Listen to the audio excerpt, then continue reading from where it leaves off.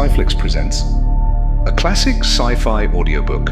You're listening to Death World by Harry Harrison. Welcome to this audiobook of Death World. This classic science fiction novel was first published in 1960 in Analog Science Fiction and Fact magazine. It was written by Harry Harrison, a celebrated author known for his imaginative and action-packed tales, as well as his sharp social commentary within the sci-fi genre. Death World takes us to the planet Pyrrhus, where the environment itself is at war with its human settlers. Jason Denault, a gambler with special abilities, is drawn into this hostile world to uncover its deadly secrets and to help its inhabitants survive. Filled with intense action, thought-provoking dilemmas, and the clash between humanity and nature, this novel remains one of Harrison's most beloved works. We hope you enjoy this thrilling adventure of survival and discovery in Death World. Some planet in the galaxy must, by definition, be the toughest, meanest, nastiest of all. If Pyrrhus wasn't it, it was an awfully good approximation. Jason sprawled in soft luxury on the couch, a large, frosty stein held limply in one hand. His other hand rested casually on a pillow. The gun behind the pillow was within easy reach of his fingers. In his line of work, he never took chances. It was all highly suspicious. Jason didn't know a soul on this planet. Yet the card sent by service tube from the hotel desk had read, "Kirk Pyrrhus would like to see Jason Denault." Blunt and to the point. He signaled the desk to send the man up, then lowered his fingers a bit until they brushed the gun butt. The door slid open and his visitor stepped through. A retired wrestler. That was Jason's first thought.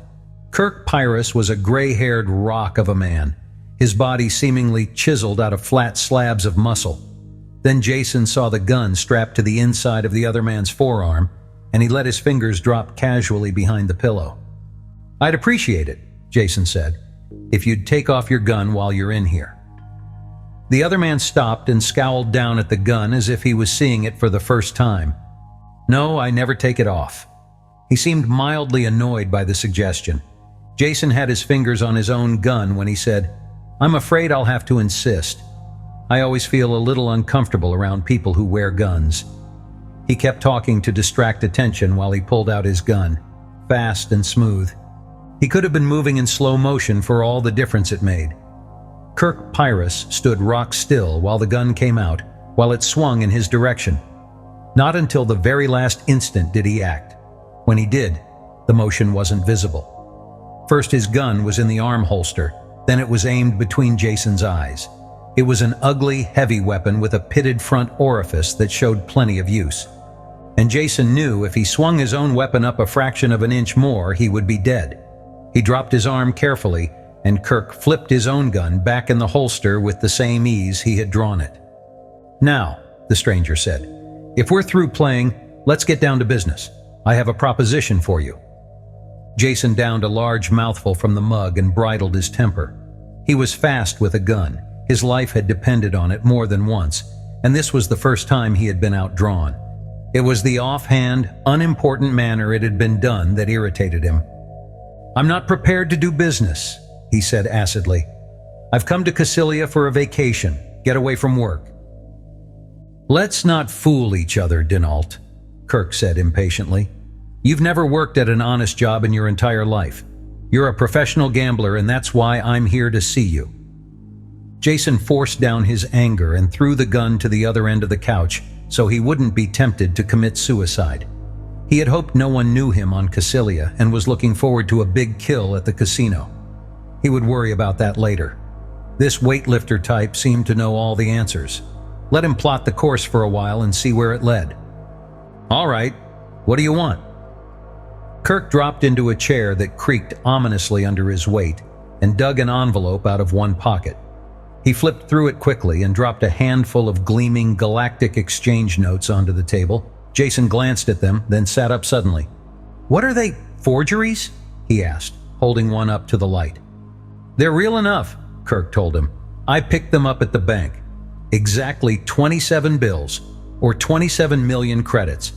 I want you to use them as a bankroll when you go to the casino tonight. Gamble with them and win.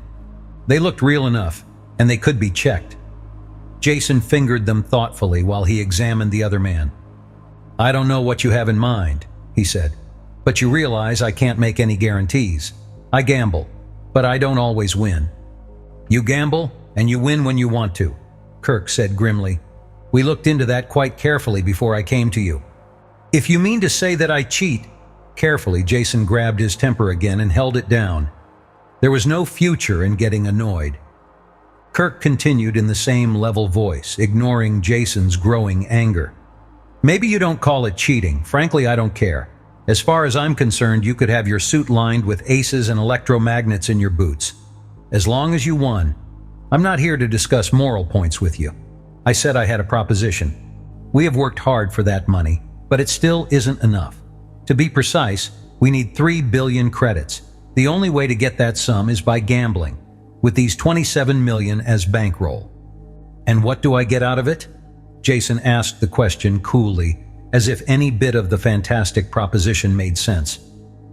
"Everything above the 3 billion you can keep, that should be fair enough. You're not risking your own money, but you stand to make enough to keep you for life if you win." "And if I lose?" Kirk thought for a moment, not liking the taste of the idea. "Yes, there is the chance you might lose. I hadn't thought about that." He reached a decision. "If you lose, well, I suppose that is just a risk we will have to take. Though I think I would kill you then. The ones who died to get the 27 million deserve at least that." He said it quietly, without malice, and it was more of a promise than a threat. Stamping to his feet, Jason refilled his stein and offered one to Kirk, who took it with a nod of thanks. He paced back and forth, unable to sit.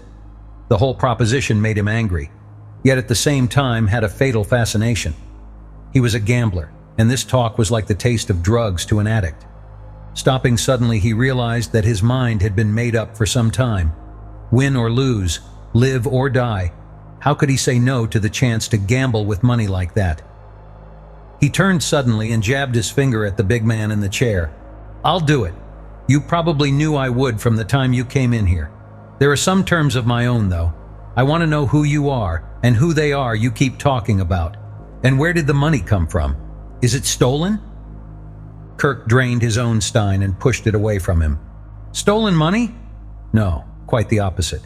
2 years' work mining and refining ore to get it. It was mined on Pyrrhus and sold here on Cassilia. You can check on that very easily. I sold it. I'm the Pyrrhic ambassador to this planet."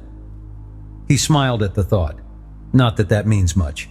I'm ambassador to at least 6 other planets as well. Comes in handy when you want to do business." Jason looked at the muscular man with his gray hair and worn military-cut clothes and decided not to laugh. You heard of strange things out in the frontier planets, and every word could be true. He had never heard of Pyrrhus either, though that didn't mean anything. There were over 30,000 known planets in the inhabited universe. "I'll check on what you have told me," Jason said. "If it's true, we can do business. Call me tomorrow." "No," Kirk said. "The money has to be won tonight. I've already issued a check for this 27 million. It will bounce as high as the Pleiades unless we deposit the money in the morning, so that's our time limit." With each moment, the whole affair became more fantastic and more intriguing for Jason. He looked at his watch. There was still enough time to find out if Kirk was lying or not. "All right, we'll do it tonight," he said. "Only I'll have to have one of those bills to check." Kirk stood up to go. "Take them all. I won't be seeing you again until after you've won. I'll be at the casino, of course, but don't recognize me. It would be much better if they didn't know where your money was coming from or how much you had." Then he was gone, after a bone-crushing hand clasp that closed on Jason's hand like vice jaws. Jason was alone with the money. Fanning the bills out like a hand of cards, he stared at their sepia and gold faces, trying to get the reality through his head. 27 million credits. What was to stop him from just walking out the door with them and vanishing? Nothing, really, except his own sense of honor. Kirk Pyrrhus, the man with the same last name as the planet he came from, was the universe's biggest fool. Or he knew just what he was doing. From the way the interview had gone, the latter seemed the better bet.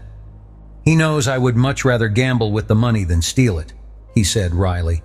Slipping a small gun into his waistband holster and pocketing the money, he went out. The robot teller at the bank just pinged with electronic shock when he presented one of the bills and flashed a panel that directed him to see Vice President Wayne. Wayne was a smooth customer who bugged his eyes and lost some of his tan when he saw the sheaf of bills. "You wish to deposit these with us?" he asked while his fingers unconsciously stroked them. "Not today," Jason said. "They were paid to me as a debt. Would you please check that they are authentic and change them? I'd like 500,000 credit notes." Both of his inner chest pockets were packed tight when he left the bank. The bills were good, and he felt like a walking mint. This was the first time in his entire life that carrying a large sum of money made him uncomfortable. Waving to a passing helicab, he went directly to the casino, where he knew he would be safe for a while. Cassilia Casino was the play spot of the nearby cluster of star systems. It was the first time Jason had seen it, though he knew its type well. He had spent most of his adult life in casinos like this on other worlds. The decor differed, but they were always the same. Gambling and socialities in public, and behind the scenes all the private vice you could afford. Theoretically, no-limit games, but that was true only up to a certain point. When the house was really hurt, the honest game stopped being square, and the big winner had to watch his step very carefully. These were the odds Jason Denault had played against countless times before. He was wary, but not very concerned. The dining room was almost empty, and the major domo quickly rushed to the side of the relaxed stranger in the richly cut clothes. Jason was lean and dark, looking more like the bored scion of some rich family than a professional gambler. This appearance was important, and he cultivated it. The cuisine looked good, and the cellar turned out to be wonderful. He had a professional talk with the sommelier while waiting for the soup, then settled down to enjoy his meal. He ate leisurely, and the large dining room was filled before he was through. Watching the entertainment over a long cigar killed some more time. When he finally went to the gaming rooms, they were filled and active. Moving slowly around the room, he dropped a few thousand credits. He scarcely noticed how he played, giving more attention to the feel of the games. The play all seemed honest, and none of the equipment was rigged. That could be changed very quickly, he realized. Usually it wasn't necessary. House percentage was enough to assure a profit. Once he saw Kirk out of the corner of his eye, but he paid him no attention. The ambassador was losing small sums steadily at 7 in silver and seemed to be impatient, probably waiting for Jason to begin playing seriously. He smiled and strolled on slowly. Jason settled on the dice table as he usually did. It was the surest way to make small winnings. And if I feel it tonight, I can clean this casino out. That was his secret, the power that won for him steadily, and every once in a while enabled him to make a killing and move on quickly before the hired thugs came to get the money back. The dice reached him and he threw an 8 the hard way. Betting was light and he didn't push himself, just kept away from the 7s. He made the point and passed a natural. Then he crapped out and the dice moved on. Sitting there, making small automatic bets while the dice went around the table, he thought about the power. Funny, after all the years of work, we still don't know much about Psi. They can train people a bit and improve skills a bit, but that's all. He was feeling strong tonight. He knew that the money in his pocket gave him the extra lift that sometimes helped him break through. With his eyes half closed, he picked up the dice and let his mind gently caress the pattern of sunken dots. Then they shot out of his hand and he stared at a 7. It was there, stronger than he had felt it in years. The stiff weight of those million credit notes had done it. The world all around was sharp-cut clear, and the dice was completely in his control. He knew to the 10th credit how much the other players had in their wallets and was aware of the cards in the hands of the players behind him. Slowly, carefully, he built up the stakes. There was no effort to the dice. They rolled and sat up like trained dogs. Jason took his time and concentrated on the psychology of the players and the stickman. It took almost 2 hours to build his money on the table to 700,000 credits. Then he caught the stickman signaling they had a heavy winner. He waited until the hard-eyed man strolled over to watch the game. Then he smiled happily, bet all his table stakes, and blew it on one roll of the dice. The houseman smiled happily, the stickman relaxed, and out of the corner of his eye, Jason saw Kirk turning a dark purple. Sweating, pale, his hand trembling ever so slightly, Jason opened the front of his jacket and pulled out one of the envelopes of new bills. Breaking the seal with his finger, he dropped 2 of them on the table. "Could we have a no-limit game?" he asked. "I'd like to win back some of my money." The stickman had trouble controlling his smile now. He glanced across at the houseman, who nodded a quick yes. They had a sucker and they meant to clean him. He had been playing from his wallet all evening. Now he was cracking into a sealed envelope to try for what he had lost. A thick envelope too, and probably not his money. Not that the house cared in the least. To them, money had no loyalties. The play went on with the casino in a very relaxed mood, which was just the way Jason wanted it. He needed to get as deep into them as he could before someone realized they might be on the losing end. The rough stuff would start, and he wanted to put it off as long as possible. It would be hard to win smoothly then, and his psi power might go as quickly as it had come. That had happened before. He was playing against the house now. The 2 other players were obvious shills, and a crowd had jammed solidly around to watch. After losing and winning a bit, he hit a streak of naturals, and his pile of gold chips tottered higher and higher. There was nearly $1 billion there, he estimated roughly. The dice were still falling true, though he was soaked with sweat from the effort. Betting the entire stack of chips, he reached for the dice. The stickman reached faster and hooked them away. "House calls for new dice," he said flatly. Jason straightened up and wiped his hands, glad of the instant's relief. This was the 3rd time the house had changed dice to try and break his winning streak. It was their privilege. The hard-eyed casino man opened his wallet as he had done before and drew out a pair at random. Stripping off their plastic cover, he threw them the length of the table to Jason. They came up a natural 7, and Jason smiled. When he scooped them up, the smile slowly faded. The dice were transparent, finely made, evenly weighted on all sides, and crooked. The pigment on the dots of 5 sides of each die was some heavy metal compound, probably lead. The 6th side was a ferrous compound. They would roll true unless they hit a magnetic field. That meant the entire surface of the table could be magnetized. He could never have spotted the difference if he hadn't looked at the dice with his mind. But what could he do about it? Shaking them slowly, he glanced quickly around the table. There was what he needed. An ashtray with a magnet in its base to hold it to the metal edge of the table. Jason stopped shaking the dice and looked at them quizzically, then reached over and grabbed the ashtray. He dropped the base against his hand. As he lifted the ashtray, there was a concerted gasp from all sides. The dice were sticking there, upside down, boxcars showing. "Are these what you call honest dice?" he asked. The man who had thrown out the dice reached quickly for his hip pocket. Jason was the only one who saw what happened next. He was watching that hand closely, his own fingers near his gun butt. As the man dived into his pocket, a hand reached out of the crowd behind him. From its square-cut size, it could have belonged to only one person. The thick thumb and index finger clamped swiftly around the houseman's wrist. Then they were gone. The man screamed shrilly and held up his arm, his hand dangling limp as a glove from the broken wrist bones. With his flank well protected, Jason could go on with the game. "The old dice, if you don't mind," he said quietly. Dazedly, the stickman pushed them over. Jason shook quickly and rolled.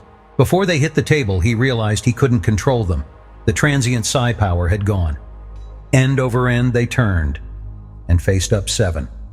Counting the chips as they were pushed over to him, he added up a bit under 2 billion credits. They would be winning that much if he left the game now, but it wasn't the 3 billion that Kirk needed. Well, it would have to be enough.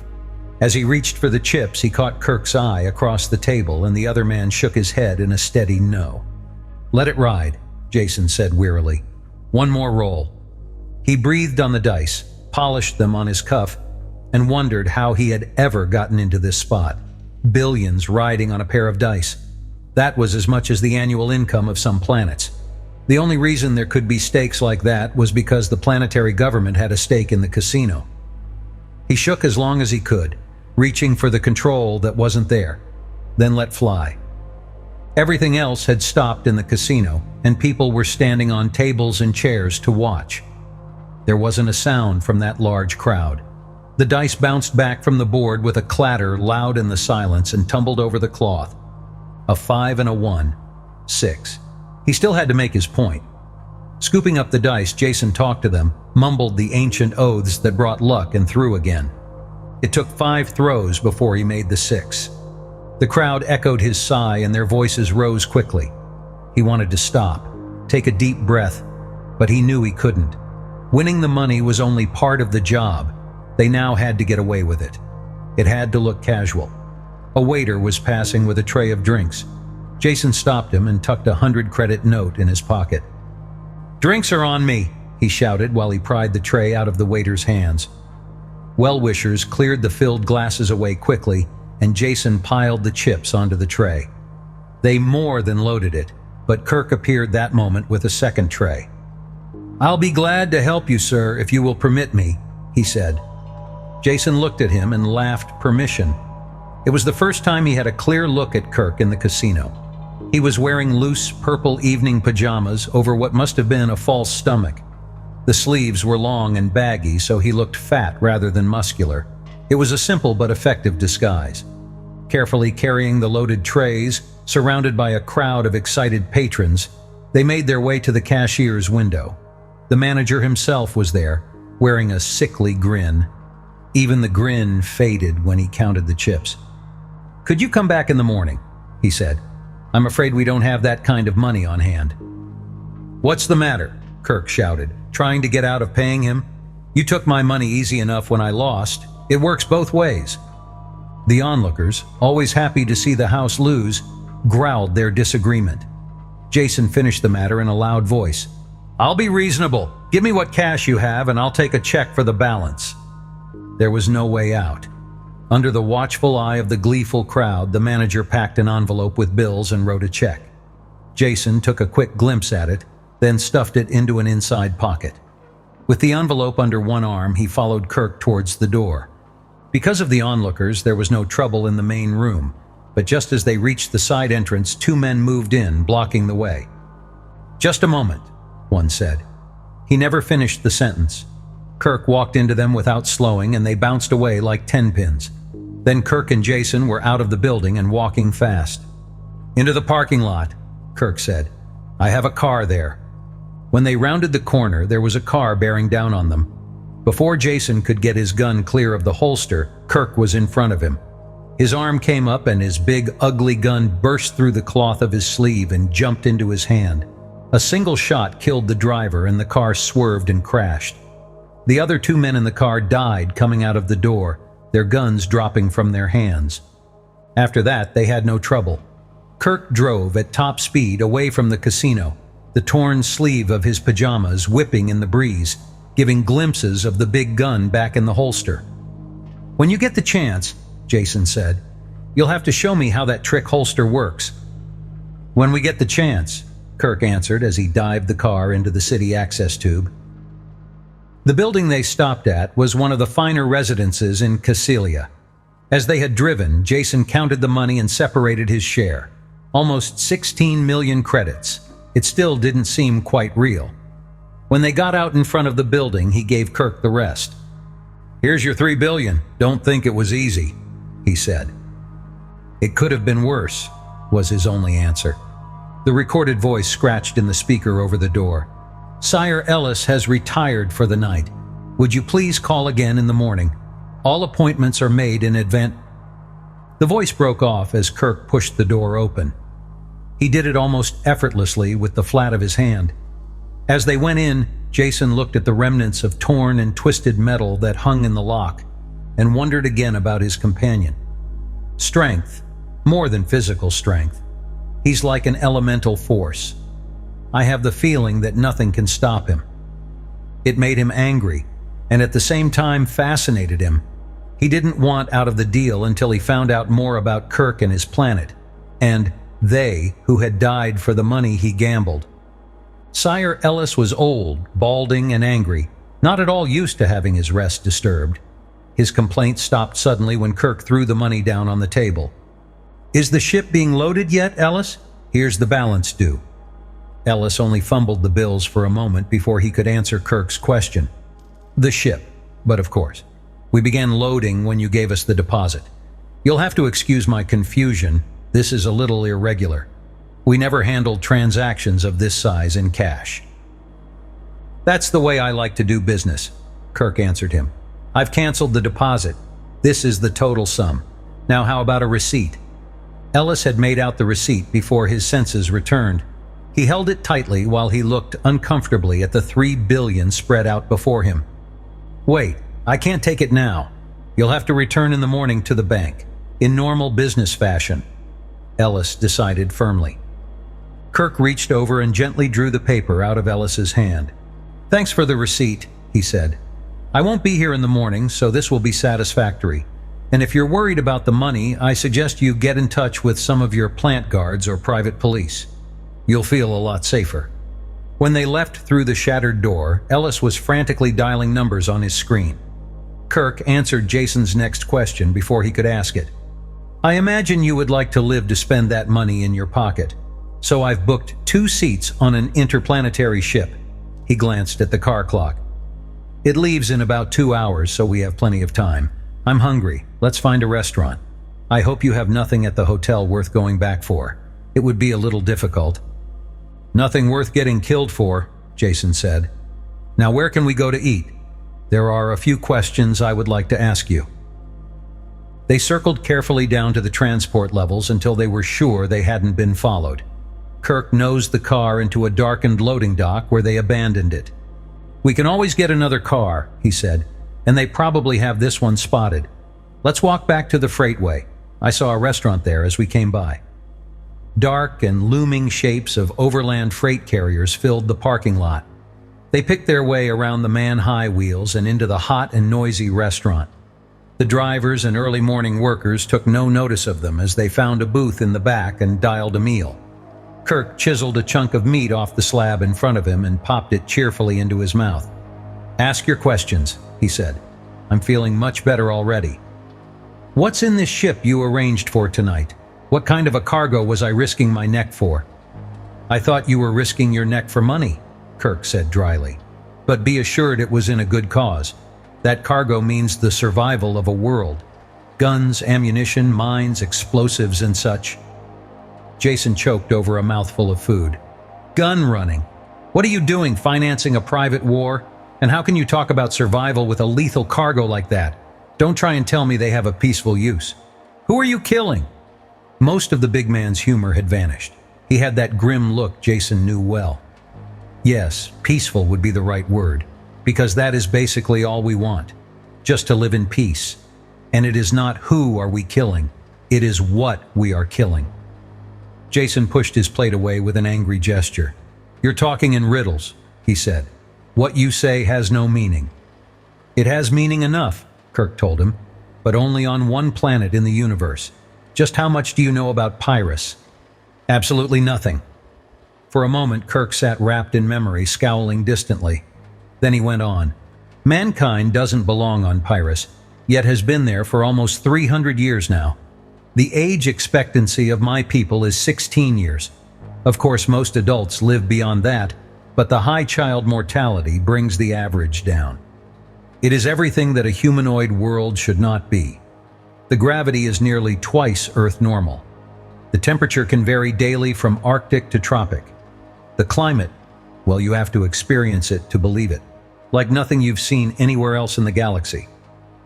"I'm frightened," Jason said dryly. "What do you have? Methane or chlorine reactions? I've been down on planets like that." Kirk slammed his hand down hard on the table. The dishes bounced and the table legs creaked. "Laboratory reactions," he growled. "They look great on a bench, but what happens when you have a world filled with those compounds? In an eye wink of galactic time, all the violence is locked up in nice, stable compounds. The atmosphere may be poisonous for an oxygen breather, but taken by itself, it's as harmless as weak beer. There is only one setup that is pure poison as a planetary atmosphere. Plenty of H2O, the most universal solvent you can find, plus free oxygen to work on." "Water and oxygen," Jason broke in. "You mean Earth, or a planet like Cassilia here? That's preposterous." "Not at all. Because you were born in this kind of environment, you accept it as right and natural. You take it for granted that metals corrode, coastlines change, and storms interfere with communication. These are normal occurrences on oxygen-water worlds. On Pyrus, these conditions are carried to the nth degree.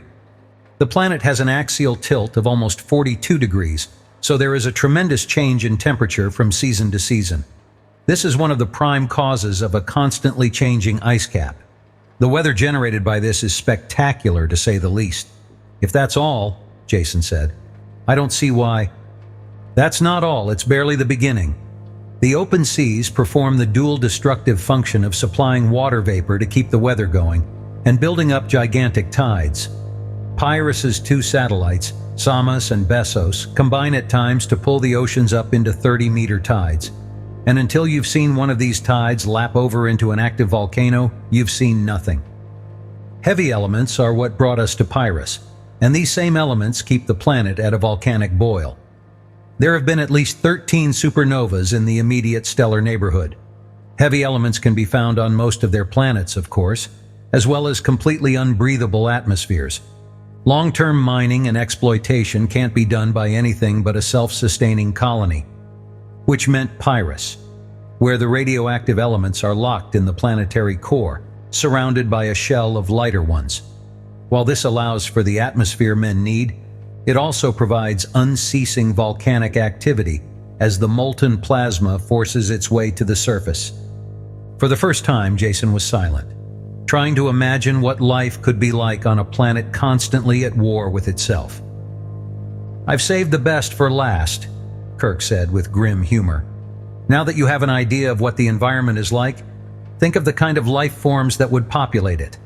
I doubt if there is one off-world species that would live a minute. Plants and animals on Pyrus are tough. They fight the world, and they fight each other. Hundreds of thousands of years of genetic weeding out have produced things that would give even an electronic brain nightmares. Armor-plated, poisonous, claw-tipped, and fanged-mouthed. That describes everything that walks, flaps, or just sits and grows. Ever see a plant with teeth? That bite? I don't think you want to.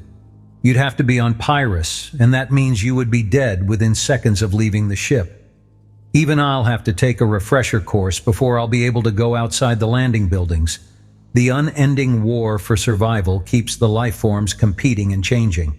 Death is simple, but the ways of dealing it too numerous to list.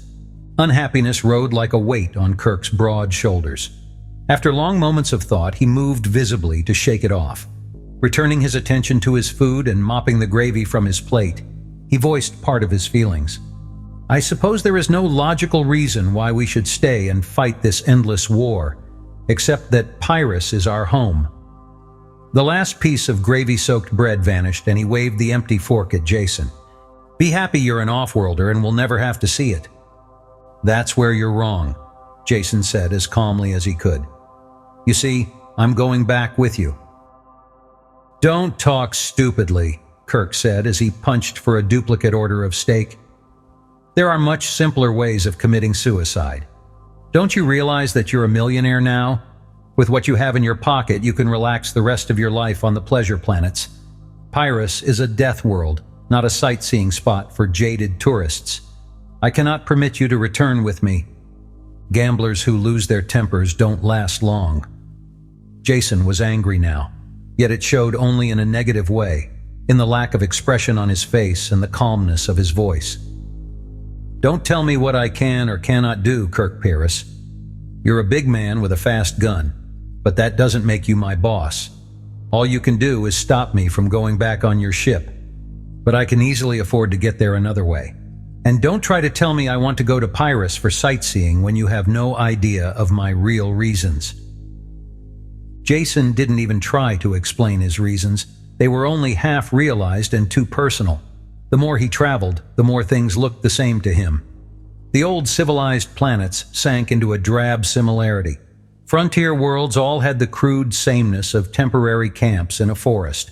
Not that the galactic worlds bored him. It was just that he had found their limitations, yet had never found his own. Until he met Kirk, he had acknowledged no man his superior, or even his equal. This was more than egotism. It was facing facts. Now he was forced to face the fact that there was a whole world of people who might be superior to him. Jason could never rest content until he had been there and seen for himself, even if he died in the attempt. None of this could be told to Kirk. There were other reasons he would understand better. "You're not thinking ahead when you prevent me from going to Pyrrhus," Jason said. "I'll not mention any moral debt you owe me for winning that money you needed. But what about the next time? If you needed that much lethal goods once, you'll probably need it again someday. Wouldn't it be better to have me on hand, old tried and true, than dreaming up some new and possibly unreliable scheme?" Kirk chewed pensively on the second serving of steak. "That makes sense, and I must admit I hadn't thought of it before. One failing we Pyrans have is a lack of interest in the future. Staying alive day by day is enough trouble. So we tend to face emergencies as they arrive and let the dim future take care of itself. You can come. I hope you will still be alive when we need you. As Pyran ambassador to a lot of places, I officially invite you to our planet. All expenses paid, on the condition you obey completely all our instructions regarding your personal safety." "Conditions accepted," Jason said, and wondered why he was so cheerful about signing his own death warrant. Kirk was shoveling his way through his third dessert when his alarm watch gave a tiny hum. He dropped his fork instantly and stood up. "Time to go," he said. "We're on schedule now." While Jason scrambled to his feet, he jammed coins into the meter until the paid light came on. Then they were out the door and walking fast. Jason wasn't at all surprised when they came on a public escalator just behind the restaurant.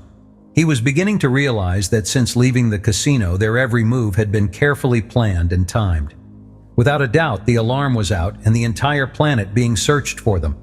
Yet so far, they hadn't noticed the slightest sign of pursuit. This wasn't the first time Jason had to move just one jump ahead of the authorities. But it was the first time he had let someone else lead him by the hand while he did it. He had to smile at his own automatic agreement. He had been a loner for so many years that he found a certain inverse pleasure in following someone else. "Hurry up," Kirk growled after a quick glance at his watch. He set a steady, killing pace up the escalator steps. They went up 5 levels that way without seeing another person, before Kirk relented and let the escalator do the work. Jason prided himself on keeping in condition. But the sudden climb, after the sleepless night, left him panting heavily and soaked with sweat. Kirk, cool of forehead and breathing normally, didn't show the slightest sign that he had been running. They were at the second motor level when Kirk stepped off the slowly rising steps and waved Jason after him. As they came through the exit to the street, a car pulled up to the curb in front of them. Jason had enough sense not to reach for his gun. At the exact moment they reached the car, the driver opened the door and stepped out. Kirk passed him a slip of paper without saying a word and slipped in behind the wheel. There was just time for Jason to jump in before the car pulled away. The entire transfer had taken less than 3 seconds. There had been only a glimpse of the driver in the dim light, but Jason had recognized him. Of course, he had never seen the man before, but after knowing Kirk, he couldn't mistake the compact strength of a native Pyran. "That was the receipt from Ellis you gave him," Jason said. "Of course. That takes care of the ship and the cargo. They'll be off-planet and safely away before the casino check is traced to Ellis. So now let's look after ourselves. I'll explain the plan in detail so there will be no slip-ups on your part. I'll go through the whole thing once, and if there are any questions, you'll ask them when I'm finished." The tones of command were so automatic that Jason found himself listening in quiet obedience, though one part of his mind wanted him to smile at the quick assumption of his incompetence. Kirk swung the car into the steady line of traffic heading out of the city to the spaceport. He drove easily while he talked. "There is a search on in the city, but we're well ahead of that. I'm sure the Cassilians don't want to advertise their bad sportsmanship, so there won't be anything as crude as a roadblock. But the port will be crawling with every agent they have. They know once the money gets off-planet, it is gone forever. When we make a break for it, they will be sure we still have the goods. So there will be no trouble with the munition ship getting clear." Jason sounded a little shocked. "You mean you're setting us up as clay pigeons to cover the takeoff of the ship?" "You could put it that way.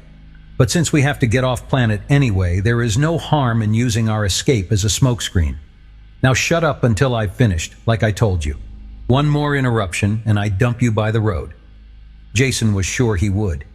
He listened intently and quietly as Kirk repeated word for word what he had said before, then continued. "The official car gate will probably be wide open with the traffic through it, and a lot of the agents will be in plain clothes. We might even get onto the field without being recognized, though I doubt it. It is of no importance. We will drive through the gate and to the takeoff pad. The Pride of Darkhan, for which we hold tickets, will be sounding its 2-minute siren and unhooking the gangway. By the time we get to our seats, the ship will take off." "That's all very fine," Jason said. "But what will the guards be doing all this time?" "Shooting at us and each other. We will take advantage of the confusion to get aboard."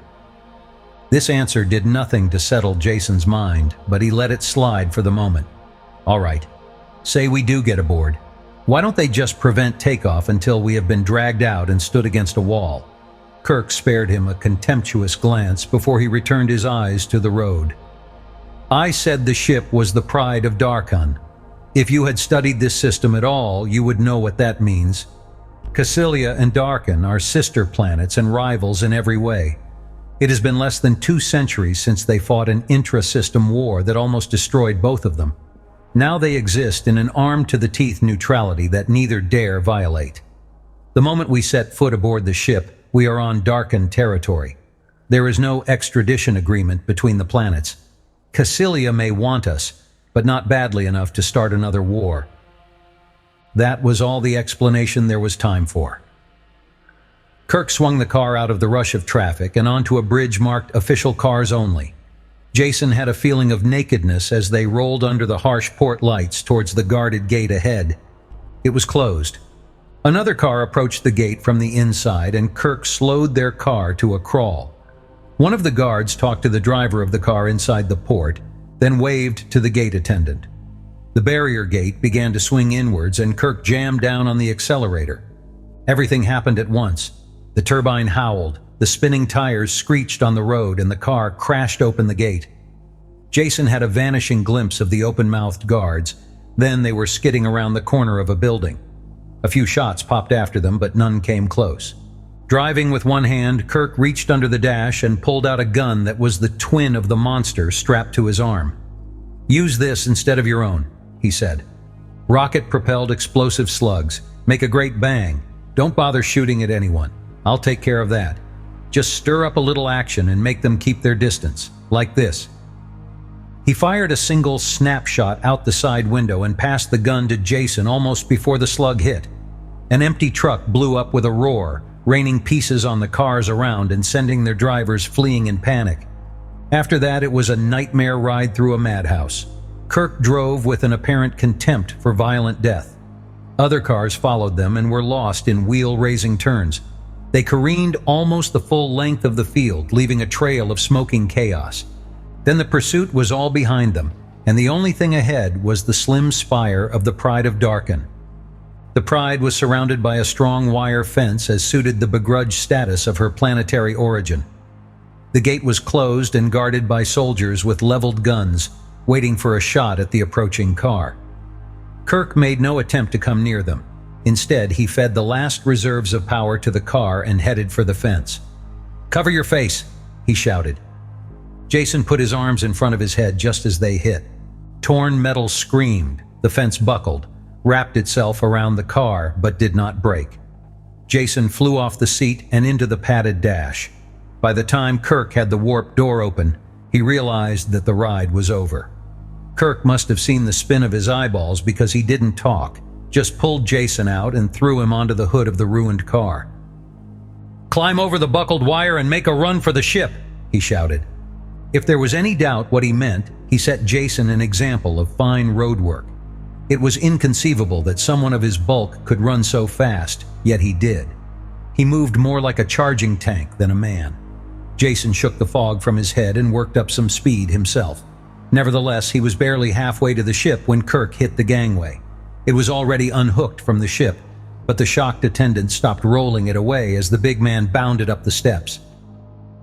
Once the ship was in orbit, the captain sent for Jason and Kirk.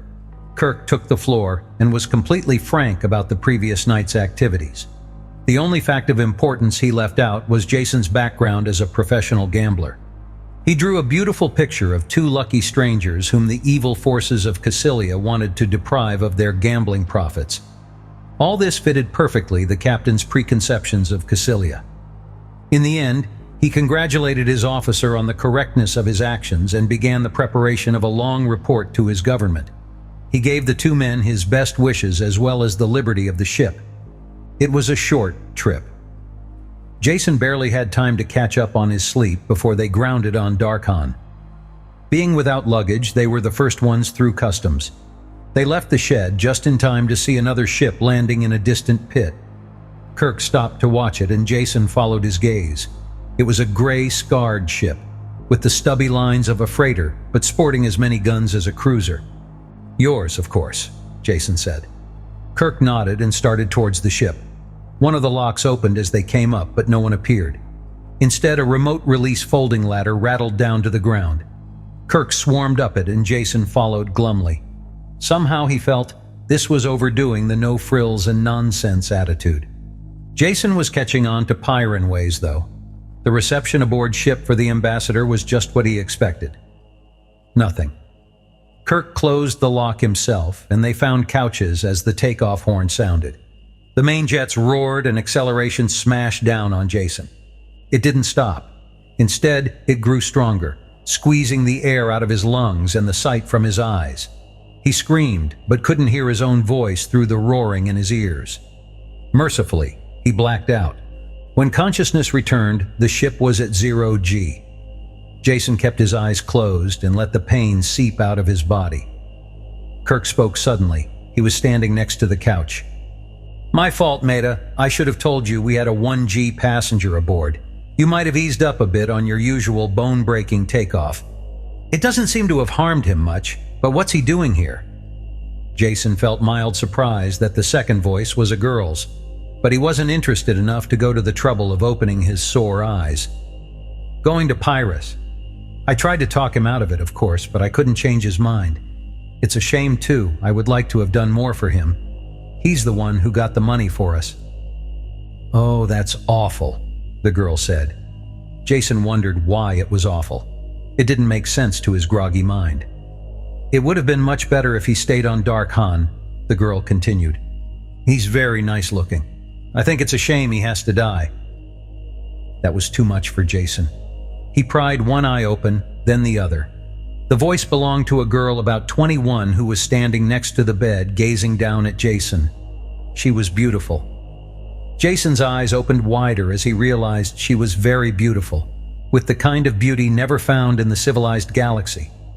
The women he had known all ran to pale skin, hollow shoulders, gray faces covered with tints and dyes. They were the product of centuries of breeding weaknesses back into the race, as the advance of medicine kept alive more and more non-survival types. This girl was the direct opposite in every way. She was the product of survival on Pyrrhus. The heavy gravity that produced bulging muscles in men brought out firm strength in strap-like female muscles. She had the figure of a goddess, tanned skin and perfectly formed face. Her hair, which was cut short, circled her head like a golden crown. The only unfeminine thing about her was the gun she wore in a bulky forearm holster. When she saw Jason's eyes open, she smiled at him. Her teeth were as even and as white as he had expected. "I'm Meta, pilot of this ship, and you must be—" "Jason Denault. That was a lousy takeoff, Maida." "I'm really very sorry," she laughed. "But being born on a 2G planet does make one a little immune to acceleration. I save fuel, too, with the synergy curve." Kirk gave a non-committal grunt. "Come along, Maida. We'll take a look at the cargo. Some of the new stuff will plug the gaps in the perimeter." "Oh yes," she said, almost clapping her hands with happiness. "I read the specs. They're simply wonderful. Like a schoolgirl with a new dress, or a box of candy. That's a great attitude to have towards bombs and flamethrowers." Jason smiled wryly at the thought as he groaned off the couch. The two Pyrans had gone, and he pulled himself painfully through the door after them. It took him a long time to find his way to the hold. The ship was big and apparently empty of crew. Jason finally found a man sleeping in one of the brightly lit cabins. He recognized him as the driver who had turned the car over to them on Cassilia. The man, who had been sleeping soundly a moment before, opened his eyes as soon as Jason drifted into the room. He was wide awake. "How do I get to the cargo hold?" Jason asked. The other told him, closed his eyes, and went instantly back to sleep before Jason could even say thanks. In the hold, Kirk and Meta had opened some of the crates and were chortling with joy over their lethal contents. Meta, a pressure canister in her arms, turned to Jason as he came through the door. "Just look at this," she said. "This powder in here. Why, you can eat it like dirt with less harm. Yet it is instantly deadly to all forms of vegetable life." She stopped suddenly as she realized Jason didn't share her extreme pleasure. "I'm sorry. I forgot for a moment there that you weren't a Pyran, so you don't really understand, do you?" Before he could answer, the PA speaker called her name. "Jump time," she said. "Come with me to the bridge while I do the equations. We can talk there. I know so little about any place except Pyrus that I have a million questions to ask." Jason followed her to the bridge, where she relieved the duty officer and began taking readings for the jump setting. She looked out of place among the machines, a sturdy but supple figure in a simple one-piece ship suit.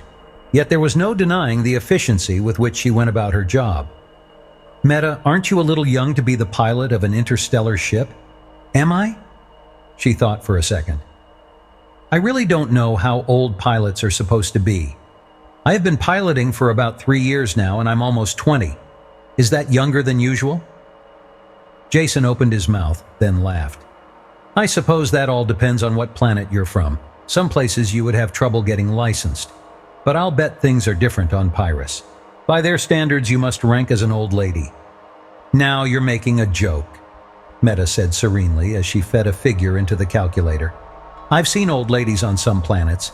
They are wrinkled and have gray hair. I don't know how old they are," I asked one, but she wouldn't tell me her age. "But I'm sure they must be older than anyone on Pyrus. No one looks like that there." "I don't mean old that way." Jason groped for the right word. "Not old, but grown up, mature, an adult." "Everyone is grown up," she answered. "At least soon after they leave the wards, and they do that when they're 6. My first child is grown up, and the second one would be too, only he's dead. So I surely must be—" That seemed to settle the question for her, though Jason's thoughts jumped with the alien concepts and background inherent behind her words. Meta punched in the last setting, and the course tape began to chunk out of the case. She turned her attention back to Jason. "I'm glad you're aboard this trip, though I am sorry you are going to Pyrus, but we'll have lots of time to talk. There are so many things I want to find out about other planets and why people go around acting the way they do. Not at all like home, where you know why people are doing things all the time." She frowned over the tape for a moment, then turned her attention back to Jason. "What is your home planet like?" One after another, the usual lies he told people came to his lips and were pushed away. Why bother lying to a girl who really didn't care if you were serf or noble? To her, there were only 2 kinds of people in the galaxy, Pyrans and the rest. For the first time since he had fled from Porgostorsund, he found himself telling someone the truth of his origin. My home planet? Just about the stuffiest, dullest dead end in the universe. You can't believe the destructive decay of a planet that is mainly agrarian, caste-conscious, and completely satisfied with its own boring existence. Not only is there no change, but no one wants change. My father was a farmer, so I should have been a farmer too, if I had listened to the advice of my betters. It was unthinkable, as well as forbidden for me to do anything else, and everything I wanted to do was against the law. I was 15 before I learned to read, out of a book stolen from a noble school. After that, there was no turning back. By the time I stowed aboard an off-world freighter at 19, I must have broken every law on the planet. Happily. Leaving home for me was just like getting out of prison. Meta shook her head at the thought. I just can't imagine a place like that, but I'm sure I wouldn't like it there. I'm sure you wouldn't, Jason laughed. So once I was in space with no law-abiding talents or skills, I just wandered into one thing and another. In this age of technology, I was completely out of place. Oh, I suppose I could have done well in some army, but I'm not so good at taking orders. Whenever I gambled, I did well. So little by little, I just drifted into it. People are the same everywhere, so I managed to make out well wherever I end up. I know what you mean about people being alike, but they are so different, she said. I'm not being clear at all, am I? What I mean is that at home I know what people will do and why they do it at the same time. People on all the other planets do act alike, as you said, yet I have very much trouble understanding why. For instance, I like to try the local food when we set down on a planet, and if there is time, I always do. There are bars and restaurants near every spaceport, so I go there. And I always have trouble with the men. They want to buy me drinks, hold my hand. Well, a single girl in those port joints has to expect a certain amount of interest from the men. Oh, I know that, she said. What I don't understand is why they don't listen when I tell them I am not interested and to go away. They just laugh and pull up a chair, usually. But I have found that one thing works wherever I am. I tell them if they don't stop bothering me, I'll break their arm. Does that stop them? Jason asked. No, of course not. But after I break their arm, they go away. And the others don't bother me either. It's a lot of fuss to go through, and the food is usually awful.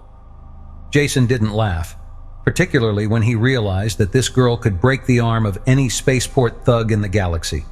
She was a strange mixture of naivete and strength, unlike anyone he had ever met before. Once again, he realized that he had to visit the planet that produced people like her and Kirk. Tell me about Pyrus, he asked.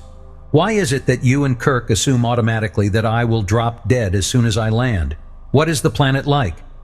All the warmth was gone from her face now. I can't tell you. You will have to see for yourself.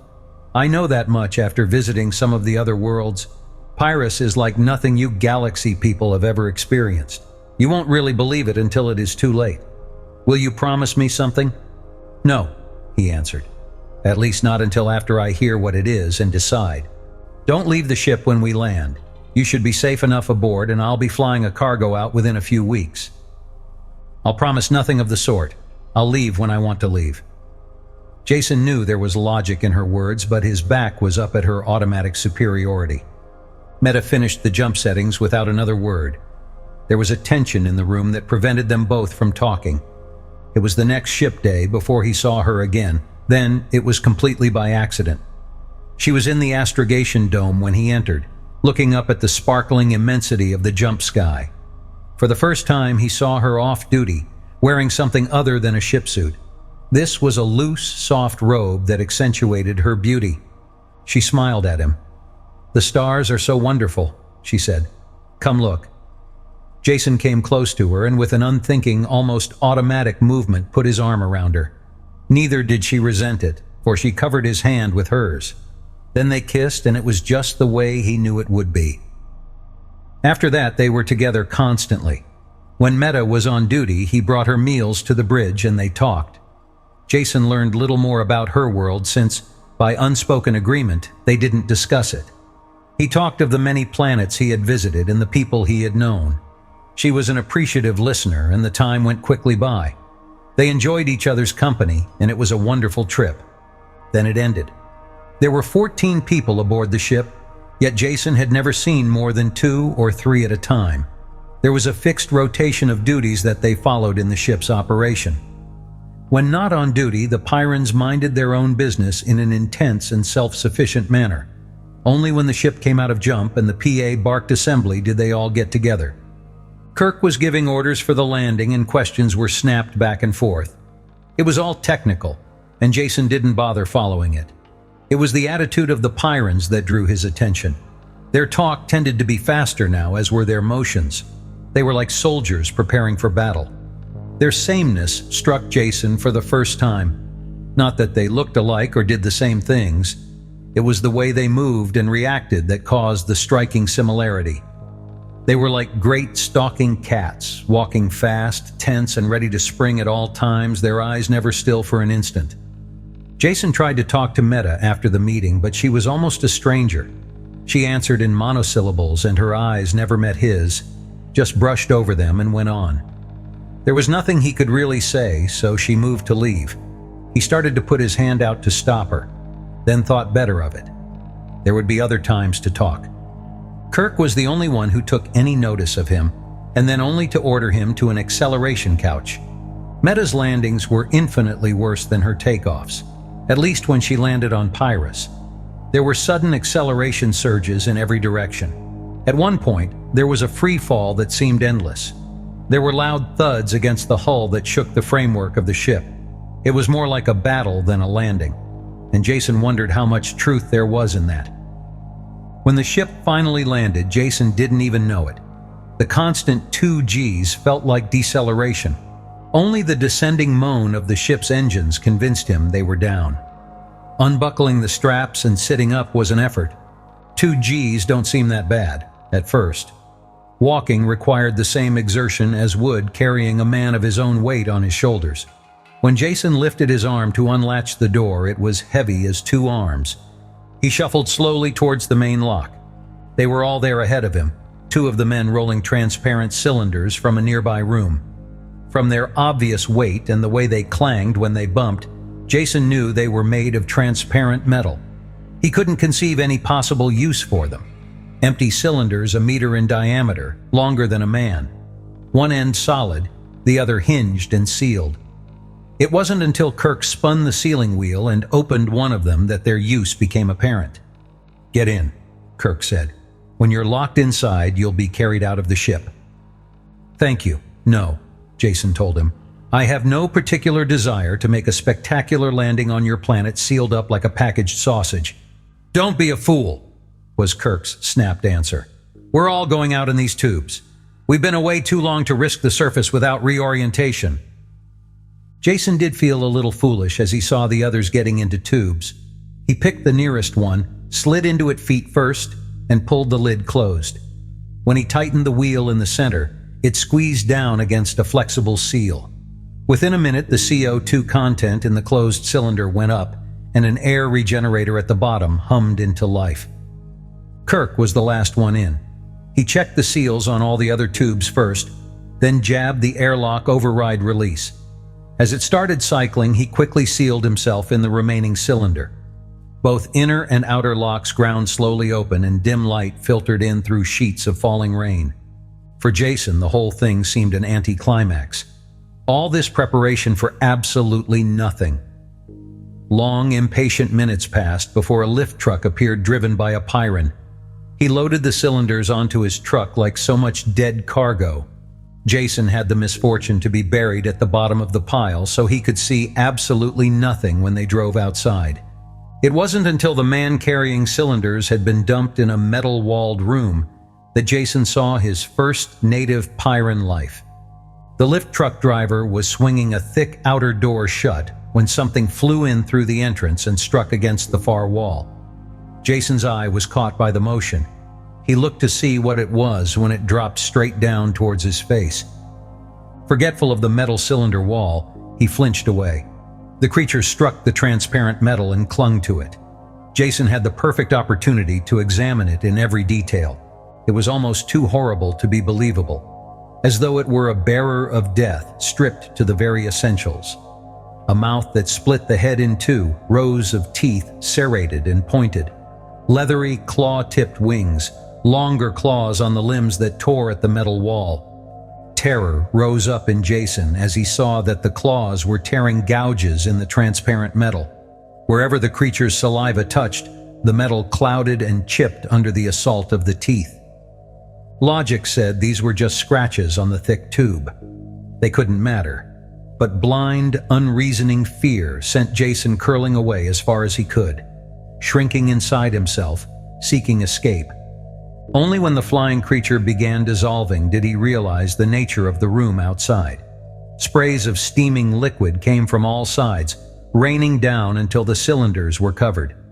After one last clash of its jaws, the Pyrran animal was washed off and carried away. The liquid drained away through the floor, and a second and third shower followed. While the solutions were being pumped away, Jason fought to bring his emotions into line. He was surprised at himself. No matter how frightful the creature had been, he couldn't understand the fear it could generate through the wall of the sealed tube. His reaction was all out of proportion to the cause. Even with the creature destroyed and washed out of sight, it took all of his willpower to steady his nerves and bring his breathing back to normal. Meta walked by outside and he realized the sterilization process was finished. He opened his own tube and climbed wearily out. Meta and the others had gone by this time, and only a hawk-faced stranger remained, waiting for him. "I'm Bruco, in charge of the adaptation clinic. Kirk told me who you were. I'm sorry you're here. Now come along. I want some blood samples." "Now I feel right at home," Jason said. "The old Pyran hospitality." Bruco only grunted and stamped out. Jason followed him down a bare corridor into a sterile lab. The double gravity was tiring, a constant drag on sore muscles. While Bruco ran tests on the blood sample, Jason rested. He had almost dozed off into a painful sleep when Bruco returned with a tray of bottles and hypodermic needles. "Amazing," he announced. "Not an antibody in your serum that would be of any use on this planet. I have a batch of antigens here that will make you sick as a beast for at least a day. Take off your shirt." "Have you done this often?" Jason asked. "I mean, juice up an outlander so he can enjoy the pleasures of your world?" Bruco jammed in a needle that felt like it grated on the bone. "Not often at all. Last time was years ago. A half-dozen researchers from some institute willing to pay well for the chance to study the local life forms.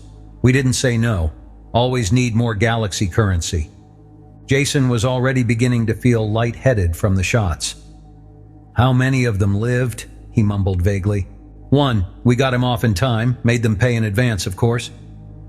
At first, Jason thought the Pyran was joking. Then he remembered they had very little interest in humor of any kind. If one half of what Meta and Kirk had told him was true, 6-to-1 odds weren't bad at all. There was a bed in the next room and Bruco helped him to it. Jason felt drugged and probably was. He fell into a deep sleep and into the dream. Fear and hatred mixed in equal parts and washed over him red hot. If this was a dream, he never wanted to sleep again. If it wasn't a dream, he wanted to die. He tried to fight up against it, but only sank in more deeply. There was no beginning and no end to the fear and no way to escape. When consciousness returned, Jason could remember no detail of the nightmare. Just the fear remained. He was soaked with sweat and ached in every muscle. It must have been the massive dose of shots, he finally decided. That and the brutal gravity. That didn't take the taste of fear out of his mouth, though. Bruco stuck his head in the door then and looked Jason up and down. "Thought you were dead," he said. "Slept the clock around. Don't move. I'll get something to pick you up." The pickup was in the form of another needle and a glass full of evil-looking fluid. It settled his thirst, but made him painfully aware of gnawing hunger. "Want to eat?" Bruco asked. "I'll bet you do. I've speeded up your metabolism so you'll build muscle faster. Only way you'll ever beat the gravity. Give you quite an appetite for a while, though." Bruco ate at the same time, and Jason had a chance to ask some questions. "When do I get a chance to look around your fascinating planet? So far, this trip has been about as interesting as a jail term." "Relax and enjoy your food. Probably be months before you're able to go outside, if at all." Jason felt his jaw hanging and closed it with a snap. "Could you possibly tell me why?" "Of course. You will have to go through the same training course that our children take. It takes them 6 years. Of course, it's their first 6 years of life, so you might think that you, as an adult, could learn faster. Then again, they have the advantage of heredity. All I can say is you'll go outside these sealed buildings when you're ready." Bruco had finished eating while he talked, and sat staring at Jason's bare arms with growing disgust.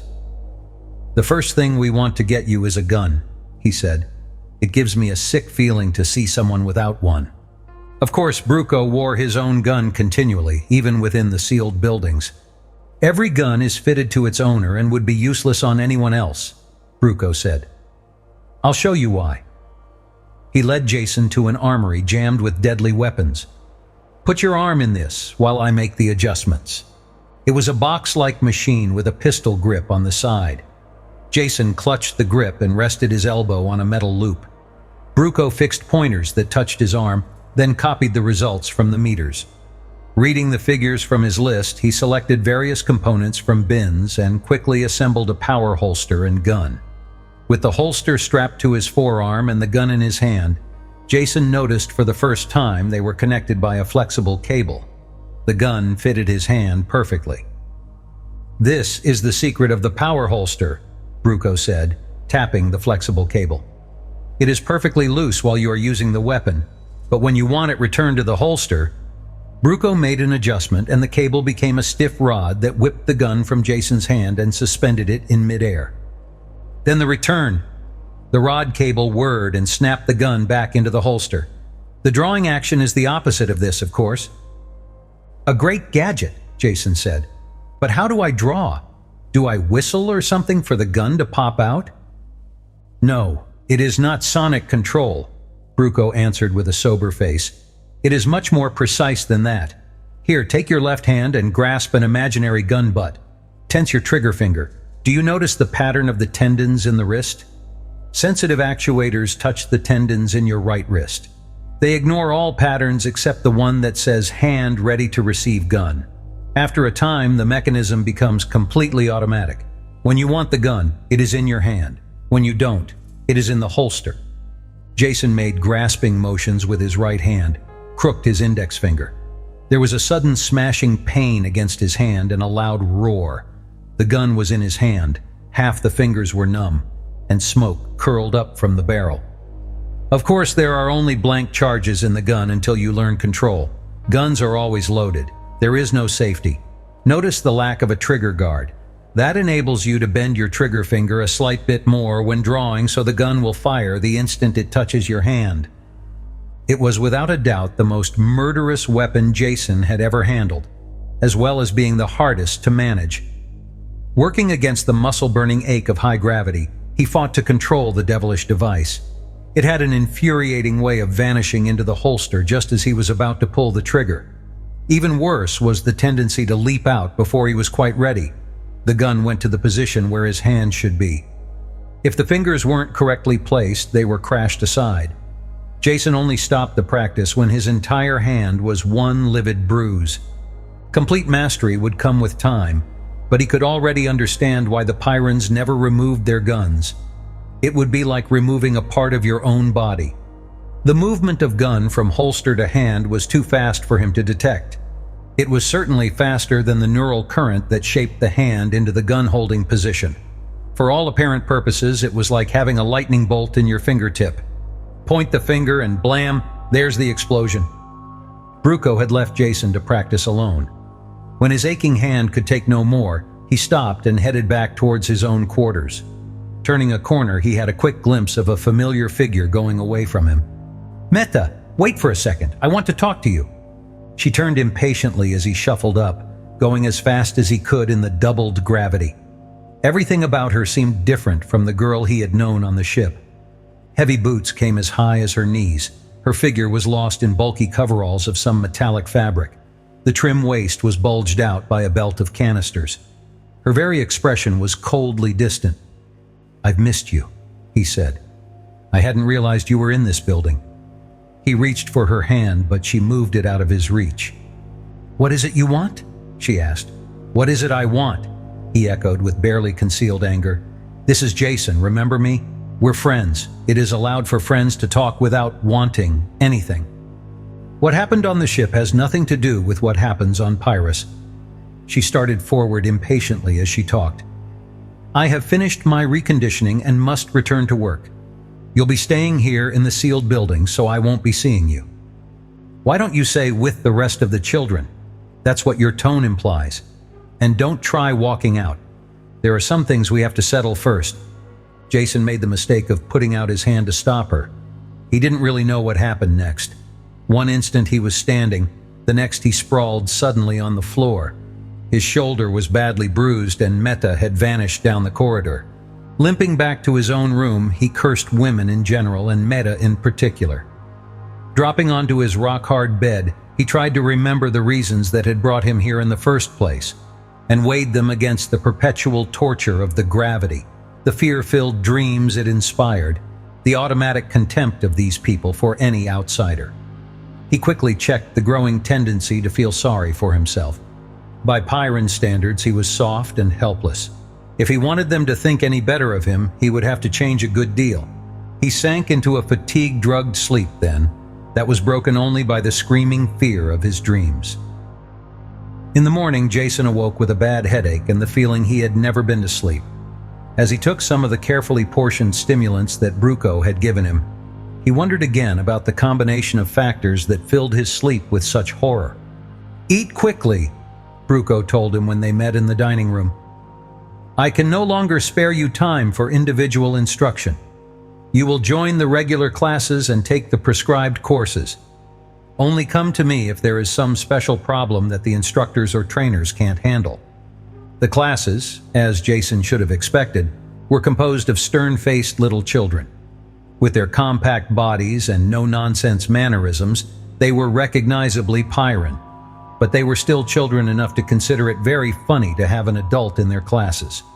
Jammed behind one of the tiny desks, the red-faced Jason did not think it was much of a joke. All resemblance to a normal school ended with the physical form of the classroom. For one thing, every child, no matter how small, packed a gun. And the courses were all involved with survival. The only possible grade in a curriculum like this was 100%, and students stayed with a lesson until they mastered it perfectly. No courses were offered in the normal scholastic subjects. Presumably, these were studied after the child graduated survival school and could face the world alone, which was a logical and cold-hearted way of looking at things. In fact, logical and cold-hearted could describe any Pyron activity. Most of the morning was spent on the operation of one of the medikits that strapped around the waist. This was a poison analyzer that was pressed over a puncture wound. If any toxins were present, the antidote was automatically injected on the site. Simple in operation, but incredibly complex in construction. Since all Pyrons serviced their own equipment, you could then only blame yourself if it failed. They had to learn the construction and repair of all the devices. Jason did much better than the child students, though the effort exhausted him. In the afternoon, he had his first experience with a training machine.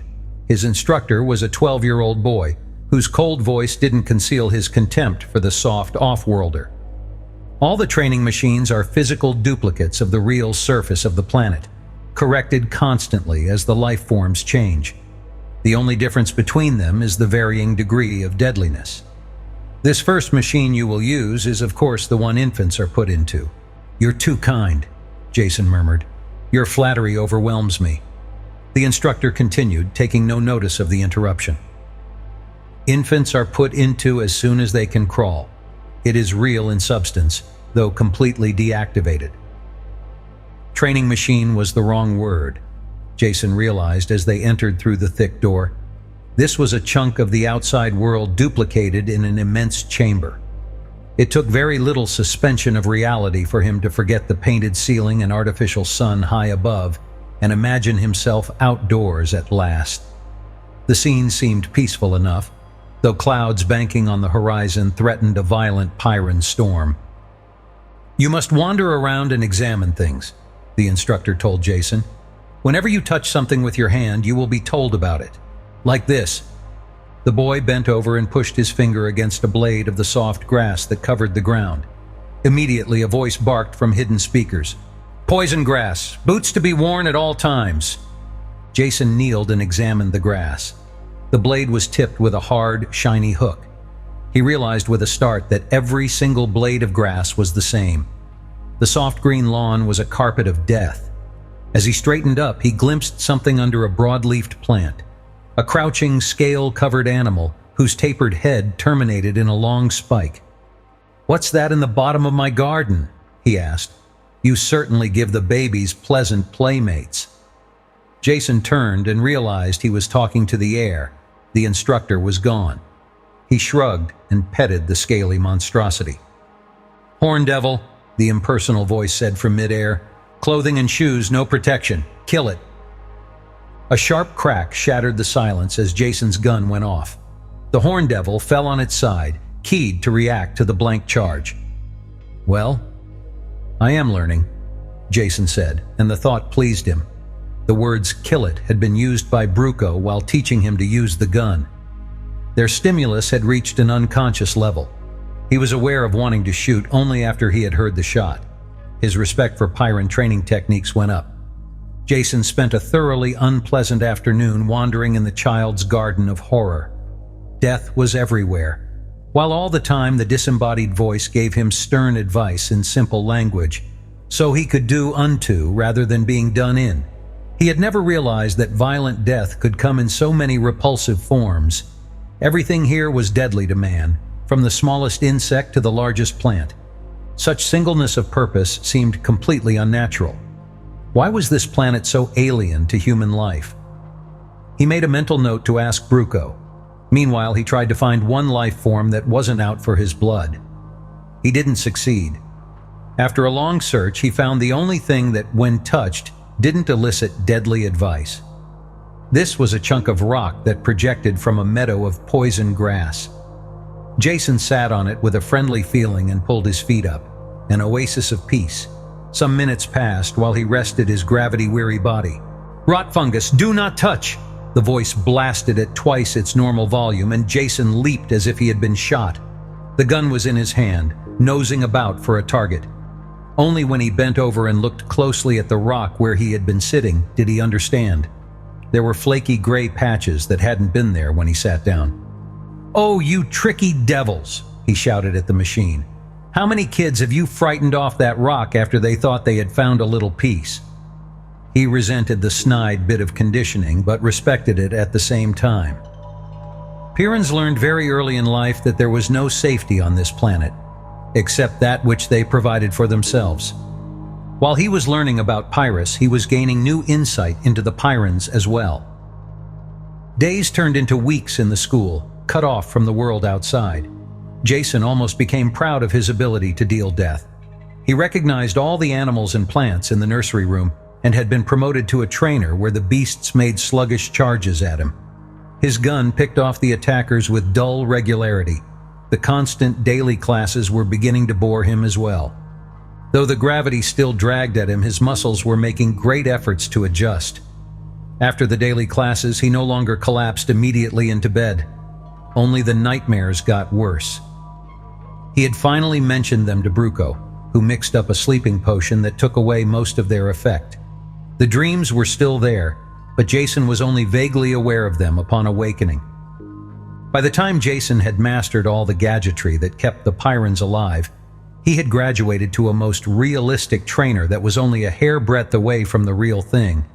The difference was just in quality. The insect poisons caused swelling and pain instead of instant death. Animals could cause bruises and tear flesh, but stopped short of ripping off limbs. You couldn't get killed in this trainer, but could certainly come very close to it. Jason wandered through this large and rambling jungle with the rest of the 5-year-olds. There was something a bit humorous, yet sad, about their unchildlike grimness. Though they still might laugh in their quarters, they realized there was no laughing outside. To them, survival was linked up with social acceptance and desirability. In this way, Pyrrus was a simple black and white society. To prove your value to yourself and your world, you only had to stay alive. This had great importance in racial survival, but had very stultifying effects on individual personality. Children were turned into like-faced killers, always on the alert to deal out death. Some of the children graduated into the outside world and others took their places. Jason watched this process for a while before he realized that all of those from the original group he had entered with were gone. That same day, he looked up the chief of the Adaptation Center. "Bruco," Jason asked, "how long do you plan to keep me in this kindergarten shooting gallery?" "You're not being kept here," Bruco told him in his usual irritated tone. "You will be here until you qualify for the outside, which I have a funny feeling will be never. I can now field strip and reassemble every one of your blasted gadgets in the dark. I am a dead shot with this cannon. At this present moment, if I had to, I could write a book on the complete flora and fauna of Pyrrus and how to kill it. Perhaps I don't do as well as my 6-year-old companions, but I have a hunch I do about as good a job now as I ever will. Is that true?" Bruco squirmed with the effort to be evasive, yet didn't succeed. I think, that is, you know you weren't born here, and— Come, Jason said with glee. A straight-faced old Pyran like you shouldn't try to lie to one of the weaker races that specialize in that sort of thing. It goes without saying that I'll always be sluggish with this gravity, as well as having other inborn handicaps. I admit that. We're not talking about that now. The question is, will I improve with more training, or have I reached a peak of my own development now? Bruco sweated. With the passage of time, there will be improvement, of course. Sly devil! Jason waggled a finger at him. Yes or no, now? Will I improve now by more training now? No, Bruco said, and still looked troubled. Jason sized him up like a poker hand. Now let's think about that. I won't improve, yet I'm still stuck here. That's no accident. So you must have been ordered to keep me here. And from what I have seen of this planet, admittedly very little, I would say that Kirk ordered you to keep me here. Is that right? He was only doing it for your own sake, Bruco explained, trying to keep you alive. The truth is out, Jason said, so let us now forget about it. I didn't come here to shoot robots with your offspring, so please show me the street door. Or is there a graduating ceremony first? Speeches, handing out school pins, sabers overhead? Nothing like that, Bruco snapped. I don't see how a grown man like you can talk such nonsense all the time. There is none of that, of course. Only some final work in the partial survival chamber.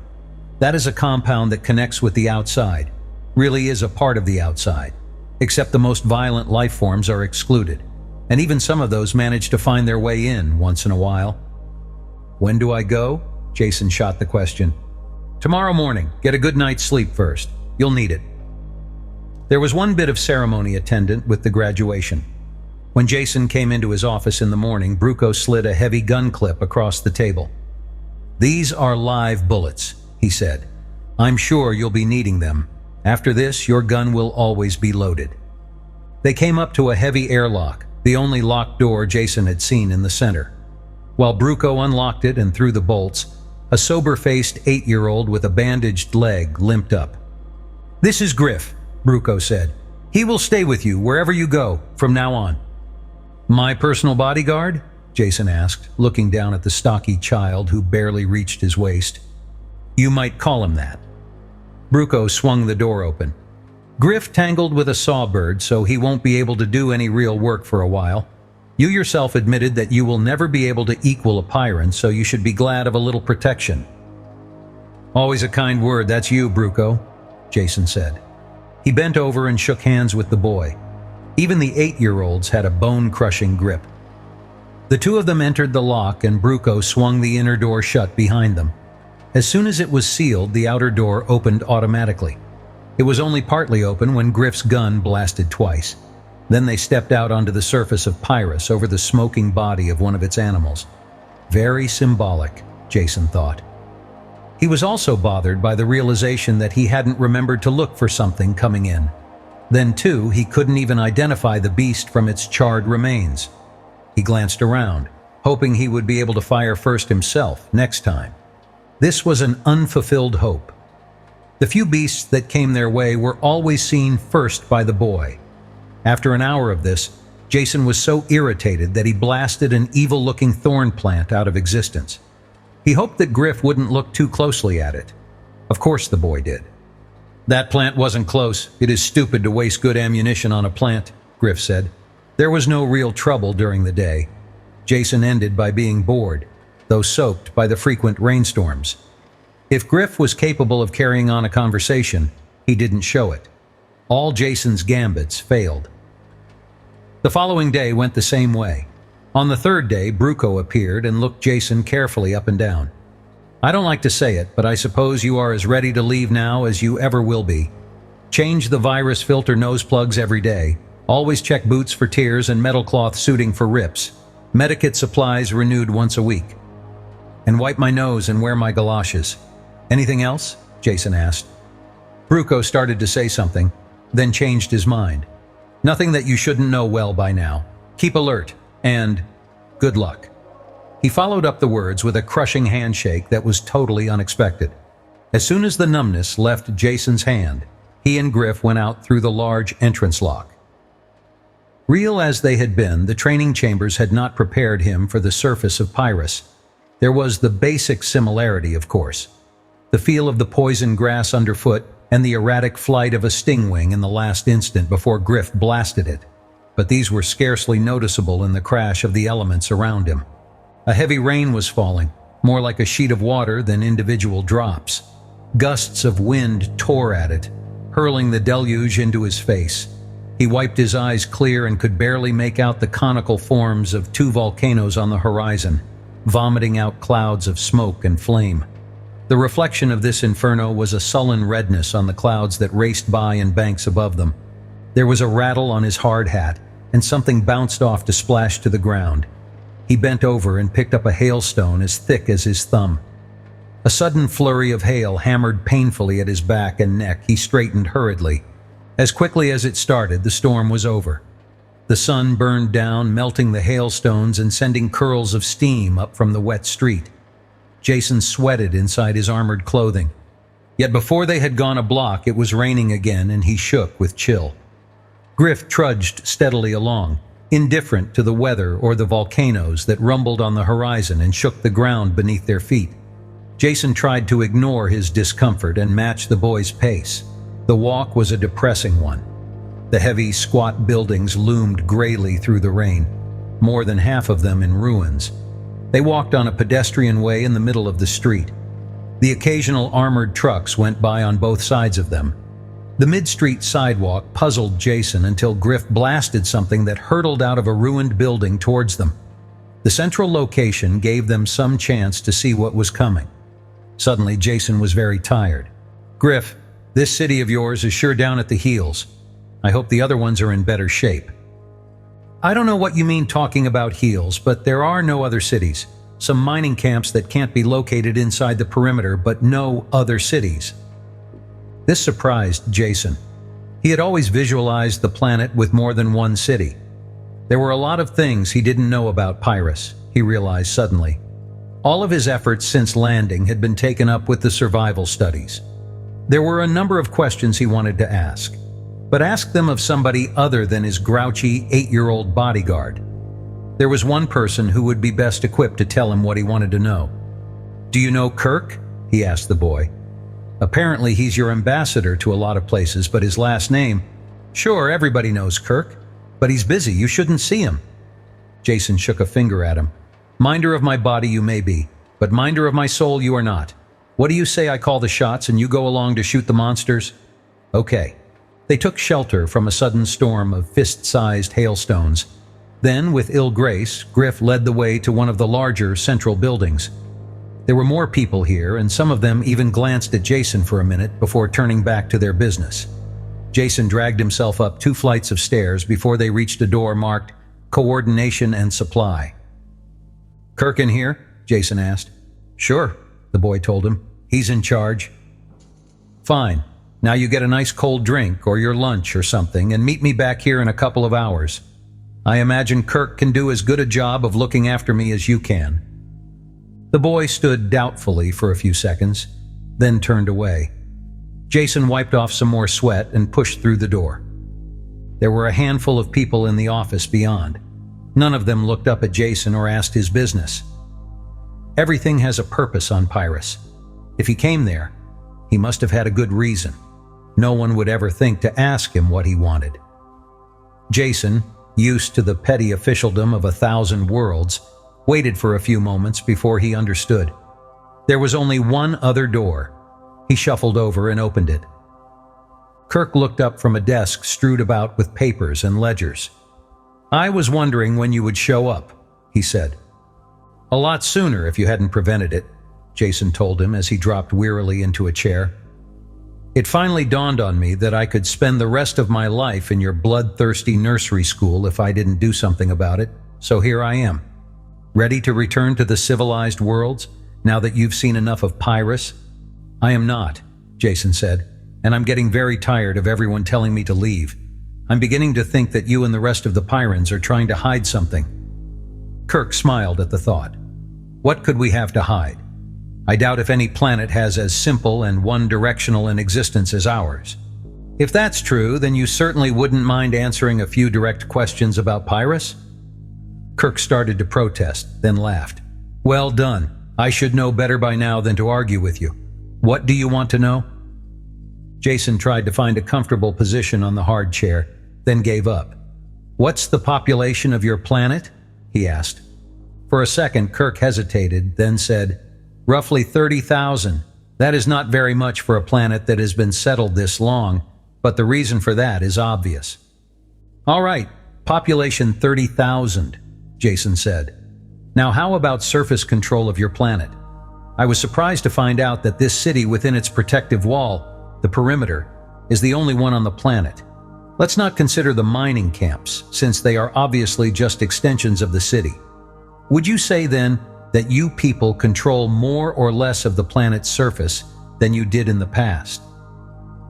Kirk picked up a length of steel pipe from the desk that he used as a paperweight and toyed with it as he thought.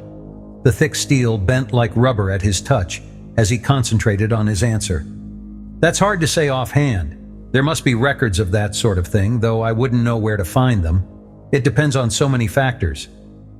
"Let's forget that for now then," Jason said. "I have another question that's really more relevant.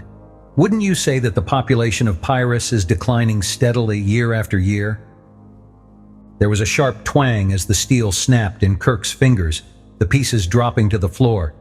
He stood over Jason, his hands extended towards the smaller man, his face flushed and angry. "Don't ever say that," he roared. "Don't let me ever hear you say that again." Jason sat as quietly as he could, talking slowly and picking out each word with care. His life hung in the balance. "Don't get angry, Kirk. I meant no harm. I'm on your side, remember? I can talk to you because you've seen much more of the universe than the Pyrans who have never left the planet. You are used to discussing things. You know that words are just symbols. We can talk and know you don't have to lose your temper over mere words." Kirk slowly lowered his arms and stepped away. Then he turned and poured himself a glass of water from a bottle on the desk. He kept his back turned to Jason while he drank. Very little of the sweat that Jason wiped from his sopping face was caused by the heat in the room. "I'm sorry I lost my temper," Kirk said, dropping heavily into his chair. "Doesn't usually happen. Been working hard lately. Must have got my temper on edge." He made no mention of what Jason had said. "Happens to all of us," Jason told him. "I won't begin to describe the condition my nerves were in when I hit this planet. I'm finally forced to admit that everything you said about Pyrus is true. It is the most deadly spot in the system, and only native-born Pyrans could possibly survive here. I can manage to fumble along a bit after my training, but I know I would never stand a chance on my own. You probably know I have an 8-year-old as a bodyguard. Gives a good idea of my real status here." Anger suppressed, Kirk was back in control of himself now. His eyes narrowed in thought. "Surprises me to hear you say that. Never thought I would hear you admit that anyone could be better than you at anything. Isn't that why you came here? To prove that you were as good as any native-born Pyran?" "Score one for your side," Jason admitted. "I didn't think it showed that much. And I'm glad to see your mind isn't as muscle-bound as your body. Yes, I'll admit that was probably my main reason for coming, that and curiosity." Kirk was following his own train of thoughts and puzzled where they were leading him. "You came here to prove that you were as good as any native-born Pyran, yet now you admit that any 8-year-old can outdraw you. That just doesn't stack up with what I know about you. If you give with one hand, you must be taking back with the other. In what way do you still feel your natural superiority?" Jason thought a long time before answering. "I'll tell you," he finally said, "but don't snap my neck for it. I'm gambling that your civilized mind can control your reflexes, because I have to talk about things that are strictly taboo on Pyrus. In your people's eyes, I'm a weakling because I come from off-world. Realize, though, that this is also my strength. I can see things that are hidden from you by long association. You know, the old business of not being able to see the forest for the trees in the way." Kirk nodded agreement and Jason went on. "To continue the analogy further, I landed from an airship, and at first all I could see was the forest. To me, certain facts are obvious. I think that you people know them too, only you keep your thoughts carefully repressed. They are hidden thoughts that are completely taboo. I am going to say one of them out loud now and hope you can control yourself well enough to not kill me." Kirk's great hands tightened on the arms of his chair, the only sign that he had heard. Jason talked quietly, as smoothly and easily as a lancet probing into a brain. "Human beings are losing the war on Pyrrhus. There is no chance they can win. They could leave for another planet, but that wouldn't be victory. Yet, if they stay and continue this war, they only prolong a particularly bloody form of racial suicide. With each generation, the population drops, until eventually the planet will win." One arm of Kirk's plastic and steel chair tore loose under the crushing grasp of his fingers. He didn't notice it. The rest of his body was rock still and his eyes fixed on Jason. Looking away from the fractured chair, Jason sought for the right words. "This is not a real war, but a disastrous treating of symptoms, like cutting off cancerous fingers one by one. The only result can be ultimate death. None of you seem to realize that. All you see are the trees. It has never occurred to you that you could treat the causes of this war and end it forever." Kirk dropped the arm of the chair, clattering to the floor. He sat up, astonished. "What the devil do you mean? You sound like a grubber." Jason didn't ask what a grubber was, but he filed the name. "Call me a Pyrran by adoption. I want this planet to survive as much as you do. I think this war can be ended by finding the causes and changing them, whatever they are." "You're talking nonsense," Kirk said. "This is just an alien world that must be battled. The causes are self-obvious facts of existence." "No, they're not," Jason insisted. "Consider for a second. When you are away for any length of time from this planet, you must take a refresher course to see how things have changed for the worse while you were gone. Well, that's a linear progression. If things get worse when you extend into the future, then they have to get better if you extend into the past. It is also good theory, though I don't know if the facts will bear me out, to say that if you extend it far enough into the past, you will reach a time when mankind and Pyrrhus were not at war with each other." Kirk was beyond speech now, only capable of sitting and listening while Jason drove home the blows of inescapable logic. "There is evidence to support this theory. Even you will admit that I, if I am no match for Pyrran life, am surely well versed in it. And all Pyrran flora and fauna I've seen have one thing in common. They're not functional.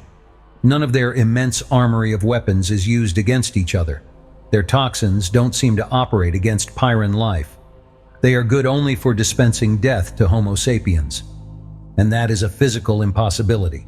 In the 300 years that men have been on this planet, the life forms couldn't have naturally adapted in this manner."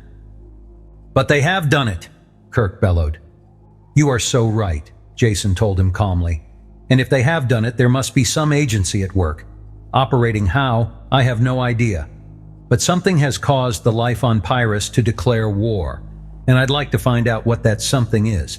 What was the dominant life form here when your ancestors landed?" There were empty rooms in one of the computer buildings. These were completely sealed to keep stray animal life out of the delicate machinery. While Meta checked a bedroll out of stores, Jason painfully dragged a desk, table, and chairs in from a nearby empty office. When she returned with a pneumatic bed, he instantly dropped on it with a grateful sigh. Her lip curled a bit at his obvious weakness. "Get used to the sight," he said. "I intend to do as much of my work as I can, while maintaining a horizontal position. You will be my strong right arm. And right now, right arm, I wish you could scare me up something to eat. I also intend to do most of my eating in the previously mentioned prone condition." Snorting with disgust, Meta stamped out. While she was gone, Jason chewed the end of a stylus thoughtfully, then made some careful notes. After they had finished the almost tasteless meal, he began the search. "Meta, where can I find historical records of Pyrrhus?" "I've never heard of any. I really don't know." "But there has to be something, somewhere," he insisted. "Even if your present-day culture devotes all of its time and energies to survival, you can be sure it wasn't always that way. All the time it was developing, people were keeping records, making notes. Now where do we look? Do you have a library here?" "Of course," she said. We have an excellent technical library, but I'm sure there wouldn't be any of that sort of thing there." Trying not to groan, Jason stood up.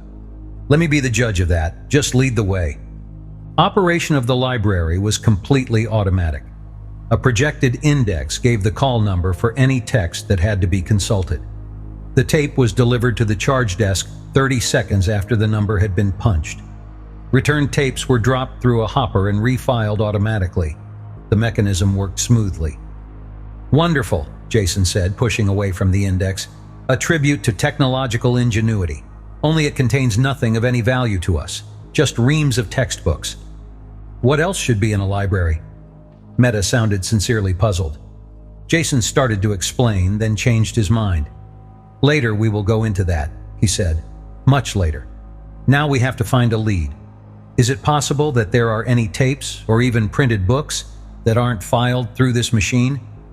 "It seems unlikely, but we could ask Paulie.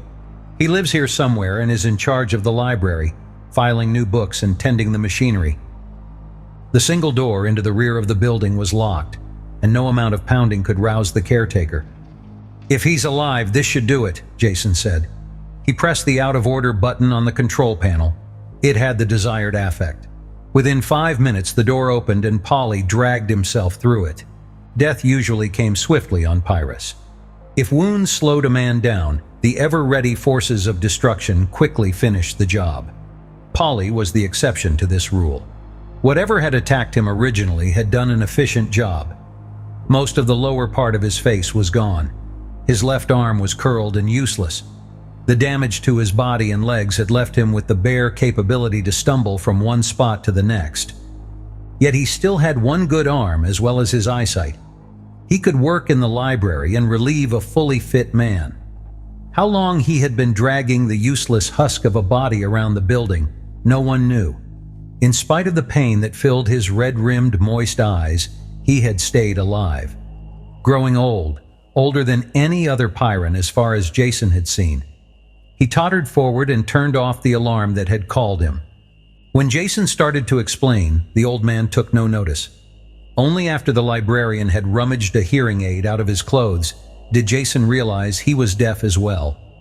Jason explained again what he searched for. Paulie nodded and printed his answer on a tablet. "There are many old books in the storerooms below.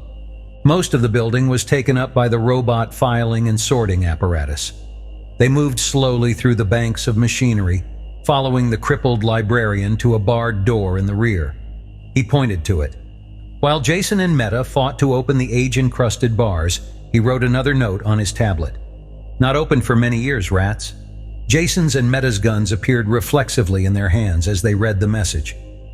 Jason finished opening the door by himself. The two native Pyrans stood facing the opening gap. It was well they did. Jason could never have handled what came through that door. He didn't even open it for himself. Their sounds at the door must have attracted all the vermin in the lower part of the building. Jason had thrown the last bolt and started to pull on the handle when the door was pushed open from the other side. Open the gateway to hell and see what comes out. Meta and Paulie stood shoulder to shoulder, firing into the mass of loathsomeness that boiled through the door. Jason jumped to one side and picked off the occasional animal that came his way. The destruction seemed to go on forever. Long minutes passed before the last clawed beast made its death rush. Meta and Paulie waited expectantly for more. They were happily excited by this chance to deal destruction. Jason felt a little sick after the silent, ferocious attack. A ferocity that the Pyrans reflected. He saw a scratch on Meta's face where one of the beasts had caught her. She seemed oblivious to it. Pulling out his medikit, Jason circled the piled bodies. Something stirred in their midst and a crashing shot plowed into it. Then he reached the girl and pushed the analyzer probes against the scratch. The machine clicked and Meta jumped as the antitoxin needle stabbed down. She realized for the first time what Jason was doing. "Thank you," she said. Paulie had a powerful battery lamp, and by unspoken agreement, Jason carried it. Crippled though he was, the old man was still a Pyrran when it came to handling a gun. They slowly made their way down the refuse-laden stairs. "What a stench," Jason grimaced. At the foot of the stairs, they looked around. There had been books and records there at one time. They had been systematically chewed, eaten, and destroyed for decades. "I like the care you take with your old books," Jason said disgustedly. "They could have been of no importance," Meta said coolly, "or they would be filed correctly in the library upstairs." Jason wandered gloomily through the rooms. Nothing remained of any value. Fragments and scraps of writing and printing, never enough in one spot to bother collecting. With the toe of one armored boot, he kicked angrily at a pile of debris, ready to give up the search. There was a glint of rusty metal under the dirt. "Hold this!" He gave the light to Meta and began scratching aside the rubble. A flat metal box with a dial lock built into it was revealed. "Why, that's a log box," Meta said, surprised. "That's what I thought," Jason said. Resealing the cellar, they carried the box back to Jason's new office. Only after spraying with decontaminant did they examine it closely. Meta picked out engraved letters on the lid. St. Pollux Victory. That must be the name of the spacer this log came from. But I don't recognize the class or whatever it is the initials ST stand for. "Stellar Transport," Jason told her as he tried the lock mechanism. "I've heard of them, but I've never seen one. They were built during the last wave of galactic expansion. Really nothing more than gigantic metal containers put together in space. After they were loaded with people, machinery, and supplies, they would be towed to whatever planetary system had been chosen. These same tugs and one-shot rockets would break the STS in for a landing, then leave them there. The hull was a ready source of metal, and the colonists could start right in building their new world. And they were big. All of them held at least 50,000 people. Only after he said it did he realize the significance of his words. Meta's deadly stare drove it home. There were now less people on Pyrrhus than had been in the original settlement, and human population without rigid birth controls usually increased geometrically. Jason Denault suddenly remembered Meta's itchy trigger finger. "But we can't be sure how many people were aboard this one," he said hurriedly, "or even if this is the log of the ship that settled Pyrrhus. Can you find something to pry this open with? The lock is corroded into a single lump." Meta took her anger out on the box. Her fingers managed to force a gap between lid and bottom. She wrenched at it. Rusty metal screeched and tore. The lid came off in her hands and a heavy book thudded to the table. The cover legend destroyed all doubt. "Log of St. Pollux Victory, outward bound, Satani to Pyrrhus, 55,000 settlers aboard." Meta couldn't argue now. She stood behind Jason with tight clenched fists and read over his shoulder as he turned the brittle yellowed pages. He quickly skipped through the opening part that covered the sailing preparations and trip out. Only when he had reached the actual landing did he start reading slowly. The impact of the ancient words leaped out at him. "Here it is," Jason shouted. "Proof positive that we're on the right trail. Even you will have to admit that. Read it, right here. Second day since the tugs left, we are completely on our own now. The settlers still haven't grown used to this planet, though we have orientation talks every night, as well as the morale agents who I have working 20 hours a day. I suppose I really can't blame the people. They all lived in the underways of Satani, and I doubt if they saw the sun once a year. This planet has weather with a vengeance, worse than anything I've seen on 100 other planets. Was I wrong during the original planning stages not to insist on settlers from one of the agrarian worlds? People who could handle the outdoors. These cityfied Satanians are afraid to go out in the rain. But of course they have adapted completely to their native 1.5 gravity, so the 2G here doesn't bother them much. That was the factor that decided us. Anyway, too late now to do anything about it. Or about the unending cycle of rain, snow, hail, hurricanes, and such. Answer will be to start the mines going, sell the metals, and build completely enclosed cities. The only thing on this forsaken planet that isn't actually against us are the animals. A few large predators at first, but the guards made short work of them. The rest of the wildlife leaves us alone. Glad of that. They have been fighting for existence so long that I have never seen a more deadly-looking collection. Even the little rodents no bigger than a man's hand are armored like tanks. I don't believe a word of it, Meta broke in. That can't be Pyrrhus he's writing about. Her words died away as Jason wordlessly pointed to the title on the cover. He continued scanning the pages, flipping them quickly. A sentence caught his eye and he stopped. Jamming his finger against the place, he read aloud. "And troubles keep piling up. First Harpalo with his theory that the volcanism is so close to the surface that the ground keeps warm and the crops grow so well. Even if he is right, what can we do? We must be self-dependent if we intend to survive. And now this other thing. It seems that the forest fire drove a lot of new species our way. Animals, insects, and even birds have attacked the people. Note for Har. Check if possible seasonal migration might explain attacks. There have been 14 deaths from wounds and poisoning. We'll have to enforce the rules for insect lotion at all times. And I suppose build some kind of perimeter defense to keep the larger beasts out of the camp." "This is a beginning," Jason said. "At least now we are aware of the real nature of the battle we're engaged in. It doesn't make Pyrrhus any easier to handle, or make the life forms less dangerous, to know that they were once better disposed towards mankind. All this does is point the way. Something took the peaceful life forms, shook them up, and turned this planet into one big death trap for mankind. That something is what I want to uncover." Further reading of the log produced no new evidence. There was a good deal more information about the early animal and plant life and how deadly they were, as well as the first defenses against them. Interesting historically, but of no use whatsoever in countering the menace. The captain apparently never thought that life forms were altering on Pyrrhus, believing instead that dangerous beasts were being discovered. He never lived to change his mind.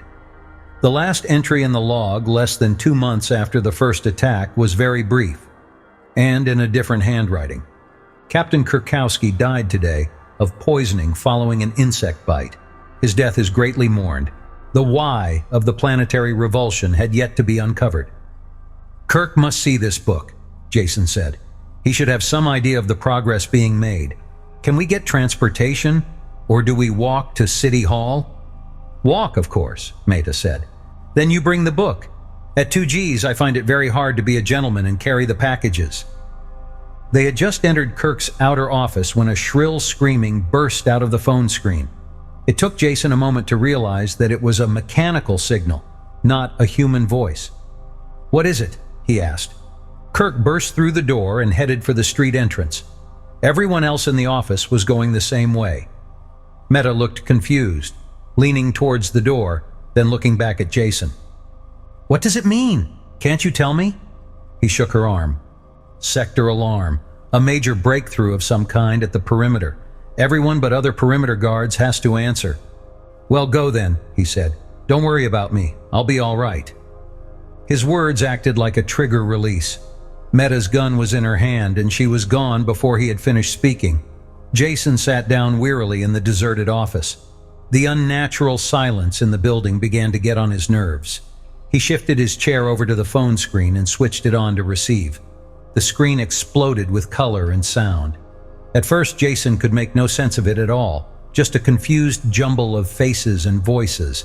It was a multi-channel set designed for military use. A number of images were carried on the screen at one time, rows of heads or hazy backgrounds where the user had left the field of view.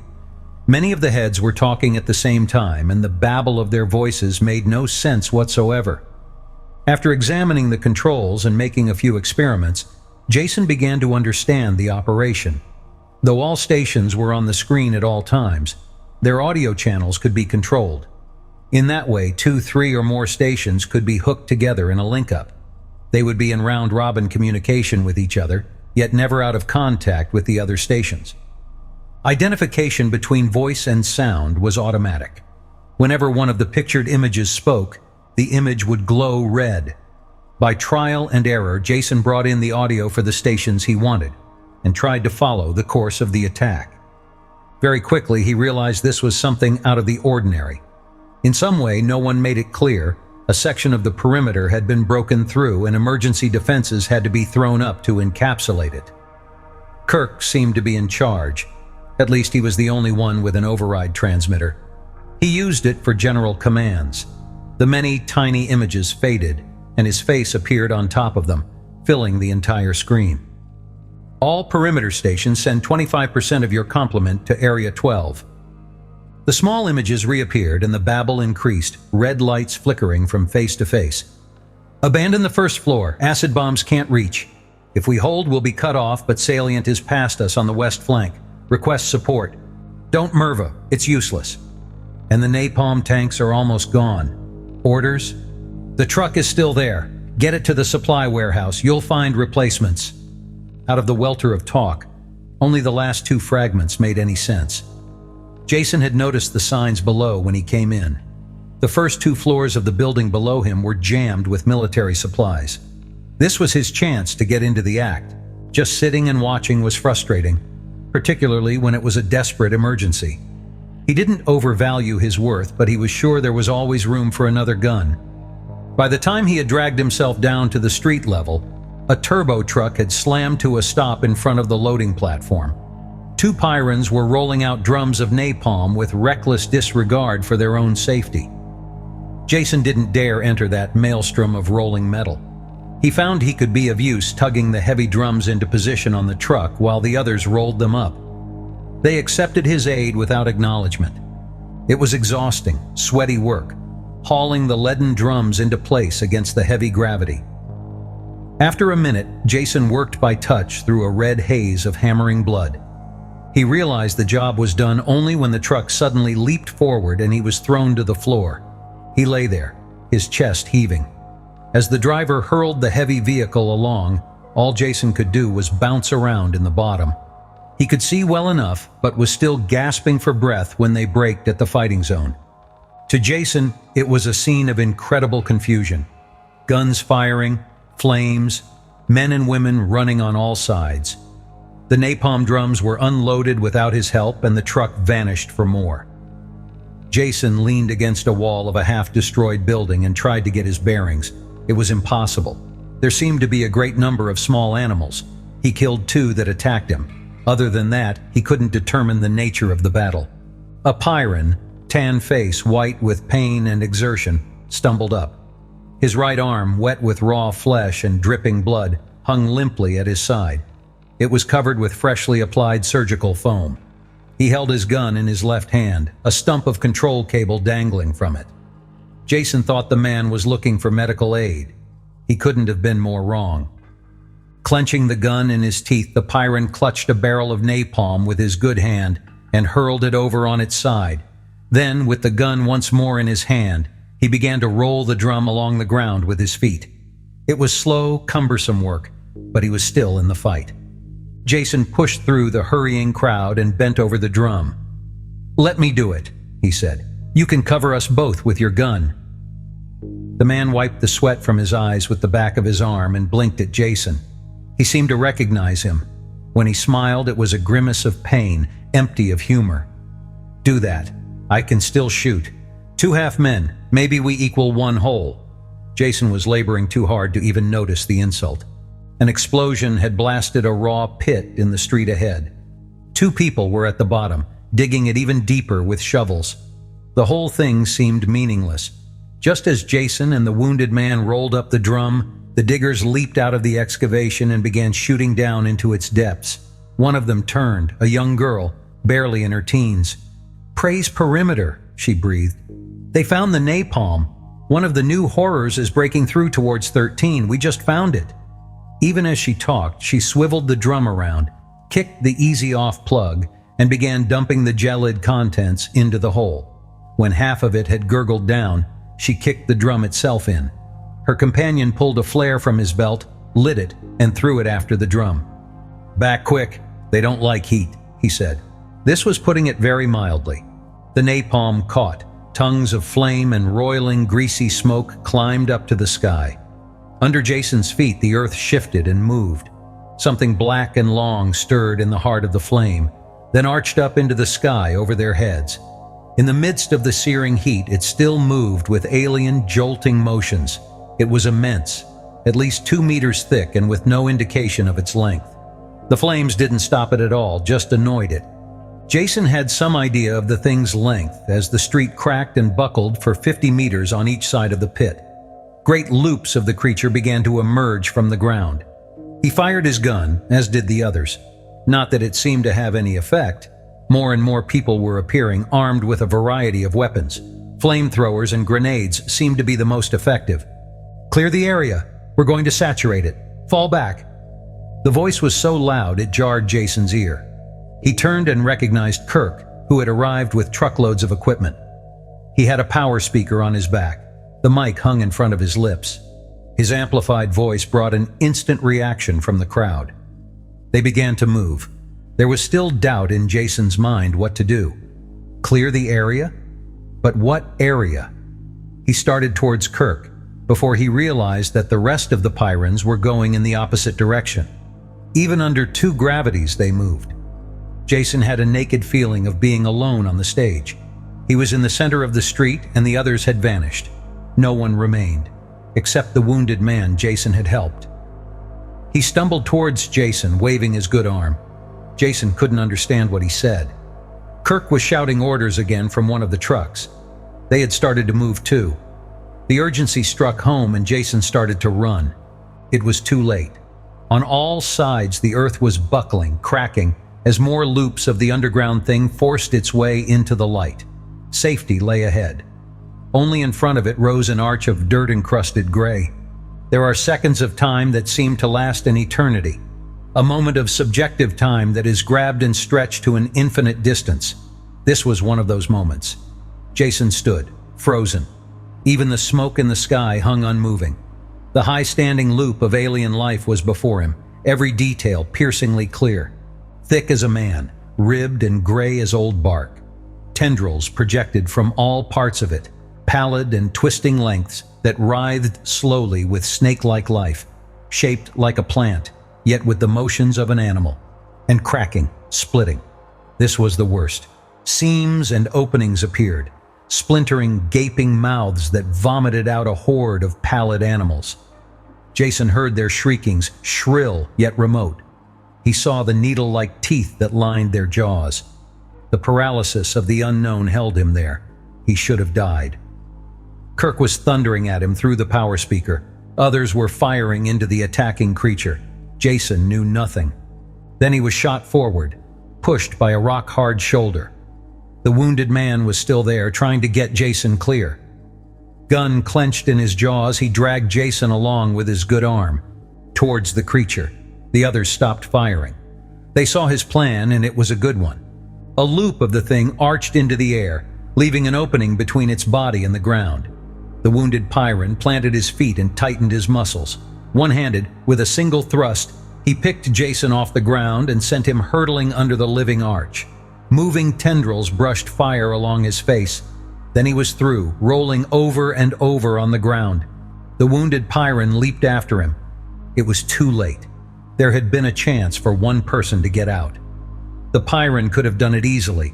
Instead, he had pushed Jason first. The thing was aware of movement when Jason brushed its tendrils. It dropped and caught the wounded man under its weight. He vanished from sight as the tendrils wrapped around him and the animals swarmed over.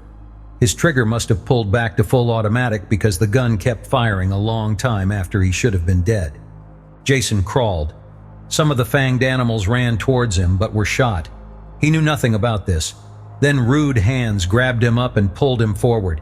He slammed into the side of a truck and Kirk's face was in front of his, flushed and angry. One of the giant fists closed on the front of Jason's clothes and he was lifted off his feet, shaken like a limp bag of rags. He offered no protest and could not have even if Kirk had killed him. When he was thrown to the ground, someone picked him up and slid him into the back of the truck. He did not lose consciousness as the truck bounced away, yet he could not move.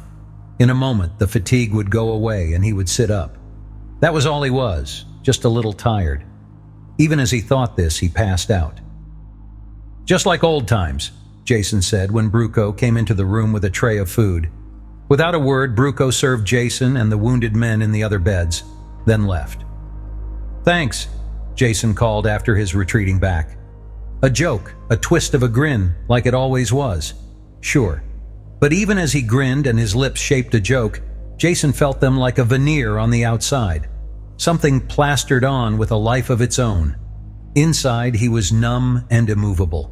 His body was stiff as his eyes still watched that arch of alien flesh descend and smother the one-armed Pyrran with its million burning fingers. He could feel himself under the arch. After all, hadn't the wounded man taken his place? He finished the meal without realizing that he ate. Ever since that morning when he had recovered consciousness, it had been like this. He knew that he should have died out there in that battle-torn street.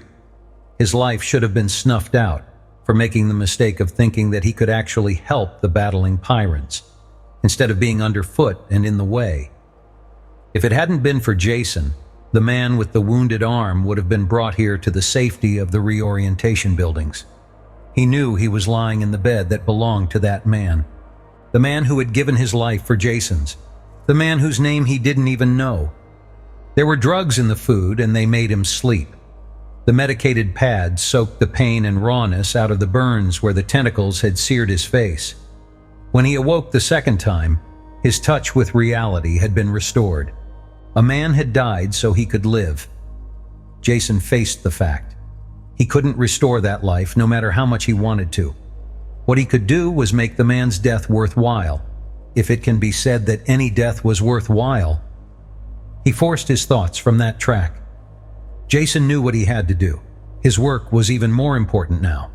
If he could solve the riddle of this deadly world, he could repay in part the debt he owed. Sitting up made his head spin and he held to the edge of the bed until it slowed down. The others in the room ignored him as he slowly and painfully dragged on his clothes. Bruco came in, saw what he was doing, and left again without a word. Dressing took a long time, but it was finally done. When Jason finally left the room, he found Kirk waiting for him. "Kirk, I want to tell you." "Tell me nothing." The thunder of Kirk's voice bounced back from the ceiling and walls. "I'm telling you.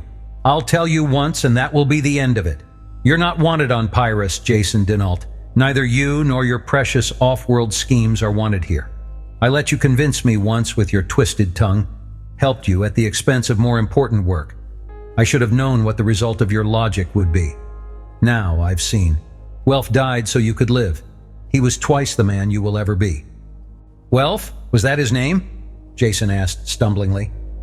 "I didn't know." "You didn't even know?" Kirk's lips pulled back from his teeth in a grimace of disgust. "You didn't even know his name, yet he died that you might continue your miserable existence." Kirk spat, as if the words gave a vile flavor to his speech, and stamped towards the exit lock. Almost as an afterthought, he turned back to Jason. "You'll stay here in the sealed buildings until the ship returns in 2 weeks. Then you will leave this planet and never come back. If you do, I'll kill you instantly, with pleasure." He started through the lock. "Wait!" Jason shouted. "You can't decide like that. You haven't even seen the evidence I've uncovered. Ask Meta." The lock thumped shut and Kirk was gone. The whole thing was just too stupid. Anger began to replace the futile despair of a moment before. He was being treated like an irresponsible child, the importance of his discovery of the log completely ignored. Jason turned and saw for the first time that Bruco was standing there. "Did you hear that?" Jason asked him. "Yes, and I quite agree. You can consider yourself lucky."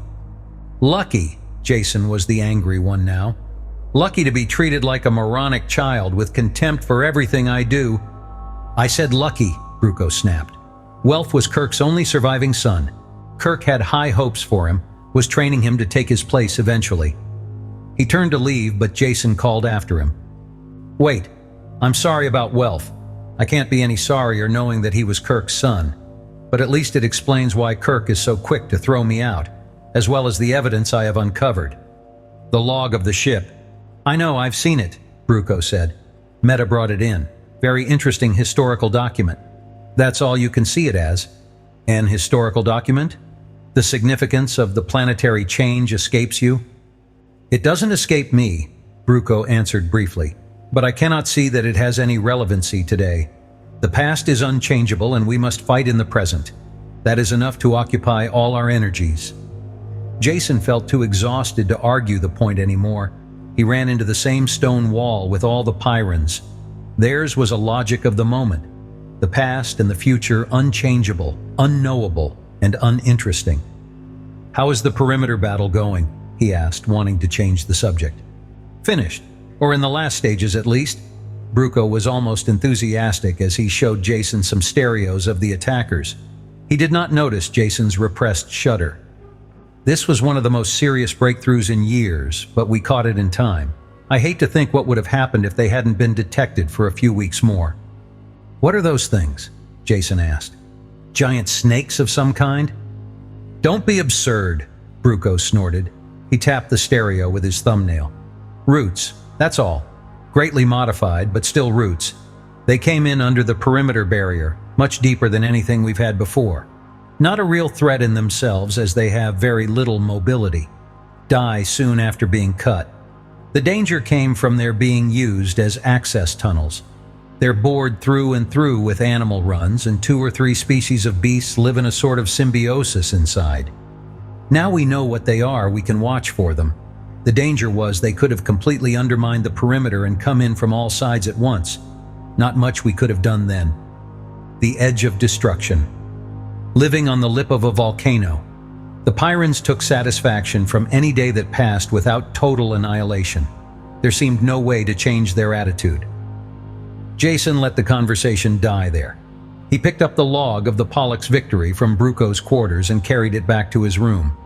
The wounded Pyrans there ignored him as he dropped onto the bed and opened the book to the first page. For 2 days he did not leave his quarters. The wounded men were soon gone, and he had the room to himself. Page by page he went through the log until he knew every detail of the settlement of Pyrrhus. His notes and cross-references piled up. He made an accurate map of the original settlement, superimposed over a modern one. They didn't match at all. It was a dead end. With one map held over the other, what he had suspected was painfully clear. The descriptions of terrain and physical features in the log were accurate enough. The city had obviously been moved since the first landing. Whatever records had been kept would be in the library, and he had exhausted that source. Anything else would have been left behind and long since destroyed. Rain lashed against the thick window above his head, lit suddenly by a flare of lightning. The unseen volcanoes were active again, vibrating the floor with their rumblings deep in the earth. The shadow of defeat pressed heavily down on Jason, rounding his shoulders and darkening even more the overcast day. Jason spent one depressed day lying on his bunk, counting rivets, forcing himself to accept defeat. Kirk's order that he was not to leave the sealed building tied his hands completely. He felt himself close to the answer, but he was never going to get it. One day of defeat was all he could take. Kirk's attitude was completely emotional, untempered by the slightest touch of logic. This fact kept driving home until Jason could no longer ignore it. Emotional reasoning was something he had learned to mistrust early in life. He couldn't agree with Kirk in the slightest, which meant he had to utilize the 10 remaining days to solve the problem. If it meant disobeying Kirk, it would still have to be done. He grabbed up his note plate with a new enthusiasm. His first sources of information had been used up, but there must be others. Chewing the scriber and needling his brain, he slowly built up a list of other possibilities. Any idea, no matter how wild, was put down. When the plate was filled, he wiped the long shots and impossibles, such as consulting off-world historical records. This was a Pyrran problem, and had to be settled on this planet or not at all.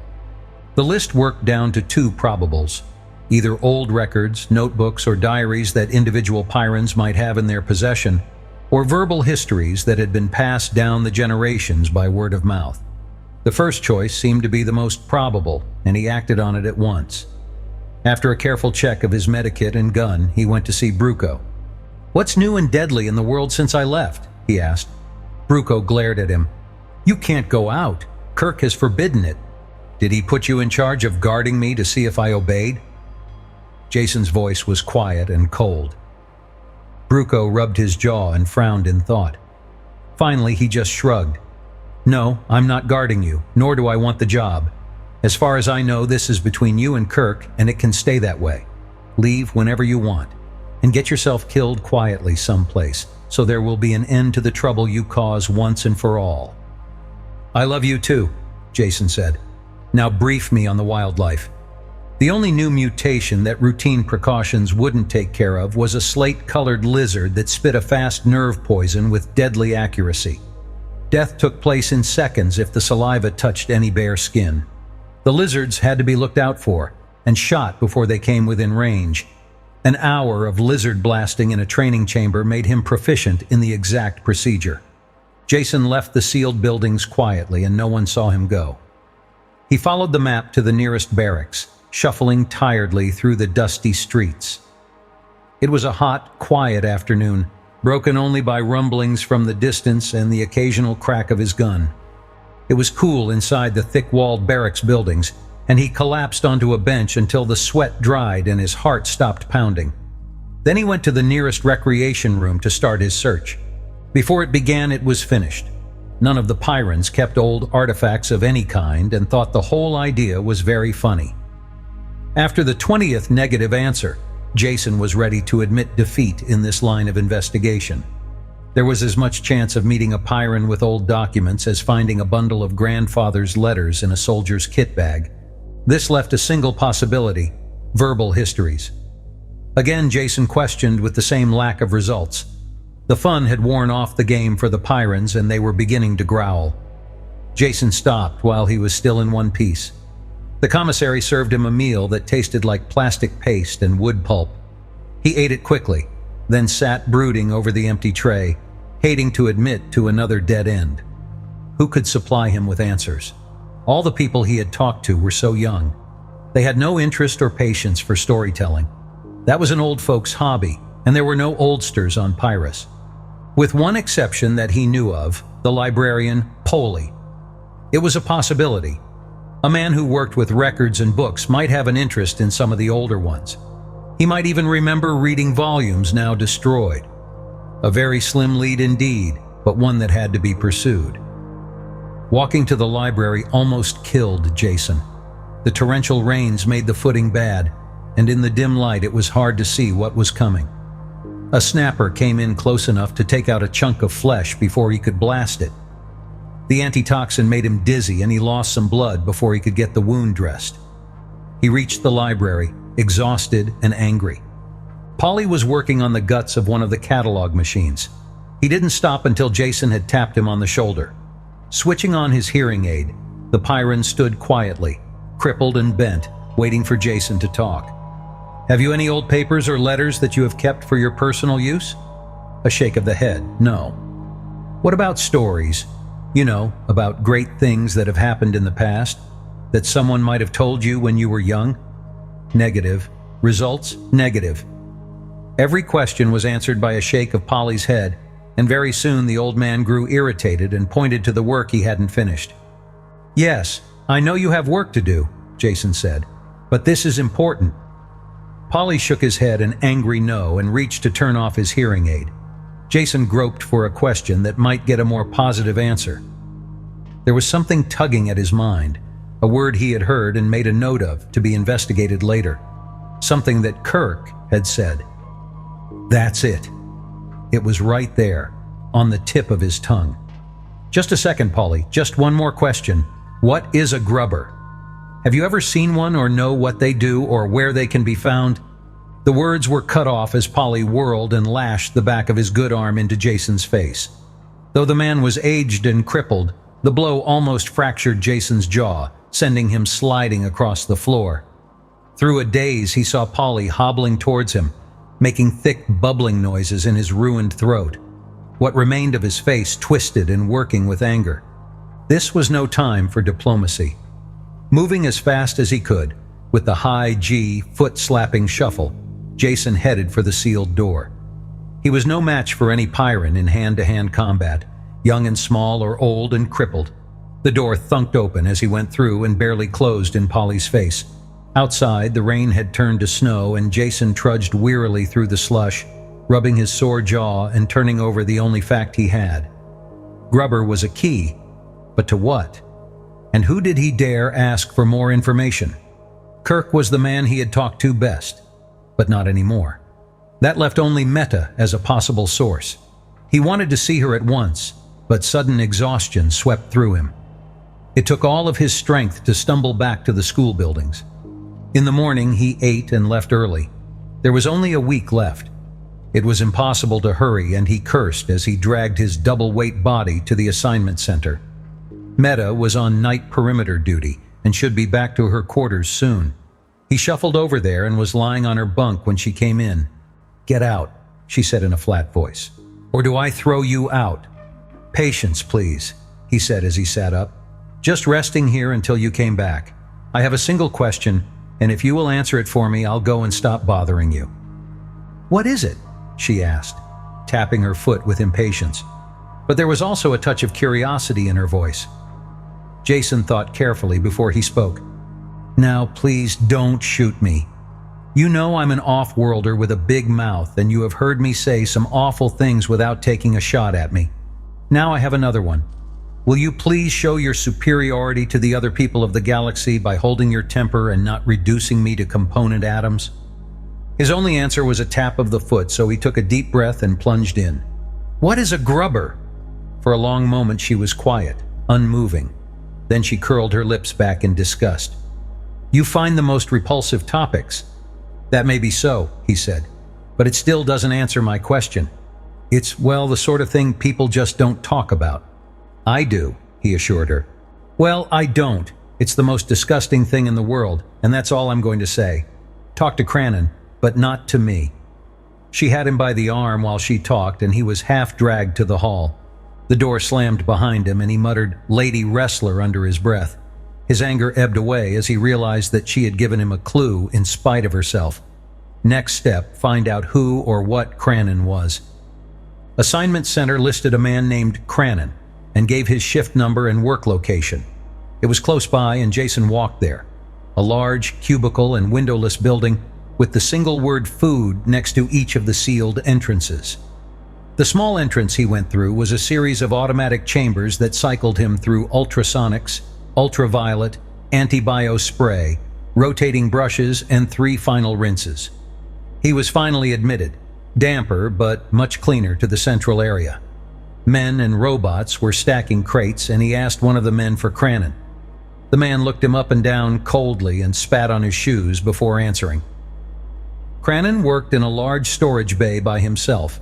He was a stocky man in patched coveralls whose only expression was one of intense gloom. When Jason came in, he stopped hauling bales and sat down on the nearest one. The lines of unhappiness were cut into his face and seemed to grow deeper, while Jason explained what he was after. All the talk of ancient history on Pyrus bored him as well, and he yawned openly. When Jason finished, he yawned again and didn't even bother to answer him. The truck rumbled up to the perimeter gate and stopped. Cranon waved to the guards through the front window, then closed a metal shield over it. When the gates swung open, the truck, really a giant armored tank, ground slowly forward. There was a second gate beyond the first that did not open until the interior one was closed. Jason looked through the second driver's periscope as the outer gate lifted. Automatic flamethrowers flared through the opening, cutting off only when the truck reached them. A scorched area ringed the gate. Beyond that, the jungle began. Unconsciously, Jason shrank back in his seat. All the plants and animals he had seen only specimens of existed here in profusion. Thorn-ringed branches and vines laced themselves into a solid mat, through which the wildlife swarmed. A fury of sound hurled at them. Thuds and scratchings rang on the armor. Cranon laughed and closed the switch that electrified the outer grid. The scratchings died away as the beasts completed the circuit to the grounded hull. It was slow-speed, low-gear work tearing through the jungle. Cranon had his face buried in the periscope mask and silently fought the controls. With each mile, the going seemed to get better, until he finally swung up the periscope and opened the window armor. The jungle was still thick and deadly, but nothing like the area immediately around the perimeter. It appeared as if most of the lethal powers of Pyrus were concentrated in the single area around the settlement. Why? Jason asked himself. Why this intense and planetary hatred? The motors died and Cranon stood up, stretching. "We're here," he said. "Let's unload." There was bare rock around the truck, a rounded hillock that projected from the jungle, too smooth and steep for vegetation to get a hold. Cranon opened the cargo hatches and they pushed out the boxes and crates. When they finished, Jason slumped down, exhausted, onto the pile. "Get back in, we're leaving," Cranon said. "You are, I'm staying right here." Cranon looked at him coldly. "Get in the truck or I'll kill you. No one stays out here. For one thing, you couldn't live an hour alone. But worse than that, the grubbers would get you. Kill you at once, of course, but that's not important. But you have equipment that we can't allow into their hands. You want to see a grubber with a gun?" While the Pyran talked, Jason's thoughts had rushed ahead. He hoped that Cranon was as thick of head as he was fast of reflex. Jason looked at the trees, let his gaze move up through the thick branches. Though Cranon was still talking, he was automatically aware of Jason's attention. When Jason's eyes widened and his gun jumped into his hand, Cranon's own gun appeared and he turned in the same direction. "There, in the top!" Jason shouted, and fired into the tangle of branches. Cranon fired too. As soon as he did, Jason hurled himself backwards, curled into a ball, rolling down the inclined rock. The shots had covered the sounds of his movements, and before Cranon could turn back, the gravity had dragged him down the rock into the thick foliage. Crashing branches slapped at him but slowed his fall. When he stopped moving, he was lost in the tangle. Cranon's shots came too late to hit him. Lying there, tired and bruised, Jason heard the Pyran cursing him out. He stamped around on the rock, fired a few shots, but knew better than to enter the trees. Finally, he gave up and went back to the truck. The motor gunned into life and the treads clanked and scraped down the rock and back into the jungle. There were muted rumblings and crashes that slowly died away. Then Jason was alone. Up until that instant, he hadn't realized quite how alone he would be. Surrounded by nothing but death, the truck already vanished from sight.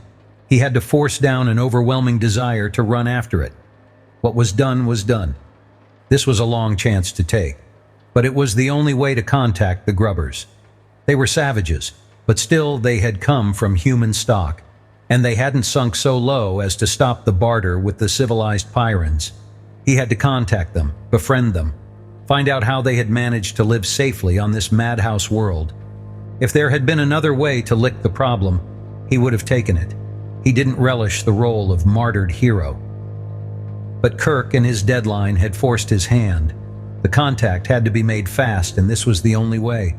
There was no telling where the savages were, or how soon they would arrive.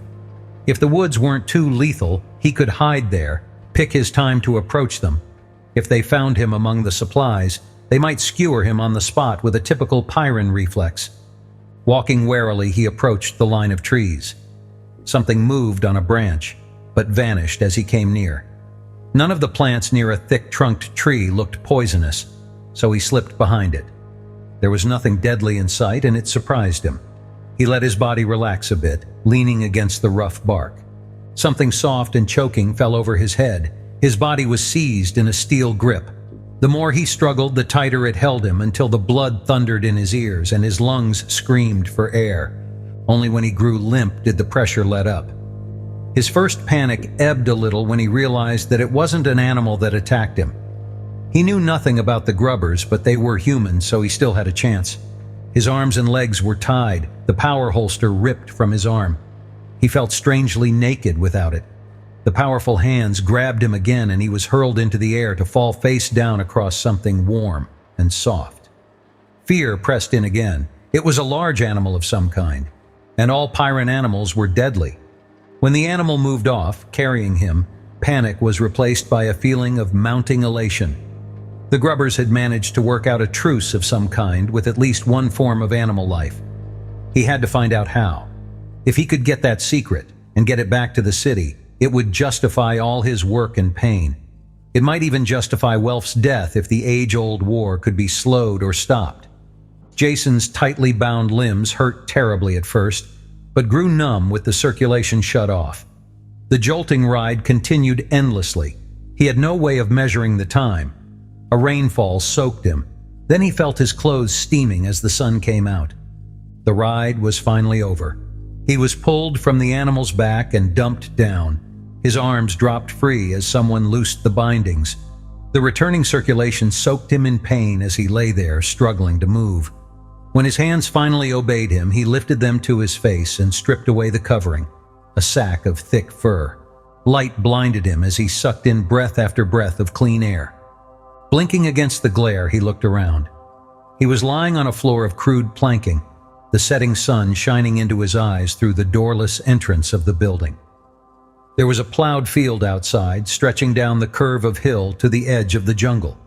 It was too dark to see much inside the hut. Something blocked the light of the doorway, a tall, animal-like figure. On second look, Jason realized it was a man with long hair and thick beard. He was dressed in furs. Even his legs were wrapped in fur leggings. His eyes were fixed on his captive, while one hand fondled an axe that hung from his waist. "Who are you? What you want?" the bearded man asked suddenly. Jason picked his words slowly, wondering if this savage shared the same hair-trigger temper as the city dwellers.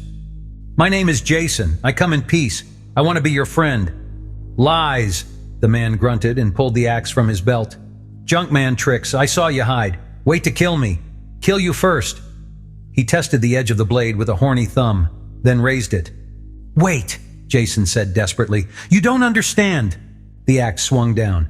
"I'm from off-world and—" A solid thunk shook him as the axe buried itself in the wood next to his head. At the last instant, the man had twitched it aside. He grabbed the front of Jason's clothes and pulled him up until their faces touched. "It's true," he shouted. "You from off-world?" His hand opened and Jason dropped back before he could answer. The savage jumped over him towards the dim rear of the hut. "Rest must know of this," he said as he fumbled with something on the wall. Light sprang out. All Jason could do was stare.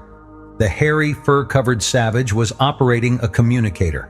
The calloused, dirt-encrusted fingers deftly snapped open the circuits, dialed a number. It made no sense. Jason tried to reconcile the modern machine with the barbarian and couldn't. Who was he calling? The existence of one communicator meant there was at least another. Was Ress a person or a thing? With a mental effort, he grabbed hold of his thoughts and braked them to a stop. There was something new here, factors he hadn't counted on. He kept reassuring himself there was an explanation for everything once you had your facts straight. Jason closed his eyes, shutting out the glaring rays of the sun where it cut through the treetops, and reconsidered his facts. They separated evenly into two classes, those he had observed for himself and those he had learned from the city dwellers. This last class of facts he would hold to see if they fitted with what he learned. There was a good chance that most or all of them would prove false. "Get up!" the voice jarred into his thoughts. "We're leaving!" His legs were still numb and hardly usable. The bearded man snorted in disgust and hauled him to his feet, propping him against the outer wall. Jason clutched the knobby bark of the logs when he was left alone. He looked around, soaking up impressions. It was the first time he had been on a farm since he had run away from home. A different world with a different ecology, but the similarity was apparent enough to him. A new sown field stretched down the hill in front of the shack, plowed by a good farmer, even well-cast furrows that followed the contour of the slope. Another, larger log building was next to this one, probably a barn. There was a snuffling sound behind him, and Jason turned quickly and froze. His hand called for the missing gun, and his finger tightened down on a trigger that wasn't there. It had come out of the jungle and padded up quietly behind him. It had 6 thick legs with clawed feet that dug into the ground. The 2-meter-long body was covered with matted yellow and black fur, all except the skull and shoulders. These were covered with overlapping horny plates. Jason could see all this because the beast was that close. He waited to die. The mouth opened, a frog-like division of the hairless skull, revealing double rows of jagged teeth. "Here, Fido," the bearded man said, coming up behind Jason and snapping his fingers at the same time. The thing bounded forward, brushing past the dazed Jason, and rubbed his head against the man's leg. "Nice doggy," the man said, his fingers scratching under the edge of the carapace where it joined the flesh. The bearded man had brought 2 of the riding animals out of the barn, saddled and bridled. Jason barely noticed the details of smooth skin and long legs as he swung up on one. His feet were quickly lashed to the stirrups. When they started, the skull-headed beast followed them.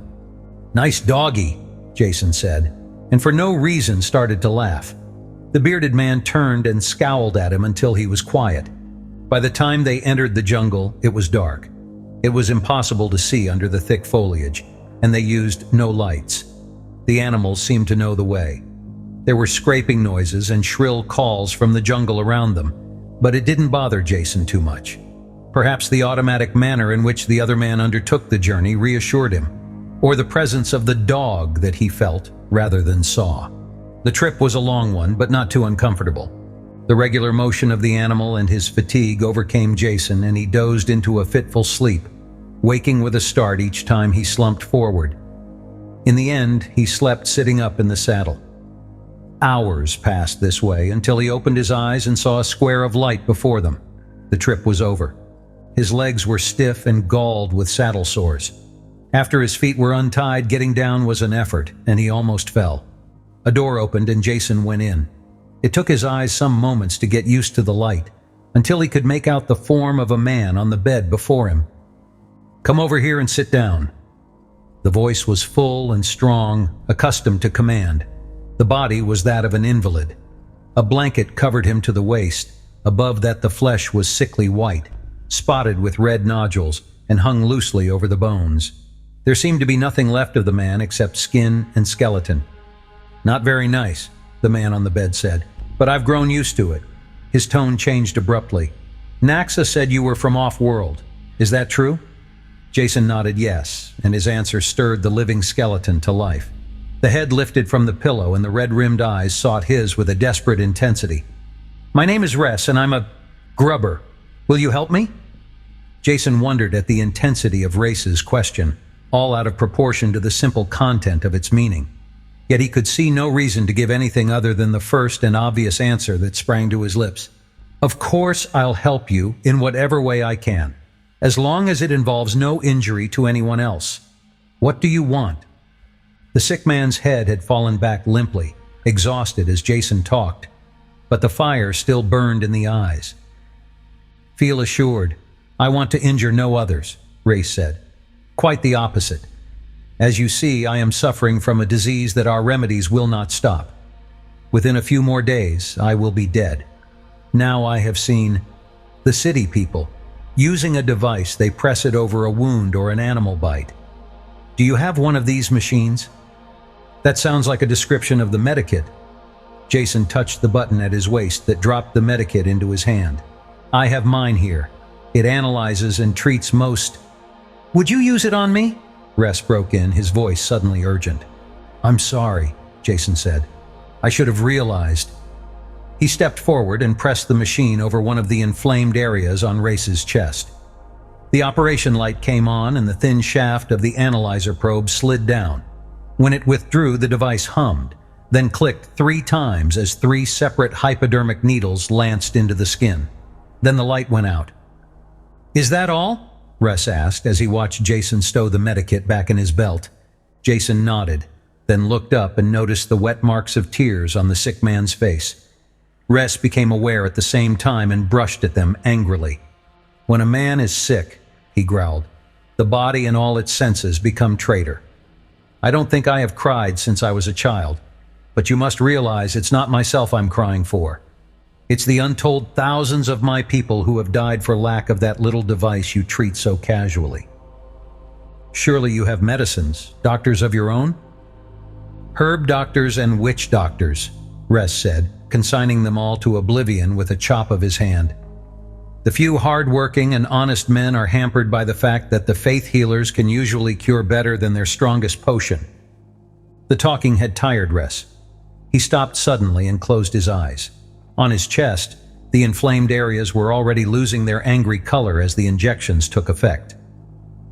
Jason glanced around the room, looking for clues to the mystery of these people.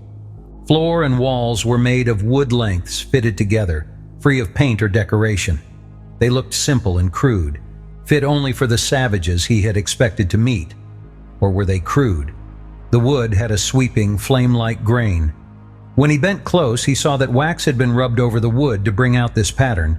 Was this the act of savages, or of artistic men seeking to make the most of simple materials?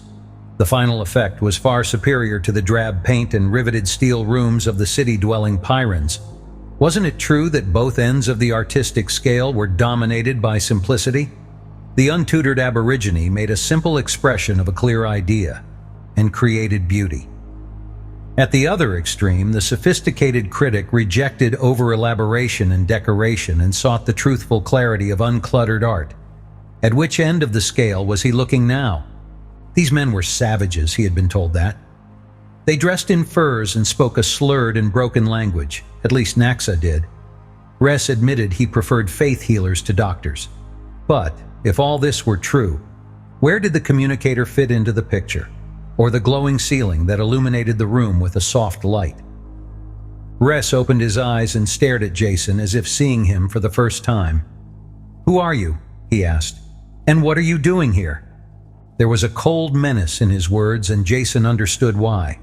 The city Pyrans hated the Grubbers, and without a doubt, the feeling was mutual. Naxa's axe had proved that. Naxa had entered silently while they talked and stood with his fingers touching the haft of this same axe. Jason knew his life was still in jeopardy until he gave an answer that satisfied these men. He couldn't tell the truth. If they once suspected he was spying among them to aid the city people, it would be the end. Nevertheless, he had to be free to talk about the survival problem. The answer hit him as soon as he had stated the problem. All this had only taken an instant to consider, as he turned back to face the invalid, and he answered at once, trying to keep his voice normal and unconcerned. "I'm Jason Denault, an ecologist, so you see I have the best reasons in the universe for visiting this planet." "What is an ecologist?" Ress broke in. There was nothing in his voice to indicate whether he meant the question seriously or as a trap. All traces of the ease of their earlier conversation were gone. His voice had the deadliness of a stingwing's poison. Jason chose his words carefully.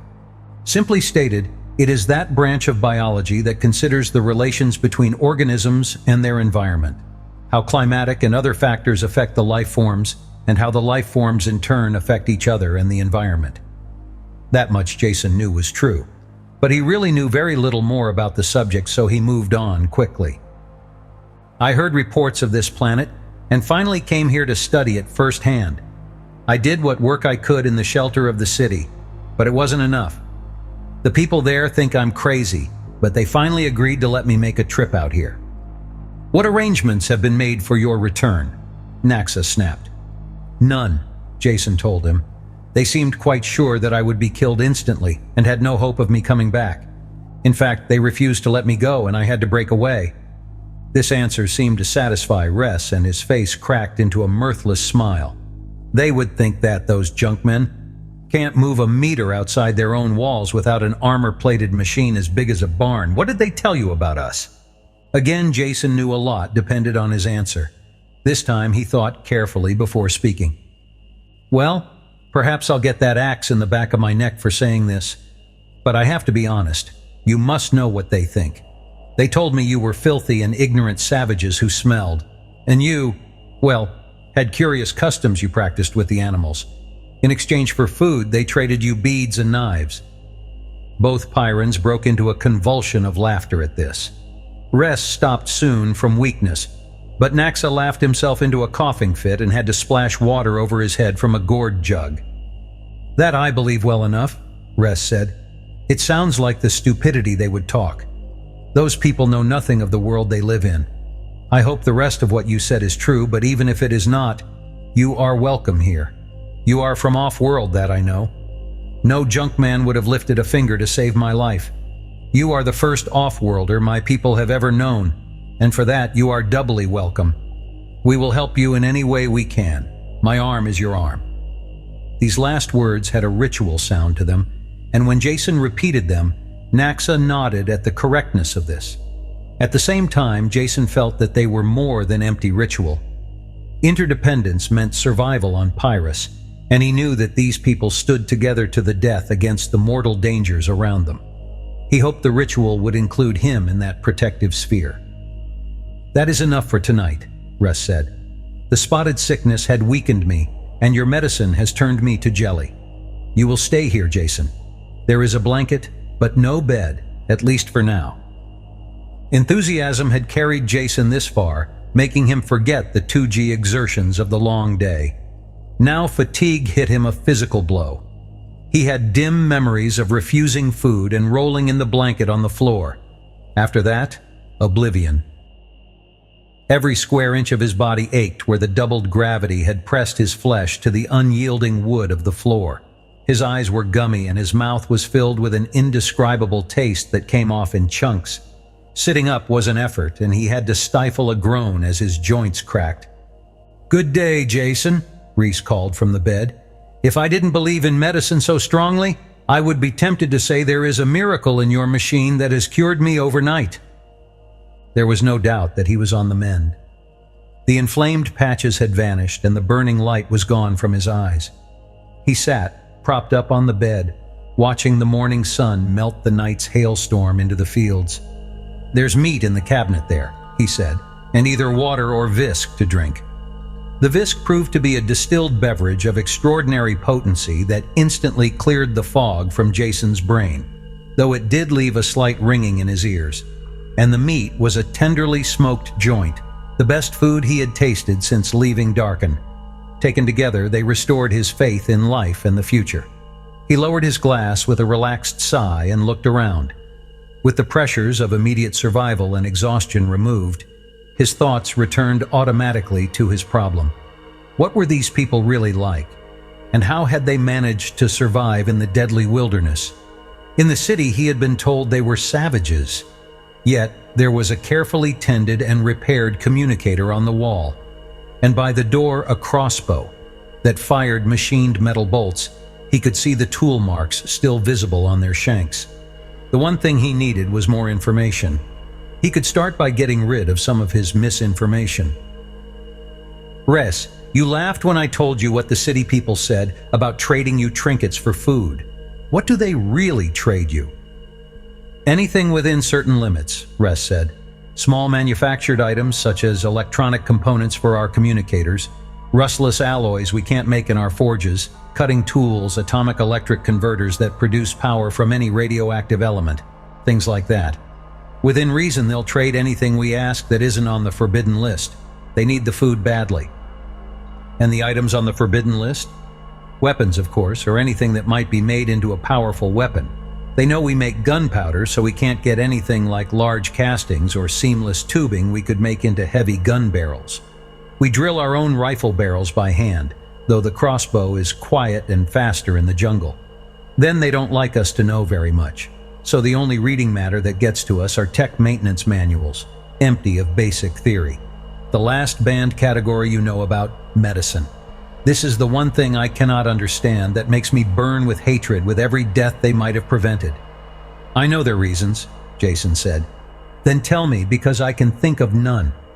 "Survival. It's just that simple. I doubt if you realize it, but they have a decreasing population. It is just a matter of years before they will be gone. Whereas your people at least must have a stable, if not slightly growing population, to have existed without their mechanical protections. So in the city they hate you and are jealous of you at the same time. If they gave you medicine and you prospered, you would be winning the battle they have lost. I imagine they tolerate you as a necessary evil to supply them with food. Otherwise they wish you were all dead." "It makes sense," Res growled, slamming his fist against the bed. "The kind of twisted logic you expect from junkmen. They use us to feed them, give us the absolute minimum in return, and at the same time cut us off from the knowledge that will get us out of this hand-to-mouth existence. Worse, far worse, they cut us off from the stars and the rest of mankind." The hatred on his face was so strong that Jason unconsciously drew back. "Do you think we are savages here, Jason? We act and look like animals because we have to fight for existence on an animal level. Yet we know about the stars. In that chest over there, sealed in metal, are over 30 books. All we have. Fiction, most of them, with some history and general science thrown in. Enough to keep alive the stories of the settlement here and the rest of the universe outside. We see the ships land in the city, and we know that up there are worlds we can only dream about and never see.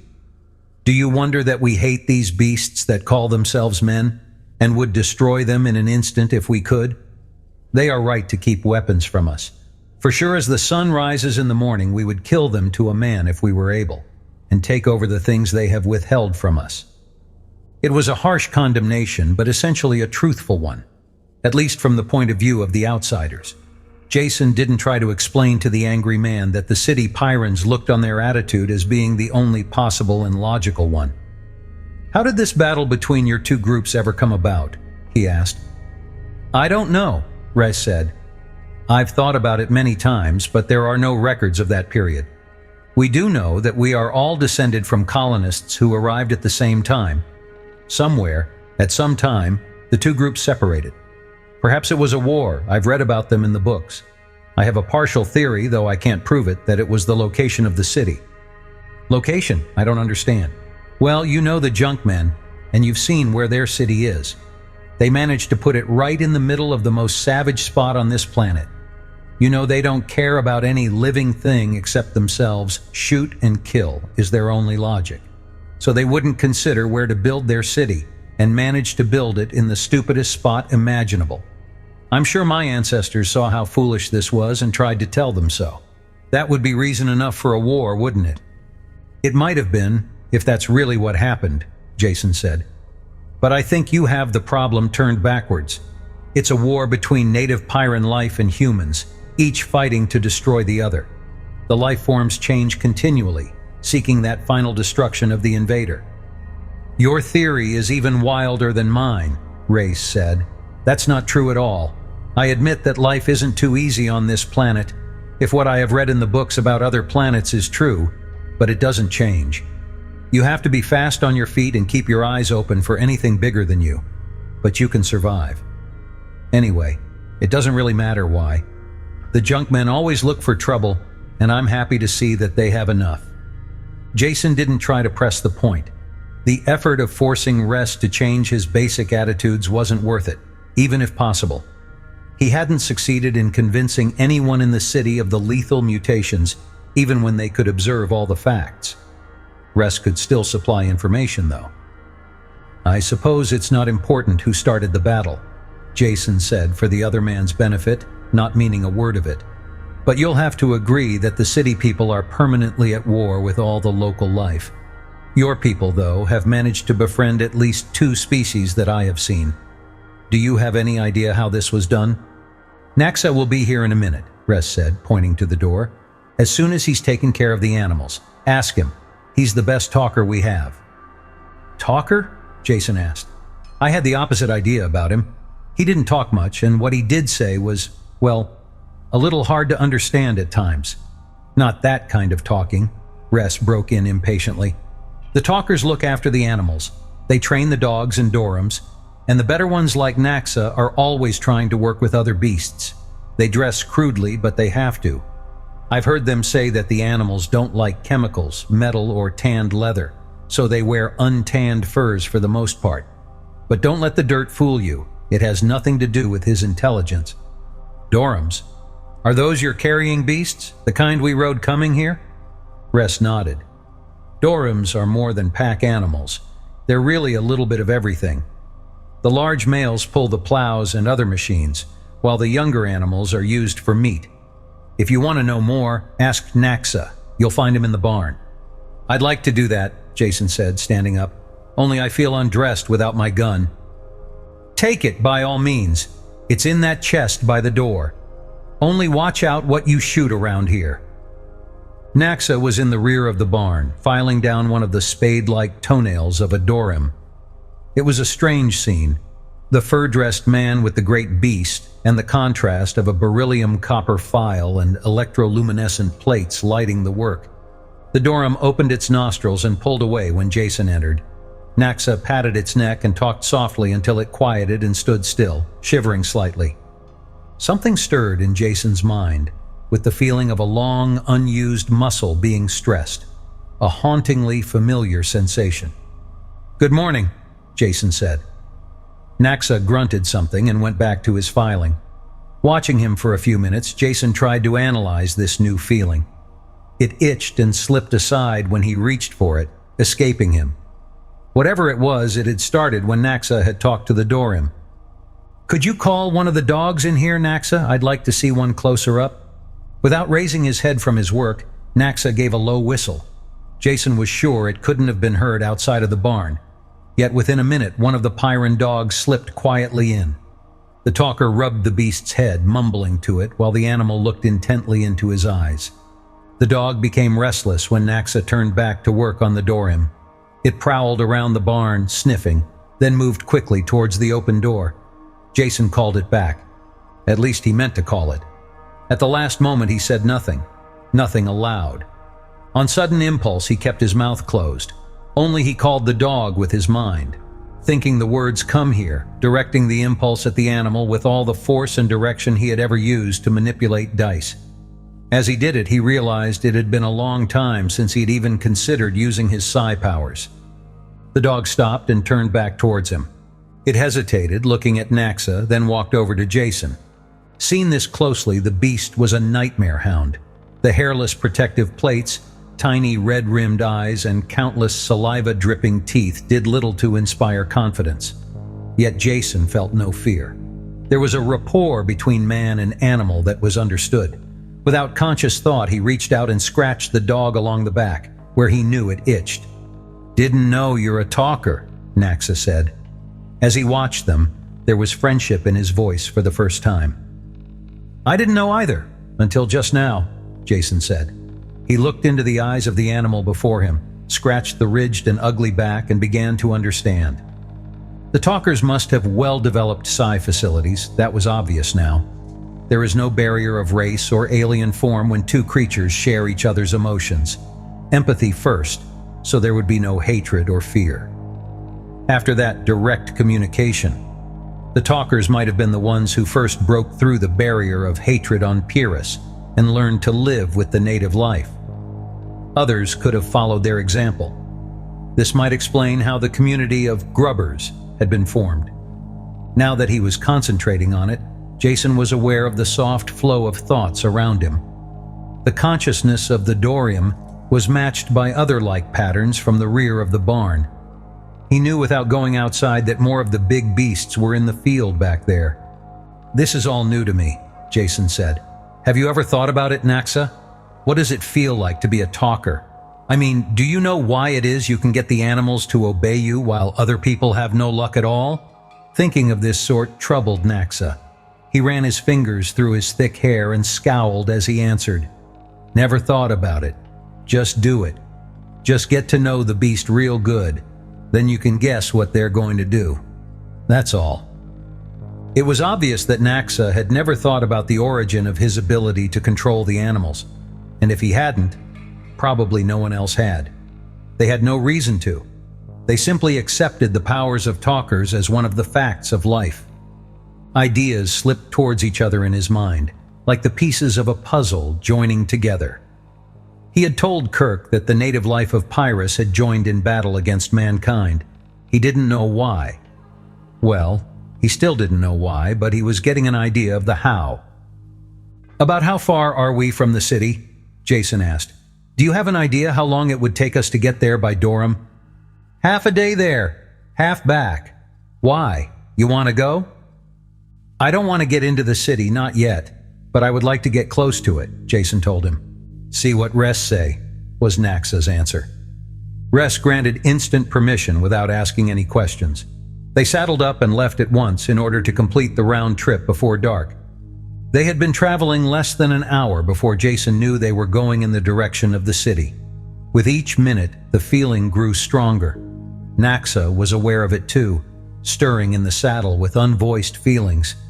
They had to keep touching and reassuring their mounts, which were growing skittish and restless. "This is far enough," Jason said. Naxa gratefully pulled to a stop. The wordless thought beat through Jason's mind, filling it. He could feel it on all sides, only much stronger ahead of them in the direction of the unseen city. Naxa and the Dorims reacted in the same way, restlessly uncomfortable, not knowing the cause. One thing was obvious now. The Pyran animals were sensitive to psi radiation, probably the plants and lower life forms as well. Perhaps they communicated by it, since they obeyed the men who had a strong control of it. And in this area was a wash of psi radiation such as he had never experienced before.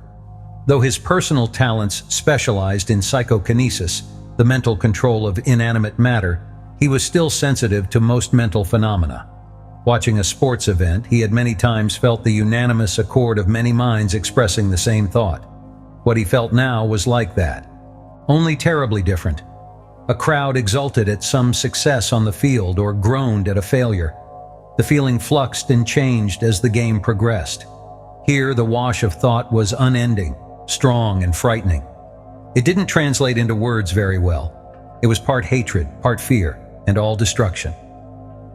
Kill the enemy was as close as Jason could express it, but it was more than that, an unending river of mental outrage and death. "Let's go back now," he said, suddenly battered and sickened by the feelings he had let wash through him. As they started the return trip, he began to understand many things. His sudden, unspeakable fear when the Pyrran animal had attacked him that first day on the planet, and his recurrent nightmares that had never completely ceased, even with drugs. Both of these were his reaction to the hatred directed at the city. Though for some reason he hadn't felt it directly up to now, enough had reached through to him to get a strong emotional reaction. Ress was asleep when they got back, and Jason couldn't talk to him until morning. In spite of his fatigue from the trip, he stayed awake late into the night, going over in his mind the discoveries of the day. Could he tell Ress what he had found out? Not very well.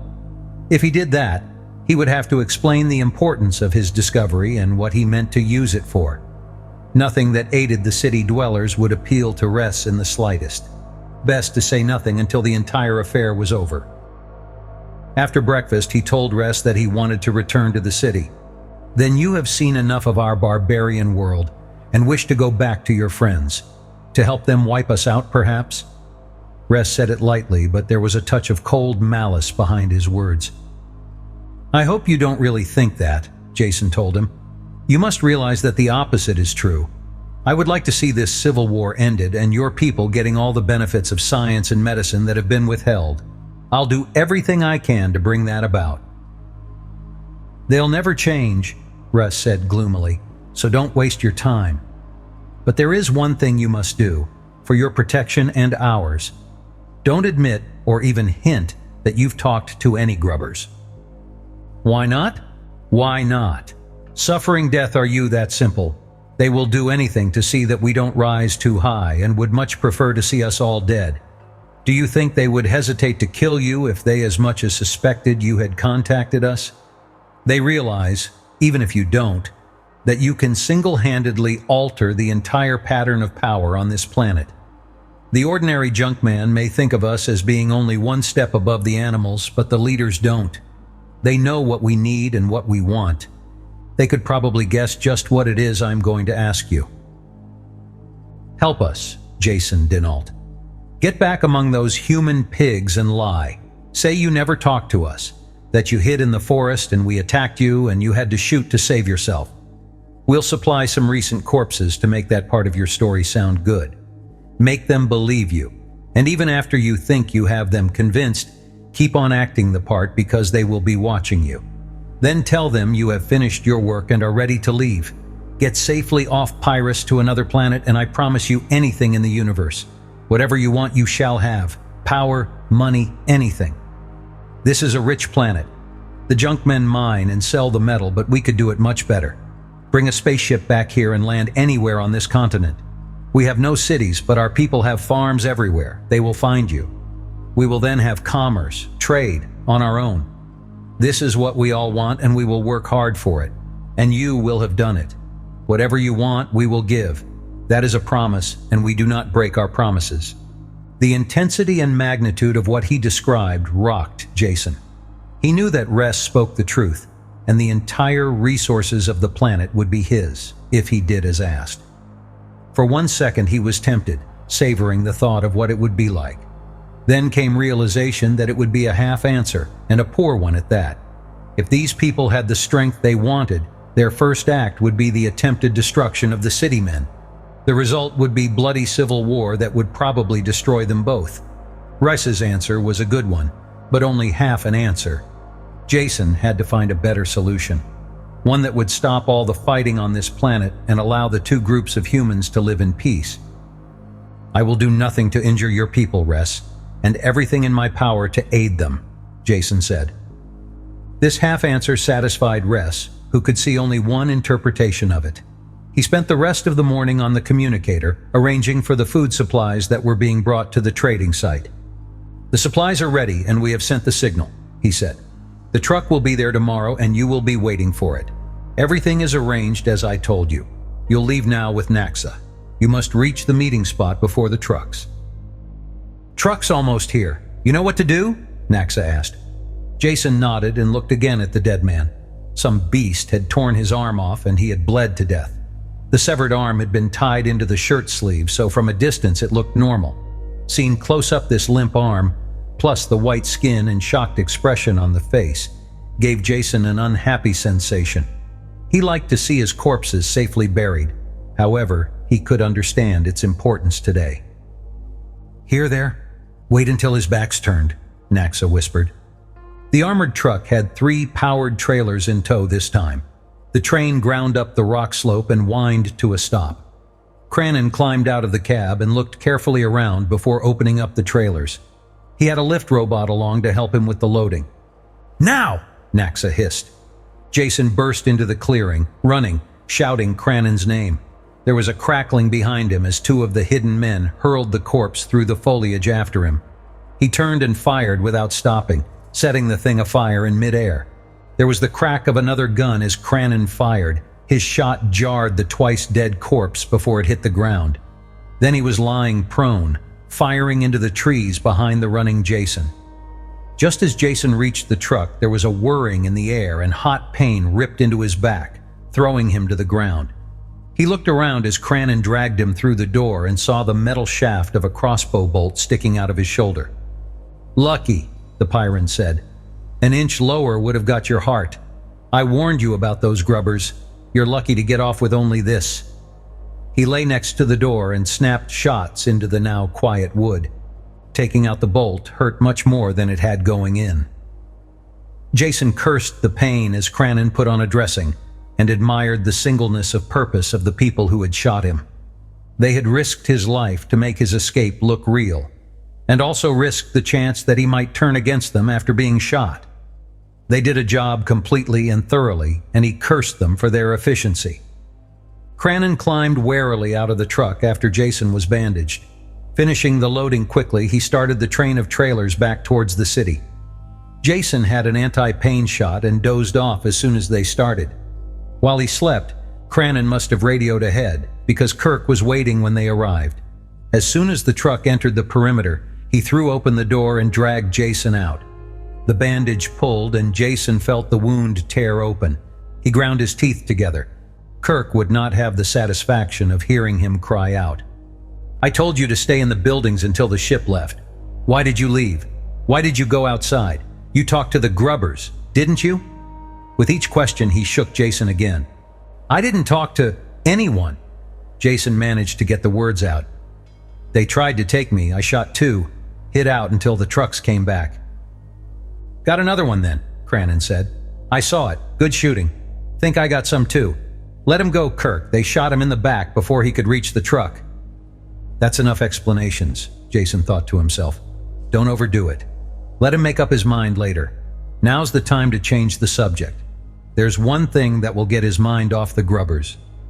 I've been fighting your war for you, Kirk, while you stayed safely inside the perimeter. Jason leaned back against the side of the truck as the other loosened his grip. I've found out what your battle with this planet is really about and how you can win it. Now let me sit down and I'll tell you. More Pyrans had come up while they talked. None of them moved now. Like Kirk, they stood frozen, looking at Jason. When Kirk talked, he spoke for all of them. What do you mean? Just what I said. Pyrrhus is fighting you, actively and consciously. Get far enough out from this city and you can feel the waves of hatred that are directed at it. No, that's wrong. You can't because you've grown up with it. But I can, and so could anyone else with any sort of psi sensitivity. There is a message of war being beamed against you constantly. The life forms of this planet are psi sensitive and respond to that order. They attack and change and mutate for your destruction. And they'll keep on doing so until you are all dead. unless you can stop the war. How? Kirk snapped the word, and every face echoed the question. By finding whoever or whatever is sending that message. The life forms that attack you have no reasoning intelligence. They are being ordered to do so. I think I know how to find the source of these orders. After that, it will be a matter of getting across a message, asking for a truce and an eventual end to all hostilities. A dead silence followed his words as the Pyrans tried to comprehend the ideas. Kirk moved first, waving them all away. Go back to your work. This is my responsibility and I'll take care of it. As soon as I find out what truth there is here, if any, I'll make a complete report. The people drifted away silently, looking back as they went. From the beginning now, Kirk said, and leave out nothing. There is very little more that I can add to the physical facts. I saw the animals, understood the message. I even experimented with some of them, and they reacted to my mental commands. What I must do now is track down the source of the orders that keep this war going. I'll tell you something that I have never told anyone else. I'm not only lucky at gambling. I have enough psi ability to alter probability in my favor. It's an erratic ability that I have tried to improve for obvious reasons. During the past 10 years, I managed to study at all of the centers that do psi research. Compared to other fields of knowledge, it is amazing how little they know. Basic psi talents can be improved by practice, and some machines have been devised that act as psionic amplifiers. One of these, used correctly, is a very good directional indicator. You want to build this machine? Kirk asked. Exactly. Build it and take it outside the city in the ship. Any signal strong enough to keep this centuries-old battle going should be strong enough to track down. I'll follow it, contact the creatures who are sending it, and try to find out why they are doing it. I assume you'll go along with any reasonable plan that will end this war? Anything reasonable, Kirk said coldly. How long will it take you to build this machine? Just a few days if you have all the parts here, Jason told him. Then do it. I'm canceling the flight that's leaving now, and I'll keep the ship here, ready to go. When the machine is built, I want you to track the signal and report back to me. Agreed, Jason said, standing up.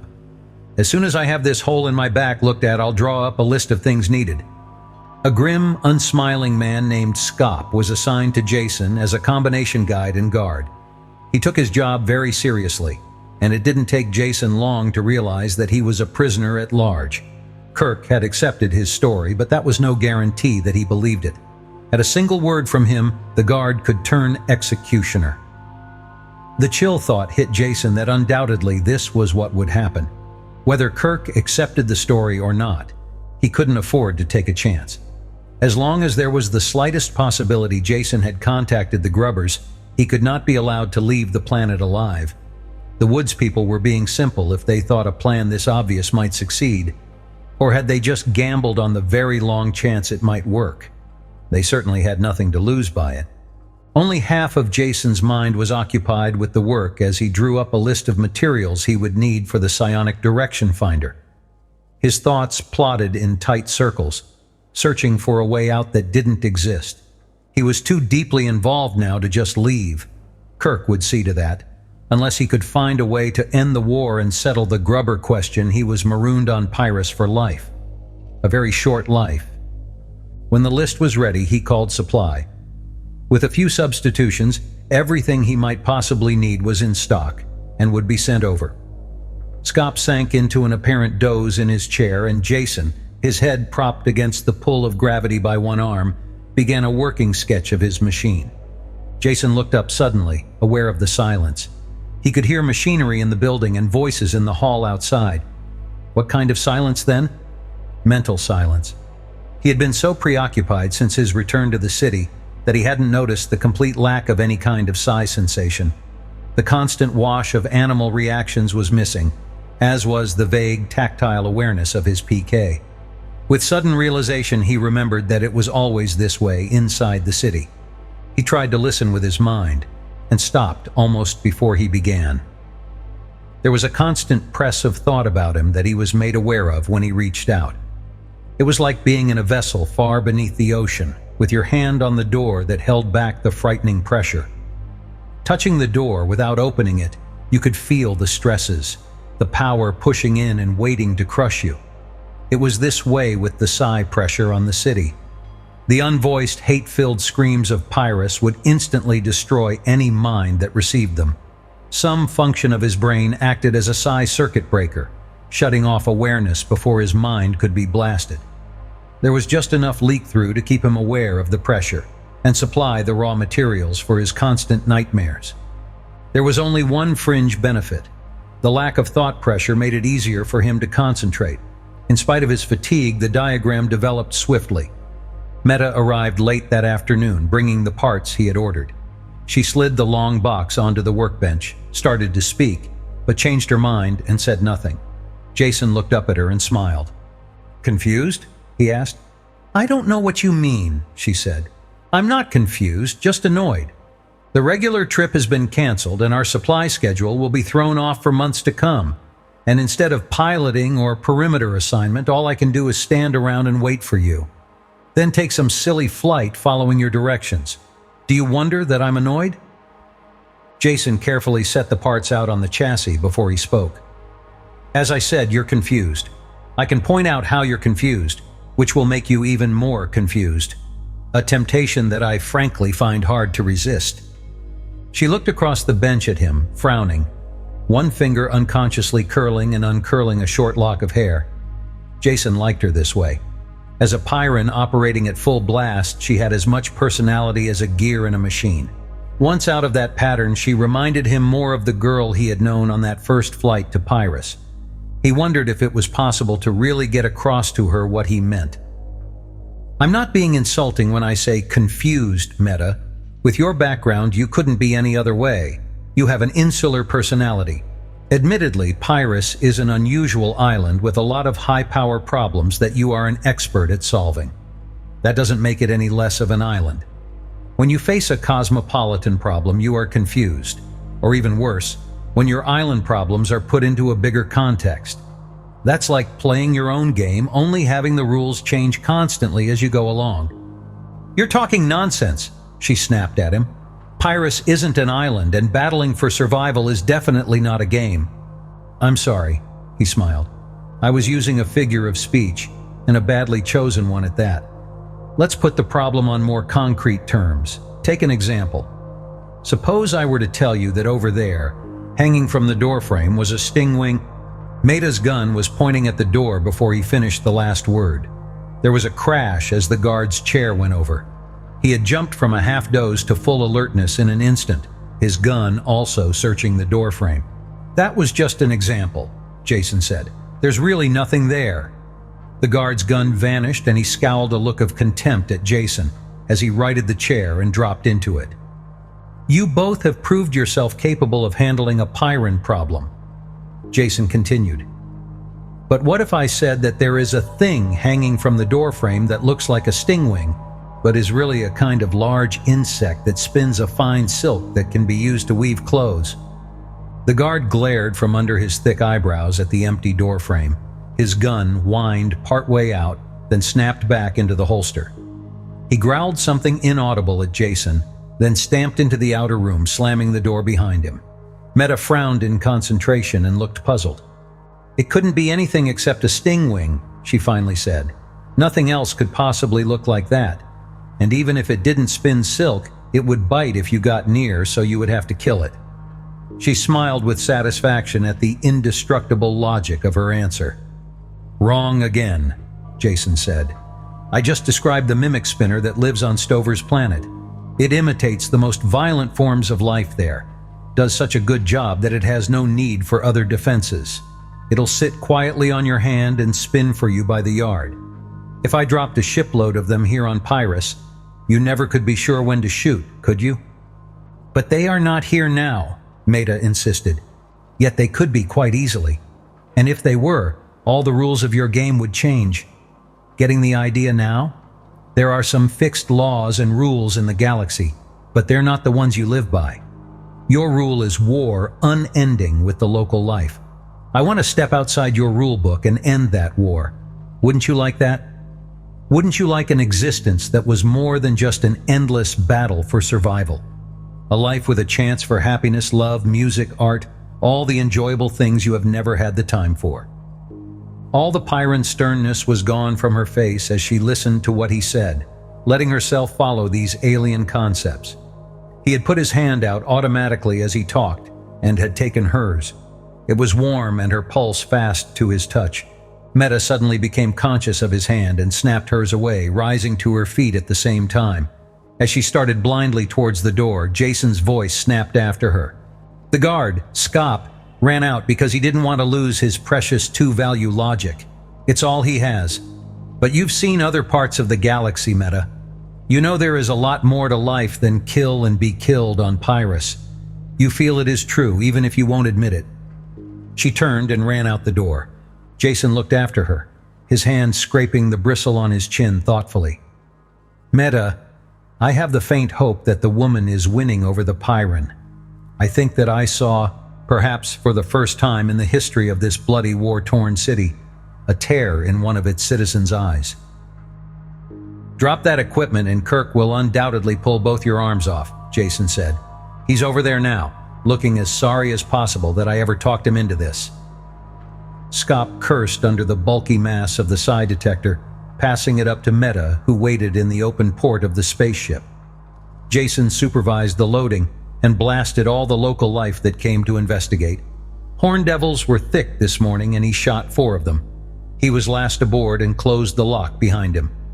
Where are you going to install it? Meta asked. You tell me, Jason said.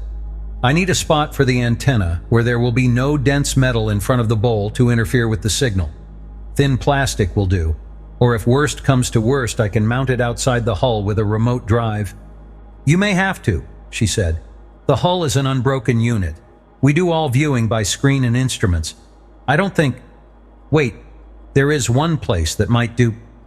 She led the way to a bulge in the hull that marked one of the lifeboats. They went in through the always open lock, Skop struggling after them with the apparatus. These lifeboats are half buried in the ship, Meta explained. They have transparent front ports covered by friction shields that withdraw automatically when the boat is launched. Can we pull back the shields now? I think so, she said. She traced the launching circuits to a junction box and opened the lid. When she closed the shield relay manually, the heavy plates slipped back into the hull. There was a clear view since most of the viewport projected beyond the parent ship. Perfect, Jason said. I'll set up here. Now how do I talk to you in the ship? Right here, she said. There's a pre-tuned setting on this communicator. Don't touch anything else, and particularly not this switch. She pointed to a large pull handle set square into the center of the control board. Emergency launching. 2 seconds after that is pulled, the lifeboat is shot free. And it so happens this boat has no fuel. Hands off for sure, Jason said. Now have Husky there run me in a line with ship's power and I'll get this stuff set up. The detector was simple, though the tuning had to be precise. A dish-shaped antenna pulled in the signal for the delicately balanced detector. There was a sharp fall-off on both sides of the input, so direction could be precisely determined. The resulting signal was fed to an amplifier stage. Unlike the electronic components of the first stage, this one was drawn in symbols on white paper. Carefully glued-on input and output leads ran to it. When everything was ready and clamped into place, Jason nodded to Meta's image on the screen. Take her up, and easy please. None of your 9G specials. Go into a slow circle around the perimeter, until I tell you differently. Under steady power, the ship lifted and grabbed for altitude, then eased into its circular course. They made 5 circuits of the city before Jason shook his head. The thing seems to be working fine, but we're getting too much noise from all the local life. Get 30 kilometers out from the city and start a new circuit. The results were better this time. A powerful signal came from the direction of the city, confined to less than a degree of arc. With the antenna fixed at a right angle to the direction of the ship's flight, the signal was fairly constant. Meta rotated the ship on its main axis until Jason's lifeboat was directly below. Going fine now, he said. Just hold your controls as they are and keep the nose from drifting. After making a careful mark on the setting circle, Jason turned the receiving antenna through 180 degrees of arc. As the ship kept to its circle, he made a slow, collecting sweep of any signals beamed at the city. They were halfway around before he got a new signal. It was there all right, narrow but strong. Just to be sure, he let the ship complete 2 more sweeps, and he noted the direction on the gyro compass each time. They coincided. The 3rd time around, he called to Meta. "Get ready for a full right turn, or whatever you call it. I think I have our bearing. Get ready, now." It was a slow turn, and Jason never lost the signal. A few times it wavered, but he brought it back on. When the compass settled down, Meta pushed on more power. They set their course towards the native Pyrans. An hour's flight at close to top atmospheric speed brought no change. Meta complained, but Jason kept her on course. The signal never varied and was slowly picking up strength. They crossed the chain of volcanoes that marked the continental limits, the ship bucking in the fierce thermals. Once the shore was behind and they were over water, Scop joined Meta in grumbling. He kept his turret spinning, but there was very little to shoot at this far from land. When the islands came over the horizon, the signal began to dip. "Slow now," Jason called. "Those islands ahead look like our source." A continent had been here once, floating on Pyrrus's liquid core. Pressures changed, land masses shifted, and the continent had sunk beneath the ocean. All that was left now of the teeming life of that landmass was confined to a chain of islands, once the mountain peaks of the highest range of mountains. These islands, whose sheer sides rose straight from the water, held the last inhabitants of the lost continent, the weeded-out descendants of the victors of uncountable violent contests. Here lived the oldest native Pyrans. "Come in lower," Jason signaled, "towards that large peak. The signals seem to originate there." They swooped low over the mountain, but nothing was visible other than the trees and sun-blasted rock. The pain almost took Jason's head off, a blast of hatred that drove through the amplifier and into his skull. He tore off the phones and clutched his skull between his hands. Through watering eyes, he saw the black cloud of flying beasts hurtle up from the trees below. He had a single glimpse of the hillside beyond, before Meta blasted power to the engines and the ship leaped away. "We've found them!" Her fierce exultation faded as she saw Jason through the communicator. "Are you all right? What happened?"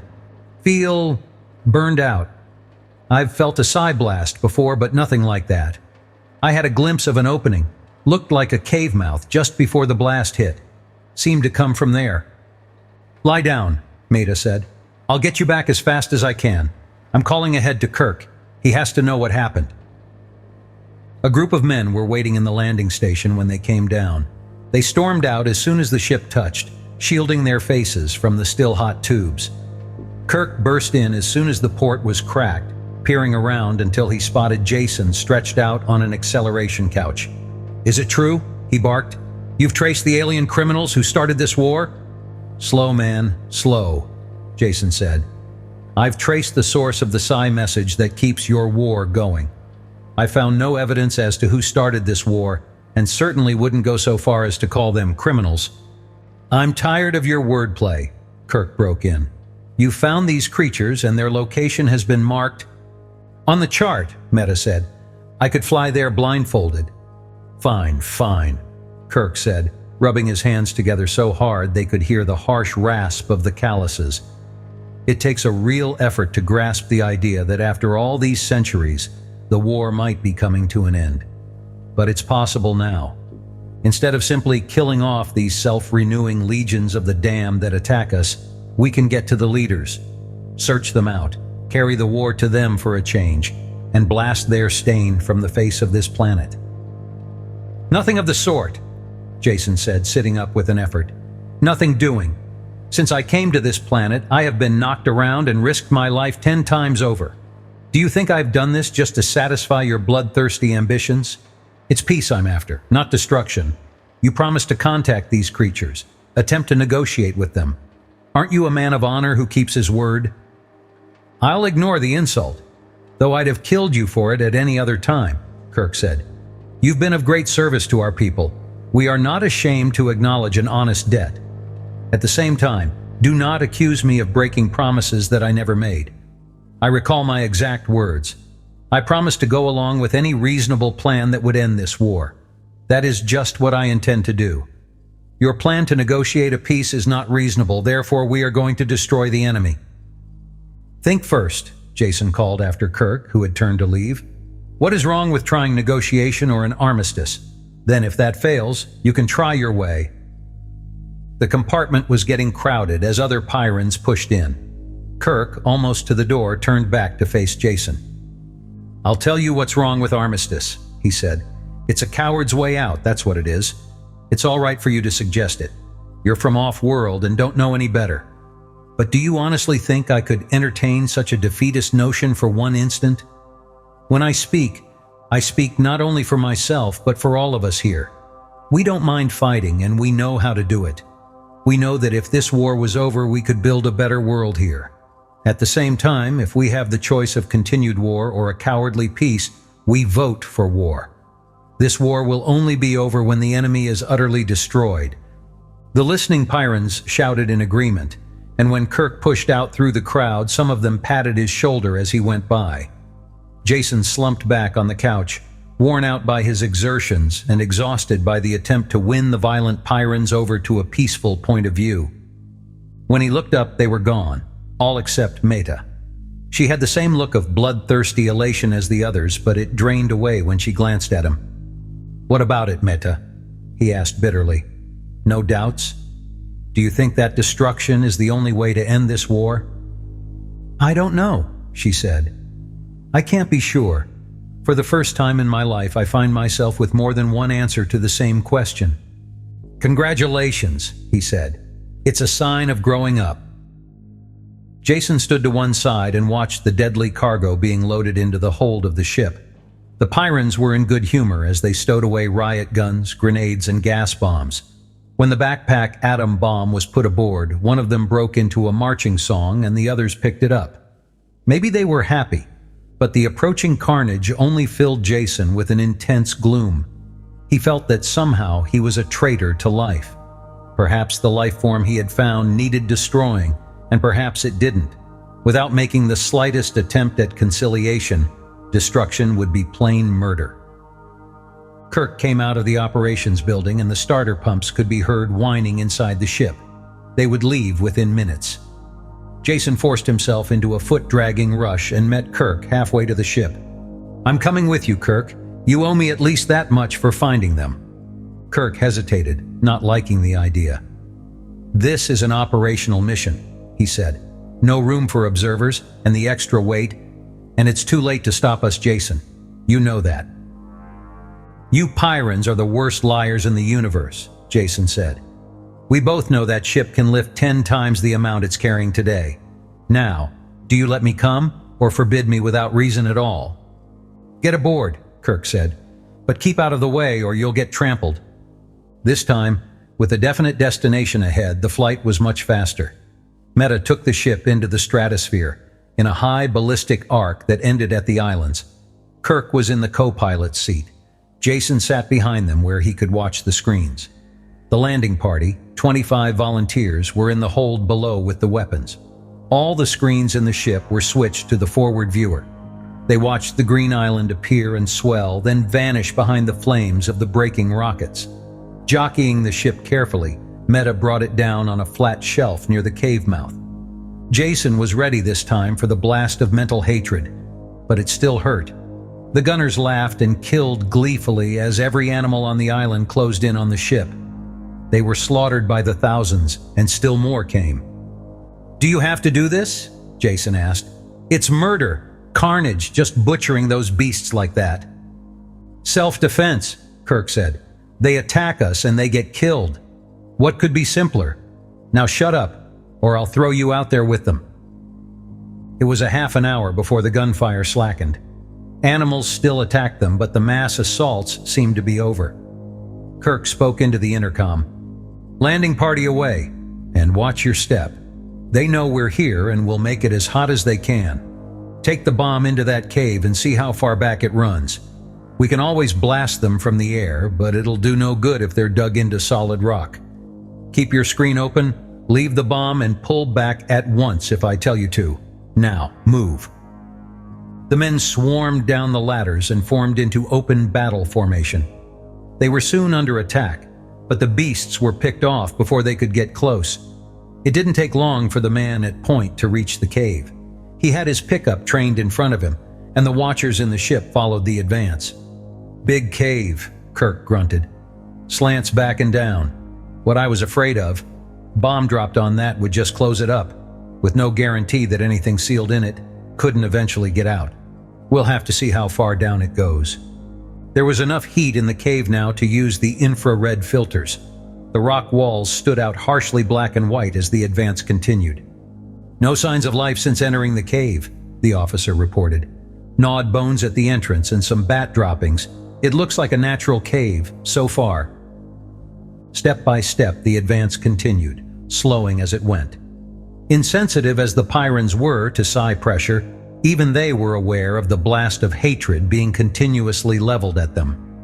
Jason, back in the ship, had a headache that slowly grew worse instead of better. "Watch out!" Kirk shouted, staring at the screen with horror. The cave was filled from wall to wall with pallid, eyeless animals. They poured from tiny side passages and seemed to literally emerge from the ground. Their front ranks dissolved in flame, but more kept pressing in. On the screen, the watchers in the ship saw the cave spin dizzily as the operator fell. Pale bodies washed up and concealed the lens. "Close ranks, flamethrowers and gas!" Kirk bellowed into the mic. Less than half of the men were alive after that first attack. The survivors, protected by the flamethrowers, set off the gas grenades.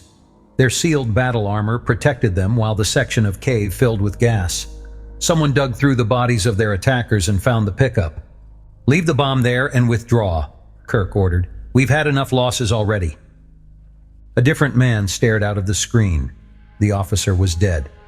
"Sorry, sir," he said, "but it will be just as easy to push ahead as back as long as the gas grenades hold out. We're too close now to pull back." "That's an order," Kirk shouted. But the man was gone from the screen and the advance continued. Jason's fingers hurt where he had them clamped to the chair arm. He pulled them loose and massaged them.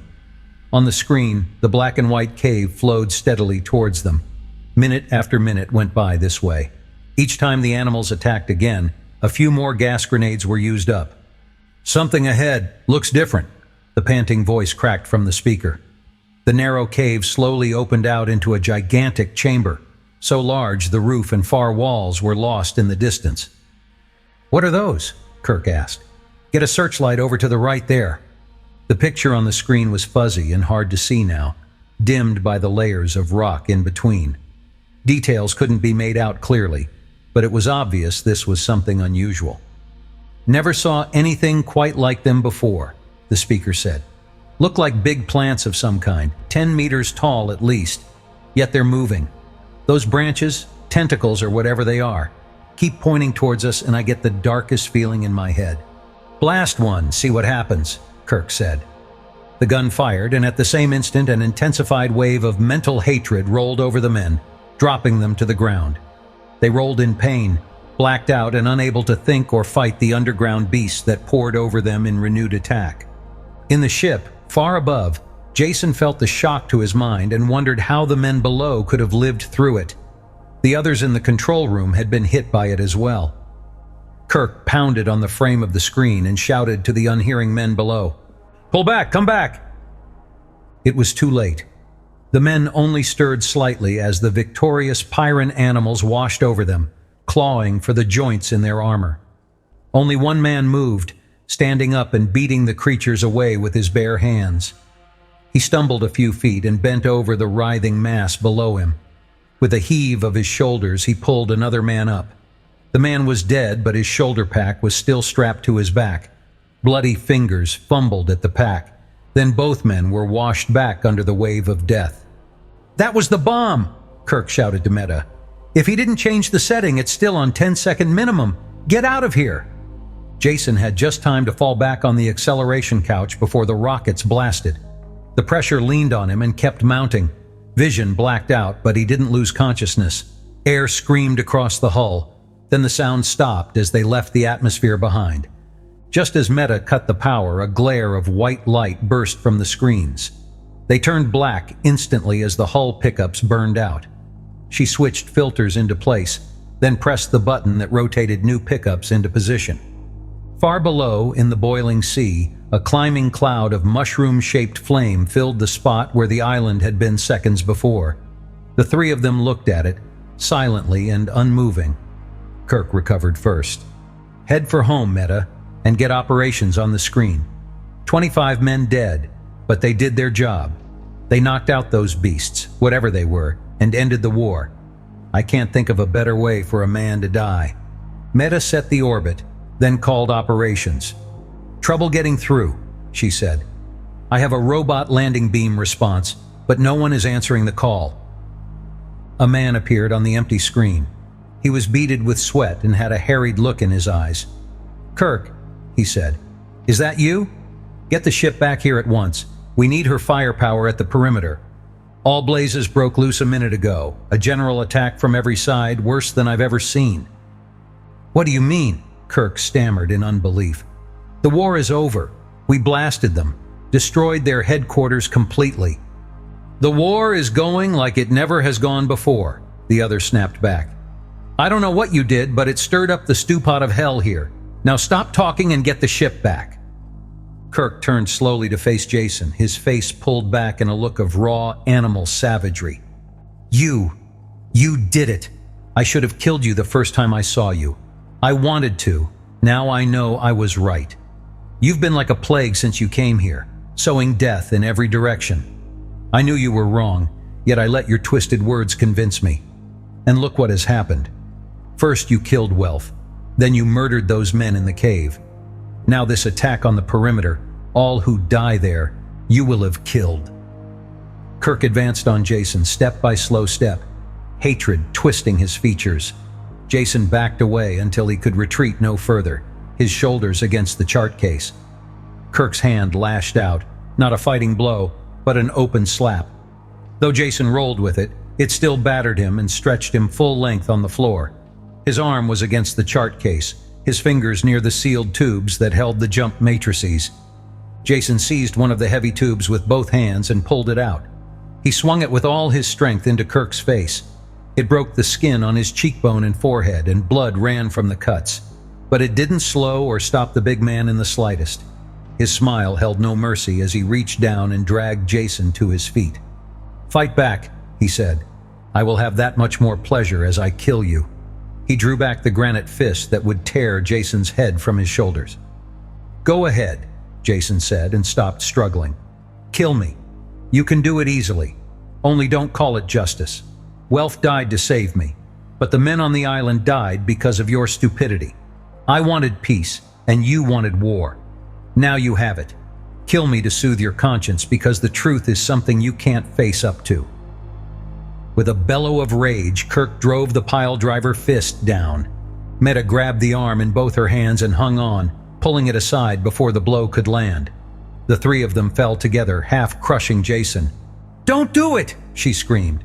"Jason didn't want those men to go down there. That was your idea. You can't kill him for that." Kirk, exploding with rage, was past hearing. He turned his attention to Meta, tearing her from him. She was a woman, and her supple strength was meager compared to his great muscles. But she was a Pyran woman, and she did what no off-worlder could. She slowed him for a moment, stopped the fury of his attack until he could rip her hands loose and throw her aside. It didn't take him long to do this, but it was just time enough for Jason to get to the door. Jason stumbled through and jammed shut the lock behind him. A split second after he had driven the bolt home, Kirk's weight plunged into the door. The metal screamed and bent, giving way. One hinge was torn loose and the other held only by a shred of metal. It would go down on the next blow. Jason wasn't waiting for that. He hadn't stayed to see if the door would stop the raging Pyran. No door on the ship could stop him. Fast as possible, Jason went down the gangway. There was no safety on the ship, which meant he had to get off it. The lifeboat deck was just ahead. Ever since first seeing them, he had given a lot of thought to the lifeboats. Though he hadn't looked ahead to this situation, he knew a time might come when he would need transportation of his own. The lifeboats had seemed to be the best bet, except that Meta had told him they had no fuel. She had been right in one thing. The boat he had been in had empty tanks. He had checked. There were 5 other boats, though, that he hadn't examined. He had wondered about the idea of useless lifeboats and come to what he hoped was a correct conclusion. This spaceship was the only one the Pyrans had. Meta had told him once that they always had planned to buy another ship, but never did. Some other necessary war expense managed to come up first. One ship was really enough for their uses. The only difficulty lay in the fact they had to keep that ship in operation or the Pyran city was dead. Without supplies, they would be wiped out in a few months. Therefore, the ship's crew couldn't conceive of abandoning their ship. No matter what kind of trouble she got into, they couldn't leave her. When the ship died, so did their world. With this kind of thinking, there was no need to keep the lifeboats fueled. Not all of them, at least. Though it stood to reason at least one of them held fuel for short flights that would have been wasteful for the parent ship.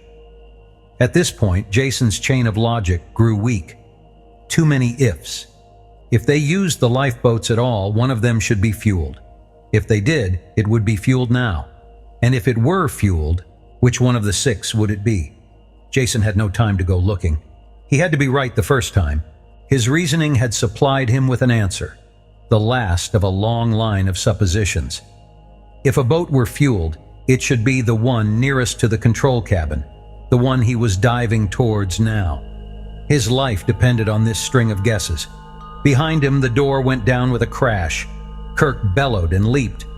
Jason hurled himself through the lifeboat port with the nearest thing to a run he could manage under the doubled gravity. With both hands, he grabbed the emergency launching handle and pulled down. An alarm bell rang and the port slammed shut, literally in Kirk's face. Only his Pyran reflexes saved him from being smashed by it. Solid fuel launchers exploded and blasted the lifeboat clear of the parent ship. Their brief acceleration slammed Jason to the deck. Then he floated as the boat went into free fall. The main drive rockets didn't fire. In that moment, Jason learned what it was like to know he was dead. Without fuel, the boat would drop into the jungle below, falling like a rock and blasting apart when it hit. There was no way out. Then the rockets caught, roared, and he dropped to the deck, bruising his nose. He sat up, rubbing it and grinning. There was fuel in the tanks.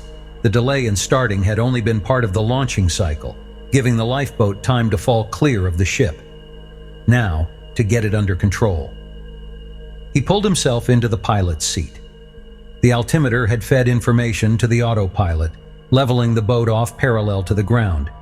Like all lifeboat controls, these were childishly simple, designed to be used by novices in an emergency. The autopilot could not be shut off. It rode along with the manual controls, tempering foolish piloting. Jason hauled the control wheel into a tight turn, and the autopilot gentled it to a soft curve. Through the port, he could see the big ship blaring fire in a much tighter turn. Jason didn't know who was flying it or what they had in mind. He took no chances. Jamming the wheel forward into a dive, he cursed as they eased into a gentle drop. The larger ship had no such restrictions. It changed course with a violent maneuver and dived on him. The forward turret fired, and an explosion at the stern rocked the little boat. This either knocked out the autopilot or shocked it into submission. The slow drop turned into a power dive and the jungle billowed up. Jason pulled the wheel back, and there was just time to get his arms in front of his face before they hit. Thundering rockets and cracking trees ended in a great splash. Silence followed, and the smoke drifted away. High above, the spaceship circled hesitantly, dropping a bit as if wanting to go down and investigate, then rising again as the urgent message for aid came from the city. Loyalty won, and she turned and spewed fire towards home. Tree branches had broken the lifeboat's fall, the bow rockets had burned out in emergency blast, and the swamp had cushioned the landing a bit. It was still a crash. The battered cylinder sank slowly into the stagnant water and thin mud of the swamp. The bow was well under before Jason managed to kick open the emergency hatch in the waist. There was no way of knowing how long it would take for the boat to go under, and Jason was in no condition to ponder the situation. Concussed and bloody, he had just enough drive left to get himself out. Wading and falling, he made his way to firmer land, sitting down heavily as soon as he found something that would support him. Behind him, the lifeboat burbled and sank under the water. Bubbles of trapped air kept rising for a while, then stopped. The water stilled and, except for the broken branches and trees, there was no sign that a ship had ever come this way. Insects whined across the swamp, and the only sound that broke the quiet of the woods beyond was the cruel scream of an animal pulling down its dinner. When that had echoed away in tiny waves of sound, everything was silent. Jason pulled himself out of the half-trance with an effort. His body felt like it had been through a meat grinder, and it was almost impossible to think with the fog in his head. After minutes of deliberation, he figured out that the medikit was what he needed. The easy-off snap was very difficult, and the button release didn't work. He finally twisted his arm around until it was under the orifice and pressed the entire unit down. It buzzed industriously. Though he couldn't feel the needles, he guessed it had worked. His sight spun dizzily for a while, then cleared. Painkillers went to work, and he slowly came out of the dark cloud that had enveloped his brain since the crash. Reason returned, and loneliness rode along with it. He was without food, friendless, surrounded by the hostile forces of an alien planet. There was a rising panic that started deep inside of him that took concentrated effort to hold down. "Think, Jason, don't emote." He said it aloud to reassure himself, but was instantly sorry, because his voice sounded weak in the emptiness, with a ragged edge of hysteria to it. Something caught in his throat, and he coughed to clear it, spitting out blood. Looking at the red stain, he was suddenly angry, hating this deadly planet and the incredible stupidity of the people who lived on it. Cursing out loud was better, and his voice didn't sound as weak now. He ended up shouting and shaking his fist at nothing in particular, but it helped. The anger washed away the fear and brought him back to reality. Sitting on the ground felt good now. The sun was warm, and when he leaned back, he could almost forget the unending burden of doubled gravity. Anger had carried away fear. Rest erased fatigue. From somewhere in the back of his mind, there popped up the old platitude: where there's life, there's hope. He grimaced at the triteness of the words, at the same time realizing that a basic truth lurked there. Count his assets. Well battered, but still alive. None of the bruises seemed very important, and no bones were broken. His gun was still working. It dipped in and out of the power holster as he thought about it. Pyrans made rugged equipment. The medikit was operating as well. If he kept his senses, managed to walk in a fairly straight line, and could live off the land, there was a fair chance he might make it back to the city. What kind of a reception would be waiting for him there was a different matter altogether. He would find that out after he arrived. Getting there had first priority. On the debit side, there stood the planet Pyrus. Strength-sapping gravity, murderous weather, and violent animals. Could he survive? As if to add emphasis to his thoughts, the sky darkened over and rain hissed into the forest, marching towards him. Jason scrambled to his feet and took a bearing before the rain closed down visibility. A jagged chain of mountains stood dimly on the horizon. He remembered crossing them on the flight out. They would do as a first goal. After he had reached them, he would worry about the next leg of the journey. Leaves and dirt flew before the wind in quick gusts. Then the rain washed over him. Soaked, chilled, already bone-tired, he pitted the tottering strength of his legs against the planet of death. When nightfall came, it was still raining. There was no way of being sure of the direction, and no point in going on. If that wasn't enough, Jason was on the ragged edge of exhaustion. It was going to be a wet night. All the trees were thick-boled and slippery. He couldn't have climbed them on a 1G world. The sheltered spots that he investigated, under fallen trees and beneath thick bushes, were just as wet as the rest of the forest. In the end, he curled up on the leeward side of a tree and fell asleep, shivering, with the water dripping off him. The rain stopped around midnight and the temperature fell sharply. Jason woke sluggishly from a dream in which he was being frozen to death, to find it was almost true. Fine snow was sifting through the trees, powdering the ground and drifting against him. The cold bit into his flesh, and when he sneezed, it hurt his chest. His aching and numb body only wanted rest, but the spark of reason that remained in him forced him to his feet. If he lay down now, he would die. Holding one hand against the tree so he wouldn't fall, he began to trudge around it. Step after shuffling step, around and around, until the terrible cold eased a bit and he could stop shivering. Fatigue crawled up him like a muffling gray blanket. He kept on walking, half the time with his eyes closed, opening them only when he fell and had to climb painfully to his feet again. The sun burned away the snow clouds at dawn. Jason leaned against his tree and blinked up at the sky with sore eyes.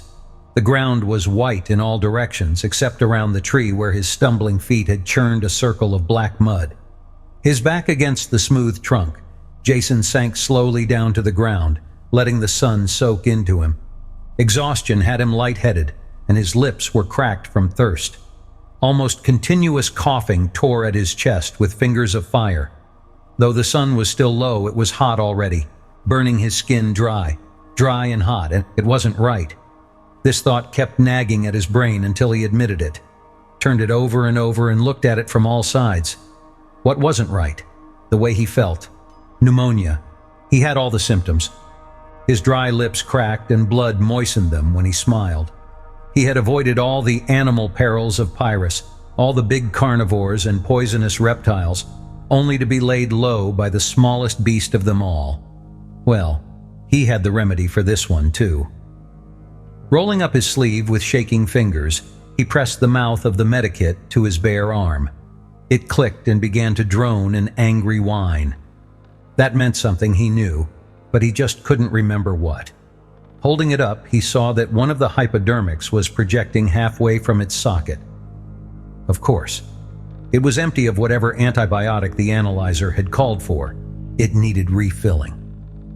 Jason hurled the thing away with a curse, and it splashed into a pool and was gone. End of medicine, end of medikit, end of Jason Dinalt. Single-handed battler against the perils of Death World. Strong-hearted stranger who could do as well as the natives. It had taken him all of one day on his own to get his death warrant signed. A choking growl echoed behind him. He turned, dropped, and fired in the same motion.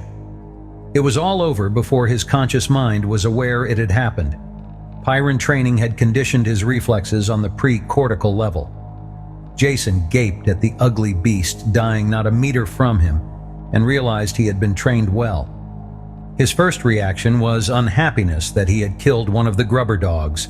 When he looked closer, he realized this animal was slightly different in markings, size, and temper. Though most of its forequarters were blown away, blood pumping out in dying spurts, it kept trying to reach Jason. Before the eyes glazed with death, it had struggled its way almost to his feet.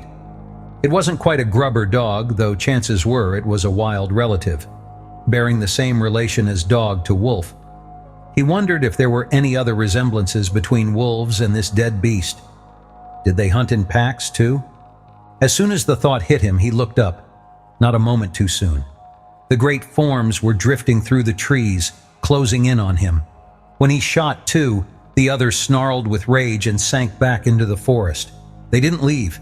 Instead of being frightened by the deaths, they grew even more enraged. Jason sat with his back to the tree and waited until they came close before he picked them off. With each shot and dying scream, the outraged survivors howled the louder. Some of them fought when they met, venting their rage. One stood on his hind legs and raked great strips of bark from a tree. Jason aimed a shot at it, but he was too far away to hit. There were advantages to having a fever, he realized. Logically, he knew he would live only to sunset, or until his gun was empty. Yet the fact didn't bother him greatly. Nothing really mattered. He slumped, relaxed completely, only raising his arm to fire, then letting it drop again. Every few minutes he had to move to look in back of the tree and kill any of them that were stalking him in the blind spot. He wished dimly that he were leaning against a smaller tree, but it wasn't worth the effort to go to one. Sometime in the afternoon, he fired his last shot. It killed an animal he had allowed to get close. He had noticed he was missing the longer shots. The beast snarled and dropped. The others that were close pulled back and howled in sympathy. One of them exposed himself, and Jason pulled the trigger. There was only a slight click. He tried again in case it was just a misfire, but there was still only the click. The gun was empty, as was the spare clip pouch at his belt.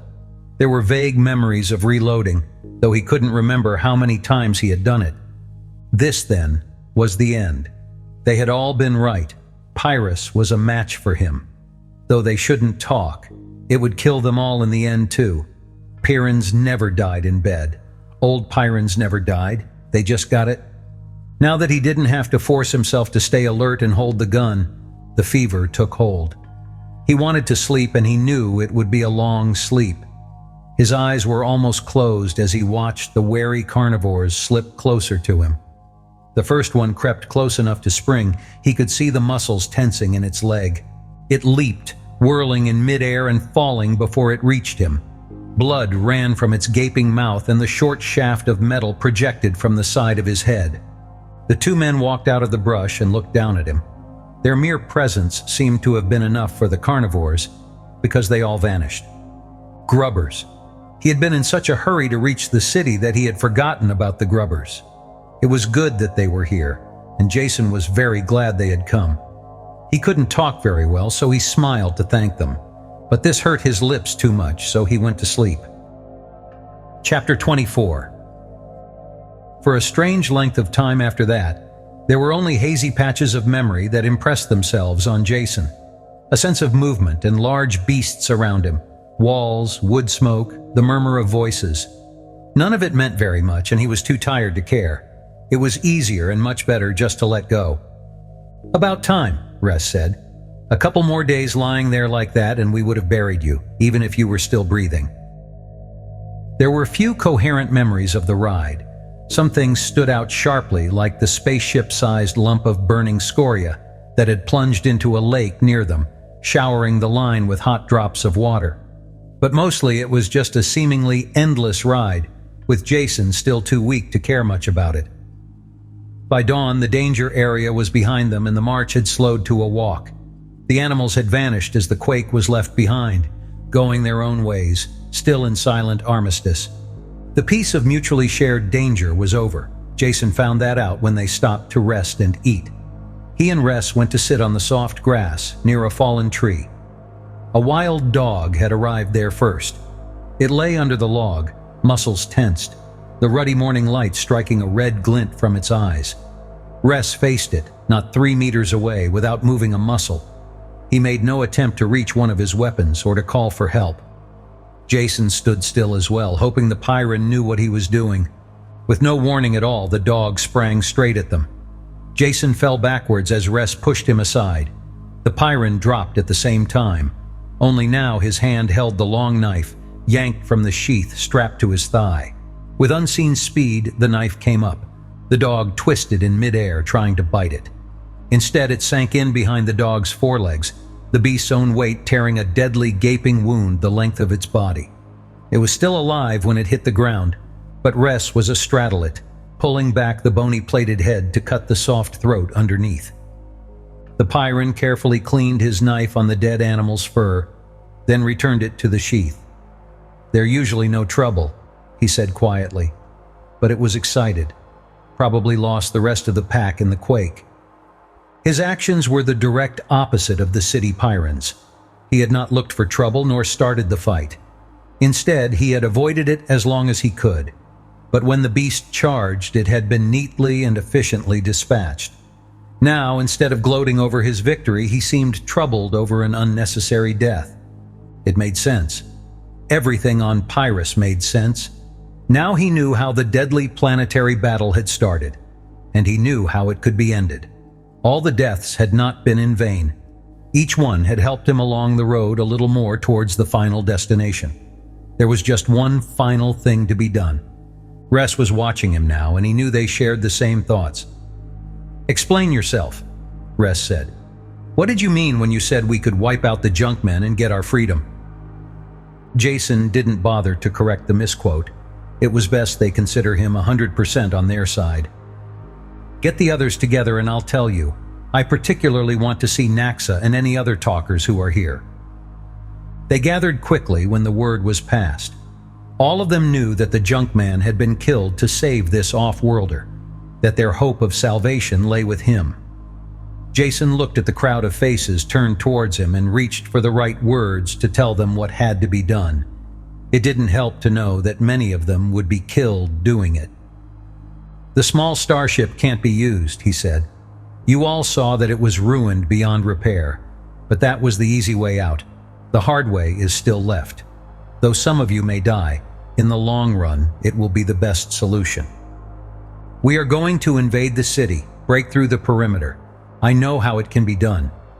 A mutter of sound spread across the crowd. Some of them looked excited, happy with the thought of killing their hereditary enemies. Others stared at Jason as if he were mad. A few were dazed at the magnitude of the thought, this carrying of the battle to the stronghold of the heavily armed enemy. They quieted when Jason raised his hand. "I know it sounds impossible," he said, "but let me explain. Something must be done, and now is the time to do it. The situation can only get worse from now on. The junkmen can get along without your food. Their concentrates taste awful, but they sustain life. But they are going to turn against you in every way they can.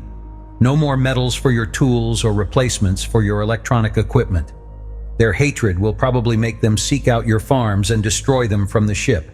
All of this won't be comfortable, and there will be worse to come. In the city, they are losing their war against this planet. Each year there are less of them, and someday they will all be dead. Knowing how they feel, I am sure they will destroy their ship first, and the entire planet as well, if that is possible." "How can we stop them?" someone called out. "By hitting now," Jason answered. "I know all the details of the city, and I know how the defenses are set up. Their perimeter is designed to protect them from animal life, but we could break through it if we were really determined." "What good would that do?" Ress snapped. "We crack the perimeter and they draw back, then counterattack in force. How can we stand against their weapons?" "We won't have to. Their spaceport touches the perimeter, and I know the exact spot where the ship stands. That is the place where we will break through. There is no formal guard on the ship and only a few people in the area. We will capture the ship. Whether we can fly it or not is unimportant. Who controls the ship controls Pyrrhus. Once there, we threaten to destroy it if they don't meet our terms. They have the choice of mass suicide or cooperation. I hope they have the brains to cooperate." His words shocked them into silence for an instant. Then they surged into a wave of sound. There was no agreement, just excitement, and Ress finally brought them to order. "Quiet," he shouted. "Wait until Jason finishes before you decide. We still haven't heard how this proposed invasion is to be accomplished." "The plan I have depends on the talkers," Jason said. "Is Naxa there?" He waited until the fur-wrapped man had pushed to the front. "I want to know more about the talkers, Naxa. I know you can speak to Dorims and the dogs here, but what about the wild animals? Can you make them do what you want?" "They're animals. Of course we can talk to them. The more talkers, the more power. Make them do just what we want." "Then the attack will work," Jason said excitedly. "Could you get your talkers all on one side of the city, the opposite side from the spaceport, and stir the animals up? Make them attack the perimeter?" "Could we?" Naxa shouted, carried away by the idea. "We'd bring in animals from all over, start the biggest attack they ever saw." "Then that's it. Your talkers will launch the attack on the far side of the perimeter. If you keep out of sight, the guards will have no idea that it is anything more than an animal attack. I've seen how they work. As an attack mounts, they call for reserves inside the city and drain men away from the other parts of the perimeter. At the height of the battle, when they have all their forces committed across the city, I'll lead the attack that will break through and capture the ship. That's the plan, and it's going to work." Jason sat down then, half fell down, drained of strength. He lay and listened as the debate went back and forth, Ress ordering it and keeping it going. Difficulties were raised and eliminated. No one could find a basic fault with the plan. There were plenty of flaws in it, things that might go wrong, but Jason didn't mention them. These people wanted his idea to work, and they were going to make it work. It finally broke up and they moved away. Ress came over to Jason. "The basics are settled," he said. "All here are in agreement. They are spreading the word by messenger to all the talkers. The talkers are the heart of the attack, and the more we have, the better it will go off.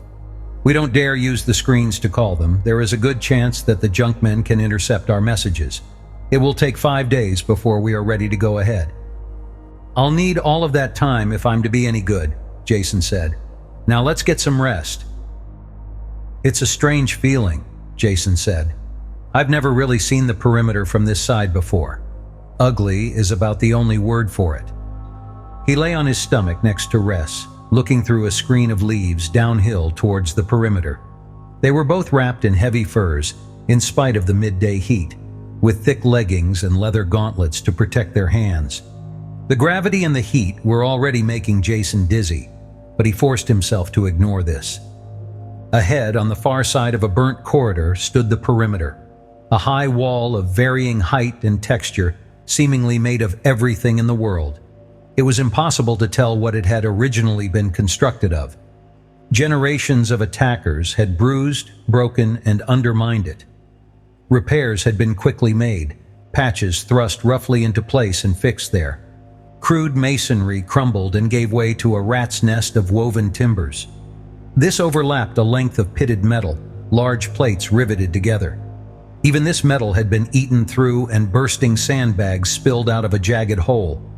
Over the surface of the wall, detector wires and charged cables looped and hung. At odd intervals, automatic flamethrowers thrust their nozzles over the wall above and swept the base of the wall clear of any life that might have come close. "Those flame things can cause us trouble," Ress said. "That one covers the area where you want to break in." "It'll be no problem," Jason assured him. "It may look like it is firing a random pattern, but it's really not. It varies a simple sweep just enough to fool an animal, but was never meant to keep men out. Look for yourself. It fires at regularly repeated 2, 4, 3, and 1 minute intervals."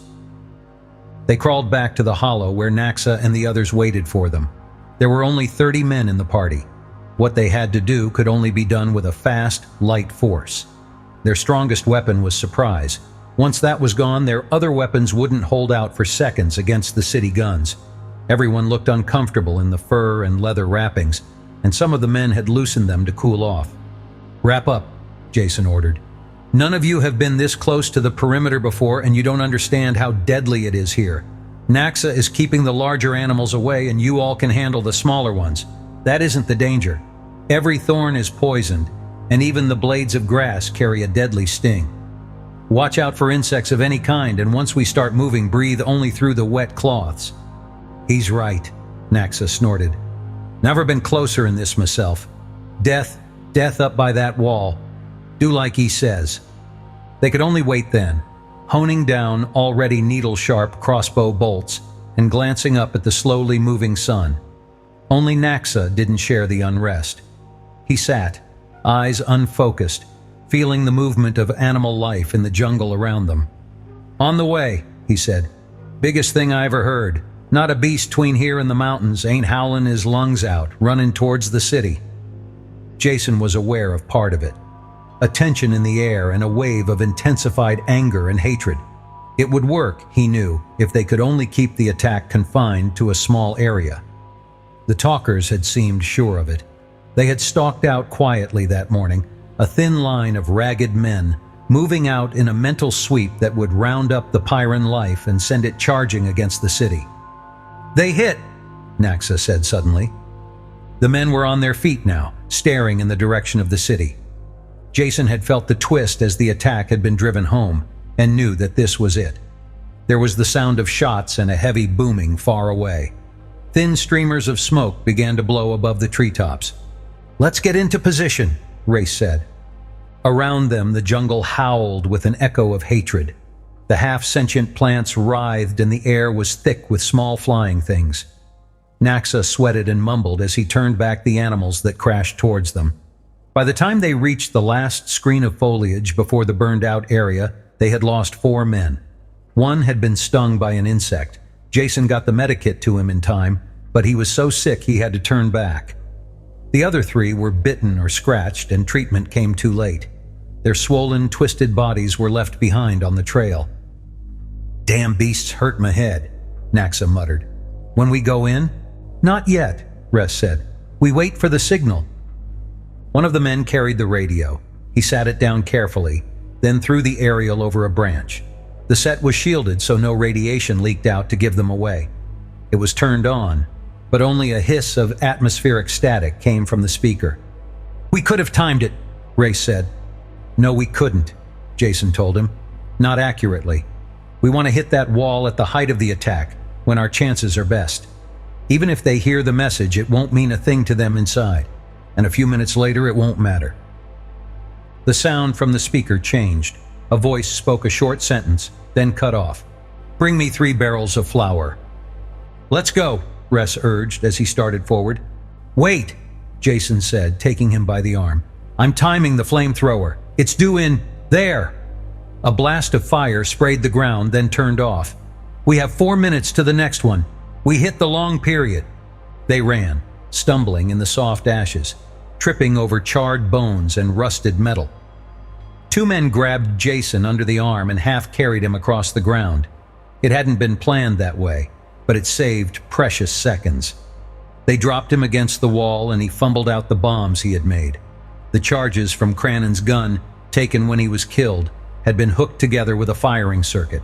All the moves had been rehearsed carefully and they went smoothly now. Jason had picked the metal wall as being the best spot to break in. It offered the most resistance to the native life, so the chances were it wouldn't be reinforced with sandbags or fill, the way other parts of the wall were. If he was wrong, they were all dead. The first men had slapped their wads of sticky congealed sap against the wall. Jason pressed the charges into them and they stuck, a roughly rectangular pattern as high as a man. While he did this, the detonating wire was run out to its length and the raiders pressed back against the base of the wall. Jason stumbled through the ashes to the detonator, fell on it, and pressed the switch at the same time. Behind him, a thundering bang shook the wall and red flame burst out. Race was the first one there, pulling at the twisted and smoking metal with his gloved hands. Others grabbed on and bent the jagged pieces aside. The hole was filled with smoke and nothing was visible through it. Jason dived into the opening, rolled on a heap of rubble and smacked into something solid. When he blinked the smoke from his eyes, he looked around him. He was inside the city. The others poured through now, picking him up as they charged in so he wouldn't be trampled underfoot. Someone spotted the spaceship and they ran that way. A man ran around the corner of a building towards them. His Pyran reflexes sent him springing into the safety of a doorway the same moment he saw the invaders. But they were Pyrans too. The man slumped slowly back onto the street, 3 metal bolts sticking out of his body. They ran on without stopping, running between the low storehouses. The ship stood ahead. Someone had reached it ahead of them. They could see the outer hatch slowly grinding shut. A hail of bolts from the bows crashed into it with no effect. "Keep going," Jason shouted. "Get next to the hull before he reaches the guns." This time, 3 men didn't make it. The rest of them were under the belly of the ship when every gun let go at once. Most of them were aimed away from the ship. Still, the scream of shells and electric discharges was ear-shattering. The 3 men still in the open dissolved under the fire. Whoever was inside the ship had hit all the gun trips at once, both to knock out the attackers and summon aid. He would be on the screen now, calling for help. Their time was running out. Jason reached up and tried to open the hatch, while the others watched. It was locked from the inside. One of the men brushed him aside and pulled at the inset handle. It broke off in his hand, but the hatch remained closed. The big guns had stopped now, and they could hear again. "Did anyone get the gun from that dead man?" he asked. "It would blow this thing open." "No," Ress said. "We didn't stop." Before the words were out of his mouth, 2 men were running back towards the buildings, angling away from each other. The ship's guns roared again. A string of explosions cut across one man. Before they could change direction and find the other man, he had reached the buildings. He returned quickly, darting into the open to throw the gun to them. Before he could dive back to safety, the shells caught him. Jason grabbed up the gun as it skidded almost to his feet. They heard the sound of wide-open truck turbines screaming towards them as he blasted the lock. The mechanism sighed, and the hatch sagged open. They were all through the airlock before the first truck appeared. Naxa stayed behind with the gun to hold the lock until they could take the control room. Everyone climbed faster than Jason once he had pointed them the way, so the battle was over when he got there. The single-city Pyran looked like a pincushion. One of the techs had found the gun controls and was shooting wildly, the sheer quantity of his fire driving the trucks back. "Someone get on the radio and tell the talkers to call the attack off," Jason said. He found the communications screen and snapped it on. Kirk's wide-eyed face stared at him from the screen. "You!" Kirk said, breathing the word like a curse. "Yes, it's me," Jason answered. He talked without looking up, while his hands were busy at the control board. "Listen to me, Kirk, and don't doubt anything I say. I may not know how to fly one of these ships, but I do know how to blow them up. Do you hear that sound?" He flipped over a switch and the faraway whine of a pump droned faintly. "That's the main fuel pump. If I let it run, which I won't right now, it could quickly fill the drive chamber with raw fuel, pour in so much that it would run out of the stern tubes. Then what do you think would happen to your one and only spacer if I pressed the firing button? I'm not asking you what would happen to me since you don't care, but you need this ship the way you need life itself." There was only silence in the cabin now. The men who had won the ship turned to face him. Kirk's voice grated loudly through the room. "What do you want, Jason? What are you trying to do? Why did you lead those animals in here?" His voice cracked and broke as anger choked him and spilled over. "Watch your tongue, Kirk," Jason said with soft menace. "These men you are talking about are the only ones on Pyrrhus who have a spaceship. If you want them to share it with you, you had better learn to talk nicely. Now come over here at once, and bring Bruco and Meta." Jason looked at the older man's florid and swollen face and felt a measure of sympathy. "Don't look so unhappy. It's not the end of the world. In fact, it might be the beginning of one. And another thing, leave this channel open when you go. Have it hooked into every screen in the city so everyone can see what happens here. Make sure it's taped, too, for replay."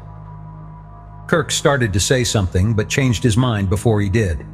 He left the screen, but the set stayed alive, carrying the scene in the control room to the entire city.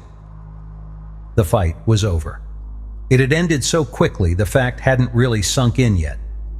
Race rubbed his hand against the gleaming metal of the control console, letting the reality of touch convince him. The other men milled about, looking out through the view screens or soaking in the mechanical strangeness of the room. Jason was physically exhausted, but he couldn't let it show. He opened the pilot's medbox and dug through it until he found the stimulants. 3 of the little gold pills washed the fatigue from his body, and he could think clearly again. "Listen to me," he shouted. "The fight's not over yet. They'll try anything to take this ship back, and we have to be ready. I want one of the techs to go over these boards until he finds the lock controls. Make sure all the airlocks and ports are sealed.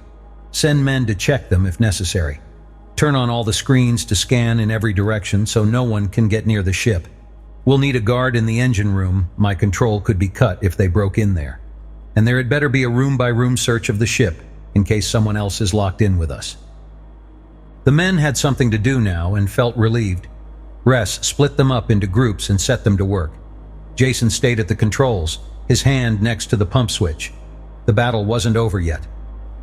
"There's a truck coming," Ress called. "Going slow." "Should I blast it?"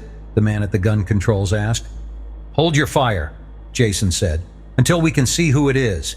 If it's the people I sent for, let them through." As the truck came on slowly, the gunner tracked it with his sights. There was a driver and 3 passengers. Jason waited until he was positive who they were. "Those are the ones," he said. "Stop them at the lock, Ress. Make them come in one at a time. Take their guns as they enter, then strip them of all their equipment. There is no way of telling what could be a concealed weapon. Be specially careful of Bruco. He's the thin one with a face like an axe edge. Make sure you strip him clean. He's a specialist in weapons and survival. And bring the driver too. We don't want him reporting back about the broken airlock or the state of our guns." Waiting was hard. His hand stayed next to the pump switch, even though he knew he could never use it, just as long as the others thought he would.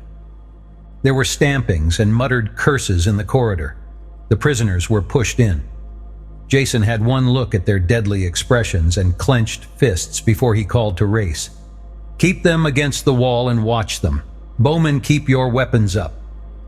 He looked at the people who had once been his friends and who now swam in hatred for him. Meta, Kirk, Bruco. The driver was Scop, the man Kirk had once appointed to guard him. He looked ready to explode now that the roles had been reversed. "Pay close attention," Jason said. because your lives depend upon it.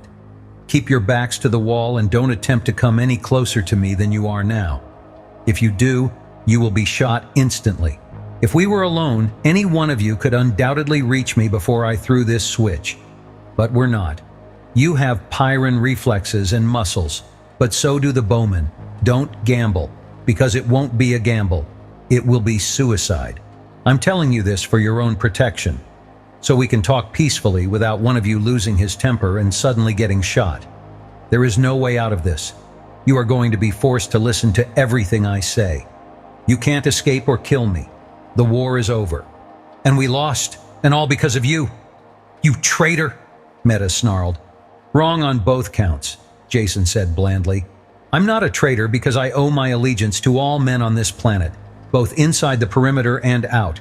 I never pretended differently. As to losing, why, you haven't lost anything. In fact, you've won. Won your war against this planet, if you will only hear me out. He turned to Ress, who was frowning in angry puzzlement. Of course your people have won also, Ress. No more war with the city. You'll get medicine, off-planet contact, everything you want. Pardon me for being cynical, Ress said, but you're promising the best of all possible worlds for everyone. That will be a little hard to deliver when our interests are opposed, so... You strike through to the heart of the matter, Jason said. Thank you. This mess will be settled by seeing that everyone's interests are not opposed. Peace between the city and farms, with an end to the useless war you have been fighting. Peace between mankind and the Pyrran life forms, because that particular war is at the bottom of all your troubles. The man's mad, Kirk said. Perhaps. You'll judge that after you hear me out. I'm going to tell you the history of this planet because that is where both the trouble and the solution lie. When the settlers landed on Pyrrhus 300 years ago, they missed the one important thing about this planet, the factor that makes it different from any other planet in the galaxy. They can't be blamed for the oversight. They had enough other things to worry about. The gravity was about the only thing familiar to them. The rest of the environment was a shocking change from the climate-controlled industrial world they had left. Storms, volcanism, floods, earthquakes. It was enough to drive them insane, and I'm sure many of them did go mad. The animal and insect life was a constant annoyance, nothing at all like the few harmless and protected species they had known. I'm sure they never realized that the Pyrran life was telepathic as well. That again, Bruco snapped. True or not, it is of no importance. I was tempted to agree with your theory of psionic-controlled attack on us, but the deadly fiasco you staged proved that theory wrong. I agree, Jason answered. I was completely mistaken when I thought some outside agency directed the attack on the city with psionic control. It seemed a logical theory at the time, and the evidence pointed that way. The expedition to the island was a deadly fiasco. Only don't forget that attack was the direct opposite of what I wanted to have done. If I had gone into the cave myself, none of the deaths would have been necessary. I think it would have been discovered that the plant creatures were nothing more than an advanced life form with unusual psi ability. They simply resonated strongly to the psionic attack on the city. I had the idea backwards, thinking they instigated the battle. We'll never know the truth, though, because they are destroyed. But their deaths did prove one thing. It allows us to find the real culprits, the creatures who are leading, directing, and inspiring the war against the city. Who? Kirk breathed the question rather than spoke it. Why, you, of course, Jason told him. Not you alone, but all of your people in the city. Perhaps you don't like this war. However, you are responsible for it, and keep it going. Jason had to force back a smile as he looked at their dumbfounded expressions. He had to prove his point quickly, before even his allies began to think him insane. Here is how it works. I said Pyrran life was telepathic, and I meant all life. Every single insect, plant, and animal. At one time in this planet's violent history, these psionic mutations proved to be survival types. They existed when other species died, and in the end, I'm sure they cooperated in wiping out the last survivors of the non-psi strains.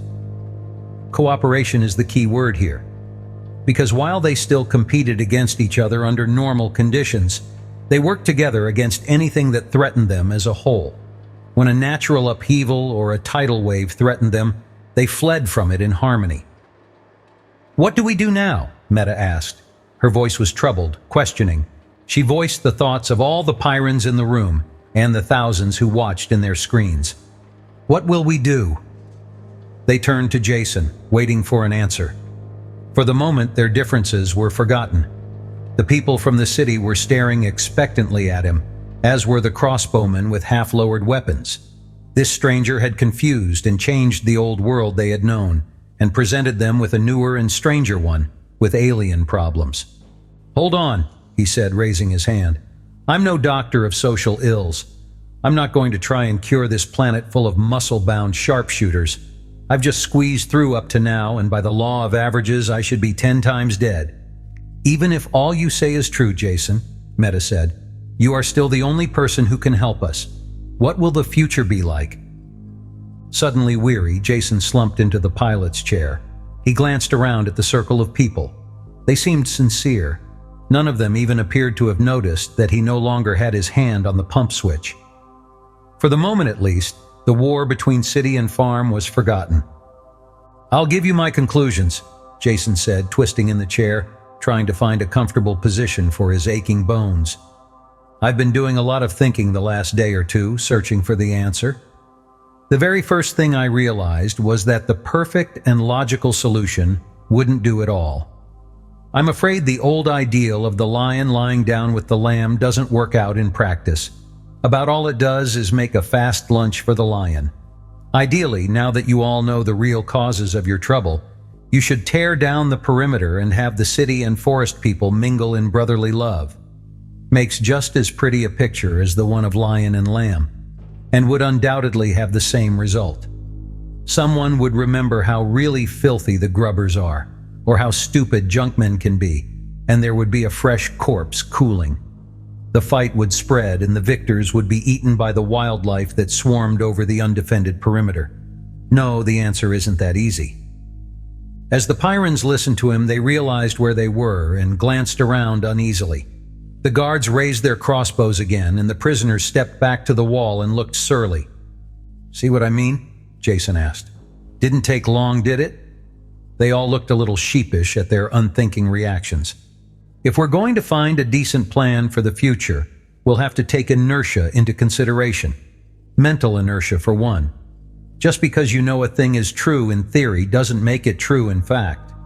The barbaric religions of primitive worlds hold not a germ of scientific fact, though they claim to explain all. Yet if one of these savages has all the logical ground for his beliefs taken away, he doesn't stop believing. He then calls his mistaken beliefs faith because he knows they are right. And he knows they are right because he has faith. This is an unbreakable circle of false logic that can't be touched. In reality, it is plain mental inertia. A case of thinking what always was will also always be, and not wanting to blast the thinking patterns out of the old rut. Mental inertia alone is not going to cause trouble. There is cultural inertia too. Some of you in this room believe my conclusions and would like to change. But will all your people change? The unthinking ones, the habit-ridden, reflex-formed people who know what is now will always be. They'll act like a drag on whatever plans you make, whatever attempts you undertake to progress with the new knowledge you have. Then it's useless. There's no hope for our world, Ress asked. I didn't say that, Jason answered. I merely mean that your troubles won't end by throwing some kind of mental switch. I see 3 courses open for the future, and the chances are that all 3 will be going on at the same time. First and best will be the rejoining of city and farm Pyrans into the single human group they came from. Each is incomplete now and has something the other one needs. In the city here, you have science and contact with the rest of the galaxy. You also have a deadly war. Out there in the jungle, your first cousins live at peace with the world, but lack medicine and the other benefits of scientific knowledge, as well as any kind of cultural contact with the rest of mankind.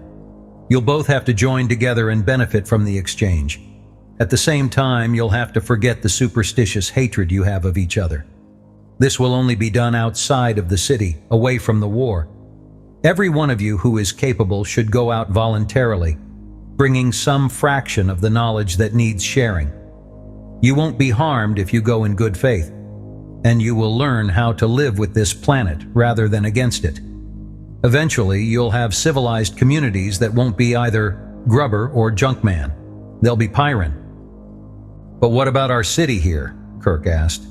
It'll stay right here, and probably won't change in the slightest. In the beginning, you'll need your perimeter and defenses to stay alive, while the people are leaving. And after that, it will keep going because there are going to be any number of people here who you won't convince. They'll stay and fight and eventually die. Perhaps you will be able to do a better job in educating their children. What the eventual end of the city will be, I have no idea. They were silent as they thought about the future. On the floor, Scop groaned but did not move. Those are two ways, Meta said. What is the third? The third possibility is my own pet scheme, Jason smiled. And I hope I can find enough people to go along with me. I'm going to take my money and spend it all on outfitting the best and most modern spacer with every weapon and piece of scientific equipment I can get my hands on. Then I'm going to ask for Pyrran volunteers to go with me. What in the world for? Meta frowned. Not for charity. I expect to make my investment back, and more. You see, after these past few months, I can't possibly return to my old occupation. Not only do I have enough money now to make it a waste of time, but I think it would be an unending bore. One thing about Pyrrhus, if you live, is that it spoils you for the quieter places. So I'd like to take this ship that I mentioned and go into the business of opening up new worlds. There are thousands of planets where men would like to settle. Only getting a foothold on them is too rough or rugged for the usual settlers. Can you imagine a planet a Pyrran couldn't lick after the training you've had here, and enjoy doing it? There would be more than pleasure involved, though. In the city, your lives have been geared for continual, deadly warfare. Now you're faced with the choice of a fairly peaceful future, or staying in the city to fight an unnecessary and foolish war. I offer the third alternative of the occupation you know best, that would let you accomplish something constructive at the same time. Those are the choices. Whatever you decide is up to each of you personally. Before anyone could answer, livid pain circled Jason's throat. Scop had regained consciousness and surged up from the floor. He pulled Jason from the chair with a single motion, holding him by the neck, throttling him. "Kirk! Meta!" Scop shouted hoarsely. "Grab guns! Open the locks! Our people will be here! Kill the grubbers and their lies!" Jason tore at the fingers that were choking the life out of him, but it was like pulling at bent steel bars. He couldn't talk, and the blood hammered in his ears. Meta hurtled forward like an uncoiled spring, and the crossbows twanged. One bolt caught her in the leg, the other transfixed her upper arm. But she had been shot as she jumped, and her inertia carried her across the room, to her fellow Pyrran and the dying off-worlder. She raised her good arm and chopped down with the edge of her hand. It caught Scop a hard blow on the biceps, and his arm jumped spasmodically, his hand leaping from Jason's throat. "What are you doing?" he shouted in strange terror to the wounded girl who fell against him. He pushed her away, still clutching Jason with his other hand. She didn't answer. Instead, she chopped again, hard and true, the edge of her hand catching Scop across the windpipe, crushing it. He dropped Jason and fell to the floor, retching and gasping. Jason watched the end through a haze, barely conscious. Scop struggled to his feet, turned pain-filled eyes to his friends. "You're wrong," Kirk said. "Don't do it." The sound the wounded man made was more animal than human. When he dived towards the guns on the far side of the room, the crossbows twanged like harps of death. When Bruco went over to help Meta, no one interfered. Jason gasped air back into his lungs, breathing in life. The watching glass eye of the viewer carried the scene to everyone in the city. "Thanks, Meta, for understanding, as well as helping." Jason had to force the words out. "Scop was wrong, and you were right, Jason," she said. Her voice broke for a second as Bruco snapped off the feathered end of the steel bolt with his fingers and pulled the shaft out of her arm. "I can't stay in the city. Only people who feel as Scop did will be able to do that. And I'm afraid I can't go into the forest. You saw what luck I had with the Stingwing. If it's all right, I'd like to come with you. I'd like to, very much." It hurt when he talked, so Jason could only smile, but she knew what he meant. Kirk looked down in unhappiness at the body of the dead man. He was wrong. But I know how he felt. I can't leave the city, not yet. Someone will have to keep things in hand while the changes are taking place. Your ship is a good idea, Jason. You'll have no shortage of volunteers, though I doubt if you'll get Bruco to go with you. Of course not, Bruco snapped, not looking up from the compression bandage he was tying. There's enough to do right here on Pyrrhus. The animal life, quite a study to be made, probably have every ecologist in the galaxy visiting here. Kirk walked slowly to the screen overlooking the city. No one attempted to stop him. He looked out at the buildings, the smoke still curling up from the perimeter, and the limitless sweep of green jungle beyond. You've changed it all, Jason, he said. We can't see it now, but Pyrrhus will never be the way it was before you came, for better or worse. Better, Jason croaked and rubbed his aching throat. Now get together and end this war so people will really believe it. Rest turned, and after an instant's hesitation, extended his hand to Kirk. The gray-haired Pyran felt the same repugnance himself about touching a grubber. They shook hands then because they were both strong men. The end.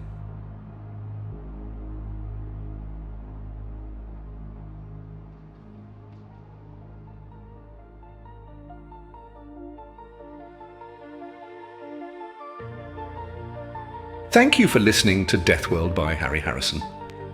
We hope you enjoyed this journey into classic science fiction. If you'd like to explore more timeless stories, be sure to visit our channel, where you'll find a wide selection of audiobooks ranging from science fiction to adventure, non-fiction, documentary, and more. If you enjoyed this audiobook, don't forget to like the video, subscribe to the channel, and leave a comment letting us know which stories you'd like to hear next. Your engagement helps us continue to bring classic literature to life for listeners like you. Visit our channel page to discover more great audiobooks that may pique your interest. Thank you again for listening, and we look forward to having you with us on our next adventure.